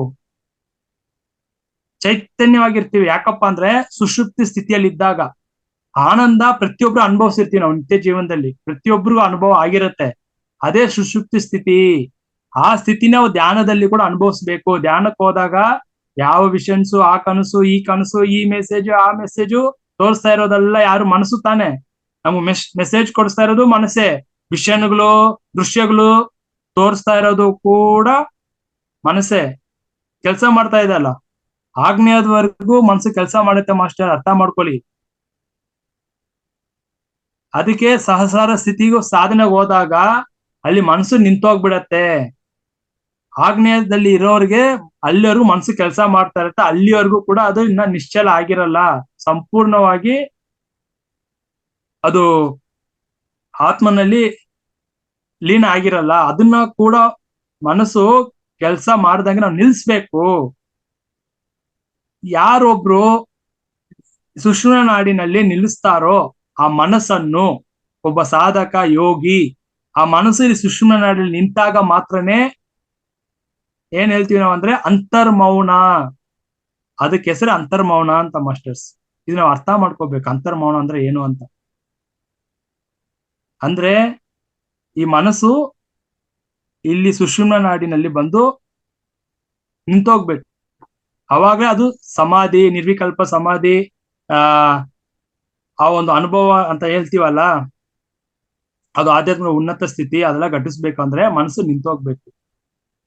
ಸೊ ಇದು ನಾವು ಅರ್ಥ ಮಾಡ್ಕೊಂಡು ಸಾಧನೆ ಮಾಡ್ಬೇಕು ಏನ್ ನಡೀತಾ ಇದೆ ಅಂತ. ಯಾಕಂದ್ರೆ ನಾನು ಸಿದ್ಧಿಗಳಿಂದೆ ಏನ್ ಹೇಳೋದು, ನನ್ಗೆ ಅದು ಕಾಣಿಸ್ತು, ಇದು ಕಾಣಿಸ್ತು ಅಂದ್ರೆ ನಾವು ಅದನ್ನ ಚೆಕ್ ಮಾಡ್ಕೋಬೇಕು. ಯಾವ ತರ ಚೆಕ್ ಮಾಡ್ಕೋಬೇಕು ಅಂದ್ರೆ, ಎಕ್ಸಾಂಪಲ್, ನನಗೆ ಯಾರೋ ಸಾಯಿಬಾಬಾ ಕಾಣಿಸ್ಕೊಂಡ್ರು ಅನ್ಕೊಳ್ಳಿ, ಧ್ಯಾನದಲ್ಲಿ ನಾನು ಕೇಳ್ಬೇಕು, ನೀವ್ ಯಾರು ಅಂತ ಪ್ರಶ್ನೆ ಹಾಕೋಬೇಕು. ಬಂದಿರೋ ನಿಜವಾಗ್ಲೂ ಸಾಯಿಬಾಬಾ ಇಲ್ಲ ಮಹಾವತಾರ್ ಬಾಬಾಜಿ ಅಂದ್ರೆ ನಿಮ್ಗೆ ಏನಾದ್ರು ಸಂದೇಶ ಕೊಡ್ಲಿಕ್ಕೆ ಬಂದಿದ್ರೆ ಅವ್ರು ಹೇಳ್ತಾರೆ, ನಿಮ್ಗೆ ಸಂದೇಶ ಕೊಡ್ಲಿಕ್ಕೆ ಬಂದಿದ್ದೀನಿ ಅಂತ ಅಷ್ಟೇನೆ. ಅಲ್ಲಿ ಸುಮ್ನೆ ಎಲ್ರಿಗೂ ಕಾಣಿಸ್ಕೊಳ್ತಾ ಇರೋ ಅಂದ್ರೆ ಅದು ಮನಸ್ಸು ಮಾಡ್ತಾ ಇರೋ ಮಾಯೆ ಆಟ. ಅರ್ಥ ಮಾಡ್ಕೋಬೇಕು ಮಾಸ್ಟರ್. ಕೃಷ್ಣ ಕಂಡು, ರಾಮ ಕಂಡು, ಅವ್ರ ಕಂಡು, ಇವ್ರ ಕಂಡು, ಇದೆಲ್ಲ ಕೂಡ ಮನಸ್ಸಿಗೆ ಅಷ್ಟು ಶಕ್ತಿ ಇದೆ. ಯಾಕಂದ್ರೆ ನಾವು ಎಲ್ಲಾ ಜನ್ಮದಲ್ಲೂ ಆ ಮನಸ್ಸು ಆತರ ರೂಪಿಸ್ಕೊಂಡಿದೆ. ಕೃಷ್ಣ ಅಂದ್ರೆ ಹೀಗೆ ಇರ್ತಾನಂತ ಮನಸ್ಸು ಕಲ್ಪನೆ ಮಾಡ್ಕೊಂಡ್ಬಿಟ್ಟಿದೆ ಅಲ್ಲ, ಅದೇ ಬರುತ್ತೆ ನಮ್ಗೆ. ಕೃಷ್ಣ ಅಂದ ತಕ್ಷಣ ಕೃಷ್ಣ ಹಿಂಗೆ ಬರುತ್ತೆ, ಯಾಕಂದ್ರೆ ಮನಸ್ಸಿಗೆ ಅಷ್ಟು ಶಕ್ತಿ ಇದೆ ಅಲ್ವಾ. ಸೊ ಇದನ್ನ ಅರ್ಥ ಮಾಡ್ಕೊಂಡು ಇದನ್ನ ಅಷ್ಟು ನಾವು ಕ್ಲಾರಿಟಿ ತಗೋಬೇಕು, ಸ್ಪಷ್ಟತೆ ಇರ್ಬೇಕು ನಮ್ಮಲ್ಲಿ ಧ್ಯಾನದಲ್ಲಿ ಕೂಡ ಮಾಸ್ಟರ್ಸ್. ಸೊ ಅದಕ್ಕೆ ಯಾವಾಗ್ಲೂ ಬಂದು ಕಾಯೋಪಾಸನ, ಚಿತ್ತೋಪಾಸನ, ವಿಪಾಸನ. ಕಾಯೋಪಾಸನ ಅಂದ್ರೆ ಏನು? ಈ ದೇಹ ಶುದ್ಧಿಯಾಗ ನಾವು ತಿನ್ನೋ ಆಹಾರ ಶುದ್ಧಿ, ಯಾವ ತರ ಆಹಾರ ತಗೊಳ್ತೀವಿ, ಅದಕ್ಕೆ ಹೇಳ್ರು ಫುಡ್ ಕ್ರಿಯೇಟ್ಸ್ ಮೂಡ್ಸ್. ನಾವ್ ಯಾವ ತರ ಆಹಾರ ತಗೊಳ್ತೀವೋ ಅದಕ್ಕೆ ತಕ್ಕನಂತೆ ನಮ್ಮ ಮೂಡ್ ಇರುತ್ತೆ ಮಾಸ್ಟರ್ಸ್. ಕೆಲವ್ರು ಬಂದು ಕೋಪ ಬರುತ್ತೆ ಅನಾವಶ್ಯಕವಾಗಿ, ಯಾಕಪ್ಪ ಅಂದ್ರೆ ಅವ್ರು ತಗೊಂಡಿರೋ ಆಹಾರ ಆ ತರ ಇರುತ್ತೆ. ಅದಕ್ಕೆ ಇದು ಚೆಕ್ ಮಾಡ್ಕೋಬೇಕು. ನನ್ನಲ್ಲಿ ಕಾಮಗುಣ ಹೆಚ್ಚಾಗ್ತಾ ಇದೆ ಅಂದ್ರೆ ಬಿಕಾಸ್ ಆಫ್ ನಾ ತಗೊಂಡಿರೋ ಆಹಾರನೇ. ಅದು ಚೆಕ್ ಮಾಡ್ಕೋಬೇಕು. ಸೊ ಆ ಫುಡ್ಗೆ ನಾವು ಯಾವ ತರ ಆಹಾರ ತಗೊಳ್ತೀವೋ ಆ ತರ ಮನಸ್ಸು ಕೆಲಸ ಮಾಡ್ತಾ ಇರುತ್ತೆ. ಇದು ನಾವು ಸರಿ ಮಾಡ್ಕೋಬೇಕು ಮಾಸ್ಟರ್ಸ್. ಅದಕ್ಕೆ ದೇಹ ಶುದ್ಧಿ, ದೇಹವೇ ದೇವಾಲಯ ಅಂತ ಹೇಳ್ತೀವಿ. ಫಸ್ಟ್ ನಮ್ಗೆ ಆಸನ ಸಿದ್ಧಿ ಆಗ್ಬೇಕು. ನಾನು ಕೂತ್ಕೊಂಡಾಗ ಎಷ್ಟೊತ್ತು ಕೂರಕ್ಕಾಗತ್ತೆ? 2 ತಾಸು 3 ತಾಸು ಕೂರಕ್ಕಾಗತ್ತಾ? ಅಂದ್ರೆ ನಮ್ಗೆ ಆಸನ, ಈ ನಾನು ಕೂತ್ಕೊಳಕ್ ಆಗ್ತಾ ಇದೆ ಅಂದ್ರೆ ನನ್ನ ದೇಹ ಸಪೋರ್ಟ್ ಮಾಡ್ತಾ ಇದೆ, ಈ ಆಸನ ಸಿದ್ಧಿ ಆಗ್ತಾ ಇದೆ. ನಾವ್ ಯಾವ ಆಸನಲ್ಲಿ ಕೂತ್ಕೊಂಡಿದೀನೋ ಸುಖಾಸನ, ಈ ಸುಖಾಸನ ಕೂತ್ಕೊಂಡ್ರು ಕೂಡ ನನ್ಗೆ ಇದು ಕೂರ್ಲಿಕ್ಕೆ ಆಗ್ತಾ ಇದೆ. ನನ್ನ ಸ್ಪೈನ್, ನನ್ನ ಬೆನ್ನು ಮೂಳೆ ಏನ್ ಹೇಳ್ತೀವಲ್ಲ ಅದು ಸ್ಟ್ರೈಟ್ ಆಗಿ ನಿಂತಿದೆ. 3 ತಾಸು ಆದ್ರೂ ಅದು ಕೆಳಗೆ ವಾಲಲ್ಲ, ಅದು ಸ್ಟ್ರೈಟ್ ಆಗಿ ನಿಂತಿದೆ ಅಂದ್ರೆ ಆಸನ ಸಿದ್ಧಿ ಆಗಿದೆ ಅಂತ. ಅದೇ ಕಾಯೋಪಾಸನ. ಕಾಯ ಅಂದ್ರೆ ದೇಹ. ನೆಕ್ಸ್ಟ್ ಚಿತ್ತೋಪಾಸನ, ಚಿತ್ತ ಶುದ್ಧಿ, ಮನಸ್ಸು ಶುದ್ಧಿ ಆಗ್ಬೇಕು. ಮನಸ್ಸು ಶುದ್ಧಿ ಆದ್ರೇನೆ ನಮ್ಗೆ ಆ ಒಂದು ಆಧ್ಯಾತ್ಮಿಕ ಅನುಭವಗಳು, ಸ್ಪಿರಿಚುವಲ್ ಎಕ್ಸ್ಪೀರಿಯನ್ಸ್, ಆಸ್ಟ್ರಲ್ ವಿಷನ್ಸ್, ಆಮೇಲೆ ಮಾಸ್ಟರ್ ಕೊಡೋ ಮೆಸೇಜಸ್, ಆಮೇಲೆ ಚಾನೆಲಿಂಗ್ ಆಗೋದು ಅಂತ ಹೇಳ್ತೀವಿ. ಆಮೇಲೆ ಇದೆಲ್ಲ ನಮ್ಗೆ ಯಾವಾಗ ಅನುಭವಕ್ಕೆ ಬರುತ್ತಾ ಅಂದ್ರೆ ಚಿತ್ತ ಶುದ್ಧಿ ಆದಾಗ ಮಾತ್ರ ಮಾಸ್ಟರ್ಸ್. ಅದು ಮನಸ್ಸು ಶುದ್ಧಿ ಆಗ್ಬೇಕು. 3ನೇದು ವಿಪಾಸನ. ವಿಪಾಸನ ಅಂದ್ರೆ ಏನು? ದಿವ್ಯ ಚಕ್ಷು, ದಿವ್ಯ ನೇತ್ರ. ನೋಡಿ, ಮನೋನೇತ್ರ ಬೇರೆ. ಮನೋನೇತ್ರ ಅಂದ್ರೆ ಏನು? ನಿಮ್ ಮನ್ಸಲ್ಲಿ ನಾನು ಇರೋದು ಹೇಳ್ಬಲ್ಲೆ. ಇದೆಲ್ಲ ಒಂದು ಸಂಮೋಹನಿ ವಿದ್ಯೆ. ಇದು ಟೆಲಿಪತಿ ಅಂತೀವಲ್ಲ, ಅದಾದ ಟೆಲಿಪತಿ, ಅದೆಲ್ಲ ಮನಸ್ಸಿಗೆ ಸಂಬಂಧಪಟ್ಟಿದ್ದು, ಮನೋನೇತ್ರ ಅದು. ಬಟ್ ಅದನ್ನು ದಾಟಿ ಹೋಗ್ಬೇಕು. ಹೇಗೆ ಶ್ರೀ ಕೃಷ್ಣ ಪರಮಾತ್ಮ ಅರ್ಜುನನಿಗೆ ಆ ದಿವ್ಯ ಚಕ್ಷುವನ್ನು ಸಕ್ರಿಯ ಮಾಡಿ ಇಡೀ ಬ್ರಹ್ಮಾಂಡವನ್ನು ತೋರ್ಸದ್ನೋ, ಅದೇ ತರ ನಮ್ಮ ಈ ದಿವ್ಯ ಚಕ್ಷು ತೆರೆದರೆ, ಸಕ್ರಿಯ ಆದ್ರೆ ಇಡೀ ಬ್ರಹ್ಮಾಂಡವನ್ನೇ ನೋಡ್ಬೋದು. ನವಗ್ರಹಗಳಿಂದ ಹಿಡಿದು ಯಾವ್ಯಾವ ಲೋಕದಲ್ಲಿ ಏನೇನು ಎಲ್ಲಾನು ನೋಡ್ಬೋದು ಕೂತಿದ್ದ ಜಾಗದಲ್ಲೇ. ಅದು ಆ ಸ್ಥಿತಿಗೆ ಹೋಗ್ಬೇಕು. ಆ ದಿವ್ಯ ಚಕ್ಷು ಅಂತ ಹೇಳ್ತೀವಿ. ಇಲ್ಲಿ ನಮ್ಗೆ ಏನ್ ಪ್ರಾಬ್ಲಮ್ ಅಂದ್ರೆ ಥರ್ಡ್ ಐನೇ ತುಂಬಾ ಅದನ್ನೇ ಹಿರಿಮೆಯಿಂದ ಗ್ರೇಟ್ ಆಗಿ ಮಾತಾಡ್ಕೊಳ್ತಾ ಇರ್ತೀವಿ. ಅದೇ ಪ್ರಾಬ್ಲಮ್ ಇಲ್ಲಿ. ಥರ್ಡ್ ಐ ಮಾತ್ರ ಹೆಂಗ ಆಕ್ಟಿವೇಟ್ ಆಗುತ್ತೆ ಹೇಳಿ ನೋಡೋಣ. ಥರ್ಡ್ ಐ ಅಂತ ಮಾತಾಡ್ತೀವಲ್ಲ, ಅರ್ಥ ಮಾಡ್ಕೊಳ್ಳಿ. ಈ ಥರ್ಡ್ ಐ ಕೂಡ ಆಕ್ಟಿವೇಟ್ ಆಗ್ಬೇಕಂದ್ರೆ, ಥರ್ಡ್ ಐ ಅಂದ್ರೆ ಏನಿಲ್ಲ ಮಾಸ್ಟರ್ಸ್, ಒನ್ನೆಸ್ ಅಲ್ಲಿ ಇರಬೇಕು. ಅದೇ ಥರ್ಡ್ ಐ ಅಂದ್ರೆ. ನಾನು ಅದನ್ನೇ ಹೇಳ್ತಾರೆ ಸ್ಟಾರ್ಟಿಂಗ್ ಇಂದ, ಒನ್ನೆಸ್, ಏಕತ್ವ, ಸಮತ್ವ ಸ್ಥಿತಿಯಲ್ಲೇ ಇದ್ರೆ ಏನಾಗತ್ತಪ್ಪ ಅಂದ್ರೆ ತಾನಾಗೆ ಆಕ್ಟಿವೇಟ್ ಆಗುತ್ತೆ. ಪೀನಿಯಲ್ ಗ್ಲ್ಯಾಂಡ್ ಆಕ್ಟಿವೇಟ್ ಆಗತ್ತೆ. ಅದನ್ನೇ ಥರ್ಡ್ ಐ ಅಂತ ಹೇಳ್ತೀವಿ. ಸೊ ಅದಕ್ಕೆ ಇವತ್ತು ಹೇಳಿದ ಟೆಕ್ನಿಕ್ ಅರ್ಥ ಮಾಡ್ಕೊಳ್ಳಿ. ಒನ್ನೆಸ್ ಅಲ್ಲಿ ಇರ್ಬೇಕು ಪ್ರತಿ ದಿನ. ಅರ್ಥ ಮಾಡ್ಕೊಳ್ಳಿ ಮಾಸ್ಟರ್ಸ್. ಏನಾದ್ರೂ ಒಂದು ಇರುವೆಗಾಗ್ಲಿ ಒಂದು ಬೆಲ್ಲ ಹಾಕಿ. ನೀವು ಇರುವೆನ್ ಕಂಡ್ರೆ, ಇಲ್ಲ ನಿಮ್ ಮನೆಯಲ್ಲಿ ಸಾಧ್ಯ ಆದ್ರೆ ಪಕ್ಷಿಗಳಿಗೆ, ಪಾರಿವಾಳಕ್ಕೆ ಕಾಳುಗಳು ಹಾಕಿ. ಇದು ಯಾರು ಮಾಡ್ತಾ ಮಾಡ್ತಾ ಮಾಡ್ತಾ ಅಂದ್ರೆ ಬಯಸ್ಕೊಂಡು ಮಾಡ್ಬಾರ್ದು. ಹಿಂಗ್ ಹೇಳಿದಾರೆ ಇದನ್ನ ಮಾಡಿದ್ರೆ ಇದಾಗತ್ತೆ ಅದಾಗತ್ತೆ ಅಂತಲ್ಲ. ಏನು ಅಪೇಕ್ಷೆ ನಿರೀಕ್ಷೆ ಇಲ್ಲದೆ ಕರುಣೆಯಿಂದ, ಪ್ರೀತಿಯಿಂದ ಆ ಒನ್ನೆಸ್, ಆ ಪಕ್ಷಿ ಬೇರೆ ನಾನು ಬೇರೆ ಅಲ್ಲಪ್ಪ, ಇರುವೆನಲ್ಲಿ ಇರೋದು ಪರಮಾತ್ಮ, ನನ್ನಲ್ಲಿ ಇರೋದು ಕೂಡ ಪರಮಾತ್ಮನೇ, ಆ ಒಂದು ಸಮತ್ವ ಏಕತ್ವ ಸ್ಥಿತಿಯಲ್ಲಿ ಮಾಡ್ತಾ ಬಂದಾಗ ಆ ಪ್ರಕೃತಿನೇ ನಮ್ಗೆ ಸುಷುಮ್ನ ನಾಡಿನೂ ಸಕ್ರಿಯ ಮಾಡತ್ತೆ. ಈ ದಿವ್ಯ ಚಕ್ಷು ಅದು ಕೂಡ ಆ ಸ್ಥಿತಿಗೆ ಹೋಗ್ಬಹುದು. ಜ್ಞಾನಿಗಳ ತರ ತ್ರಿಕಾಲ ಜ್ಞಾನಿಗಳು ಆಗೋ ಒಂದು ಅವಕಾಶ ನಮ್ಗೆ ಇರ್ಬಹುದು, ಪ್ರಕೃತಿ ಮನಸ್ಸು ಮಾಡಿದ್ರೆ, ನಮ್ಮಲ್ಲಿ ಆ ಪರಿಶುದ್ಧತೆ ಇದ್ರೆ. ಇದಕ್ಕೆ ಮೇನ್ ಏನಂದ್ರೆ ಯಾವ್ದಕ್ಕೂ ಅಟ್ಯಾಚ್ ಆಗಿ, ಭೌತಿಕವಾಗಿ ಯಾವ್ದಕ್ಕೂ ಅಟ್ಯಾಚ್ ಆಗಿ ಇರಬಾರ್ದು. ಅಟ್ಯಾಚ್ಡ್ ಇಂದ ಡಿಟ್ಯಾಚ್ಡ್ ಬರ್ಬೇಕು. ಅಟ್ಯಾಚ್ಮೆಂಟ್ ಇರ್ತೀವಿ ಅಂದ್ರೆ ಯಾವ ಜನ್ಮದಲ್ಲೂ ನಾವು ಉನ್ನತ ಸ್ಥಿತಿಗೆ ಹೋಗಕ್ಕಾಗಲ್ಲ ಮಾಸ್ಟರ್ಸ್. ಏನೇ ವಿಷಯ ತಿಳ್ಕೊಂಡ್ರು ಕೂಡ, ನಾ third I opening class, course, ಅದು ಇದು ಅಟೆಂಡ್ ಮಾಡಿದ್ರು ಕೂಡ ಅಟ್ಯಾಚ್ಮೆಂಟ್ ಇದ್ರೆ ಮನಸ್ಸು ಮನೋನೇತ್ರ ಮಾತ್ರ ಕೆಲಸ ಮಾಡ್ತಾ ಇರುತ್ತೆ. ಅದಷ್ಟೇನೆ. ಅದೆಲ್ಲ ಸಿದ್ಧಿಗಳಿಂದ ಹೋಗ್ಬಿಡ್ತೀವಿ ಅಂದ್ರೆ ಉನ್ನತ ಸತ್ಯ ಏನಲ್ದೆ ದೇಹ ತ್ಯಜಿಸಿದಾಗ ಆತ್ಮ ಸದಾ ಪ್ರಕಾಶವಾಗಿ ಅಲ್ಲೇ ಹೋಗಿ ನಾನು ಲೀನ್ ಆಗ್ಬಿಡ್ಬೇಕು ಅಷ್ಟೇನೆ. ಮತ್ತೆ ಅದೇ ಕೊನೆ ಜನ್ಮ, ಅದೇ ಮುಕ್ತಿ ಮೋಕ್ಷ. ಅಂದ್ರೆ ಹೋಗಿ ನನ್ನಲ್ಲೇ ನಾನು ಲೀನ್ ಆಗೋದು. ಇಲ್ಲಿ ಜೀವಾತ್ಮನಾಗಿ ಬಂದಿದ್ದೀನಿ, ಮನಸ್ಸನ್ನ ತಗೊಂಡ್ ಬಂದಿದ್ದೀನಿ, ಆ ಬ್ರಹ್ಮಾಂಡದಲ್ಲಿರೋ ಆತ್ಮನಿಂದ ಮನಸ್ಸನ್ನ ತಗೊಂಡ್ ಬಂದಿದ್ದೀನಿ ಭೂಮಿಗೆ. ಇಲ್ಲಿ ನಾನು ಈ ಮನಸ್ಸು ಮುಖಾಂತರ ನಿತ್ಯ ಚಟುವಟಿಕೆ, ಈ ಪ್ರಾಪಂಚಿಕ ಸಾಧನೆ ಮಾಡ್ತಾ ಇದ್ದೀನಿ. ಇದೇ ಮನಸ್ಸನ್ನು ಯಾವ ಮನಸ್ಸಿನಿಂದ ಪ್ರಾಪಂಚಿಕ ಸಾಧನೆ ಲೌಕಿಕ ಸಾಧನೆ ಮಾಡ್ತಾನೆ ಅದೇ ಮನಸ್ಸನ್ನ ಆಧ್ಯಾತ್ಮಿಕ ಒಂದು ರುಚಿ ತೋರಿಸಿ ಆಧ್ಯಾತ್ಮಿಕ ಪಯಣದಲ್ಲಿ ಇಟ್ಟು ಅದಕ್ಕೆ ಅಭ್ಯಾಸ ಮಾಡಿ ಧ್ಯಾನ ಅಭ್ಯಾಸ ಮಾಡಿ ಅದನ್ನ ಏನ್ ಮಾಡ್ಬೇಕು ಅಂತರ್ಮುಖ ಮಾಡಿ ಅದಕ್ಕೆ ಅರ್ಥ ಮಾಡಿಸಿ ಇದೇ ಮನಸ್ಸನ್ನ ಆತ್ಮದ ಕಡೆಗೆ ತಿರುಗಿಸ್ಬೇಕು ಮಾಸ್ಟರ್. ಇದೇ ಮುಕ್ತಿ ಮೋಕ್ಷ ಅಂದ್ರೆ. ಇದು ನಮ್ಗೆ ಅರ್ಥ ಆಗ್ಬಿಟ್ರೆ ಈ ಜನ್ಮದಲ್ಲೇ ನಮ್ಗೆ ಕೊನೆ ಜನ್ಮ, ಈ ಜನ್ಮದಲ್ಲೇ ಕರ್ಮವನ್ನು ಸಂಪೂರ್ಣವಾಗಿ ದಗ್ಧ ಮಾಡ್ಬೋದು ಮಾಸ್ಟರ್ಸ್. ಅದಕ್ಕೆ ಧ್ಯಾನಂ ಅಂದ್ರೆ ಸರ್ವತ್ರ ಸಾಧನಂ. ಧ್ಯಾನಂ ಸರ್ವತ್ರ ಸಾಧನಂ. ಆತ್ಮನನ್ನು ತಿಳ್ಕೋಬೇಕು ಅಂದ್ರೆ ಏಕೈಕ ಒಂದೇ ಉಪಾಯ, ಅರ್ಥ ಮಾಡ್ಕೊಳ್ಳಿ ಮಾಸ್ಟರ್, ಧ್ಯಾನ ಮಾತ್ರವೇ. ಧ್ಯಾನದಿಂದಲೇ. ಧ್ಯಾನ ಬಿಟ್ಟು ನಮ್ಗೆ ಯಾಕಪ್ಪ ಧ್ಯಾನ, ನಾವು ಭಕ್ತಿನಲ್ಲಿ ಇರ್ತೀವಿ, ಭಕ್ತಿ ಮಾಡ್ಕೊಂಡು ಹೋಗ್ತೀವಿ, ಭಜನೆ ಮಾಡ್ತೀವಿ, ಅದೇ ನಮ್ಗೆ ಆನಂದವಾಗಿದೆ ಅಂದ್ರೆ ಮಾಡಿ.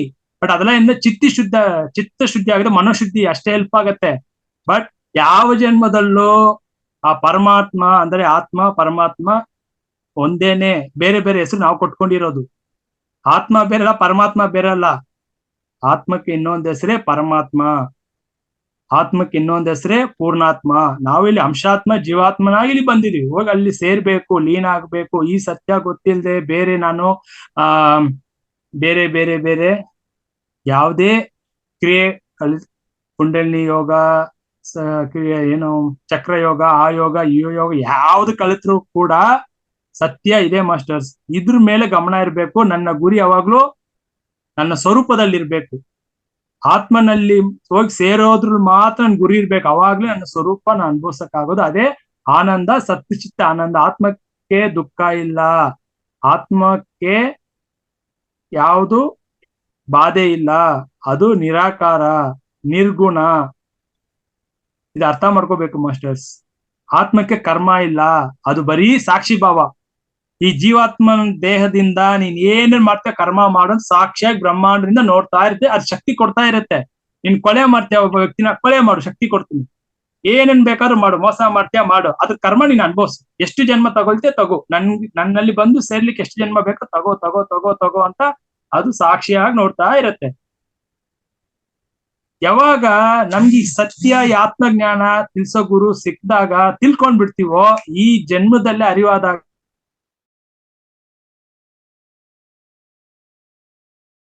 ಇದಕ್ಕೆ ಅಭ್ಯಾಸ ಮಾಡಿ ಇದನ್ನ ಯಾವ ಒಬ್ಬ ಯೋಗಿ ಸಾಧಕ ಈ ಜನ್ಮದಲ್ಲೇ ಮನಸ್ಸನ್ನು ಆತ್ಮದಲ್ಲಿ ಲೀನ್ ಮಾಡ್ತಾನೋ ಅವನೇ ಜೀವನ್ ಮುಕ್ತನು, ಅವನೇ ಮುಮುಕ್ಷು, ಅವನೇ ಮೋಕ್ಷಕ್ಕೆ ಹೋಗೋದು ಮಾಸ್ಟರ್ಸ್.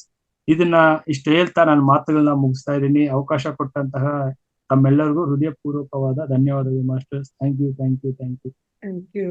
ಧನ್ಯವಾದ ಸರ್, ತುಂಬ ಹೃದಯದ ಧನ್ಯವಾದ ನಿಮಗೆ. ಇಂತಹ ಅದ್ಭುತವಾದ ಮಾತುಗಳನ್ನ ಕೇಳಿದ್ವಿ, ಆತ್ಮದ ಬಗ್ಗೆ ತಿಳ್ಕೊಂಡ್ವಿ. ಇದು ಈ ಒಂದು ಆತ್ಮಜ್ಞಾನ ನಾಳೆಗೂ ಮುಂದುವರಿಯುತ್ತೆ ಅಂತ ಹೇಳ್ತಾ, ಈಗಾಗಲೇ ಸಮಯ ಮೀರಿರೋದ್ರಿಂದ ಯಾರನ್ನು ಪ್ರಶ್ನೆ ಕೇಳುವಂತ ಸಾಹಸ ಖಂಡಿತ ಮಾಡ್ತಾ ಇಲ್ಲ. ನಾಳೆ ಒಂದೇ ಒಂದ್ ಕ್ವಶನ್ ಕೇಳ್ಬಿಡ್ತೀನಿ ಮೇಡಮ್. ದಯವಿಟ್ಟು ನಾಳೆ ಮೇಡಮ್, ಯಾಕೆಂದ್ರೆ ಸಾಕಷ್ಟು ಜನ ಕಾಯ್ತಾ ಇದ್ದಾರೆ. Okay ma'am, okay. ಈಗಾಗಲೇ 5:15 ಆಗೋಗಿರೋದ್ರಿಂದ 2 ಗಂಟೆಗಳ ಕಾಲ ಸತತವಾಗಿ ನಮ್ಮ ಕಾರ್ಯಕ್ರಮ ಇನ್ನು ಮುಂದೆ ನಡೆಯುತ್ತೆ.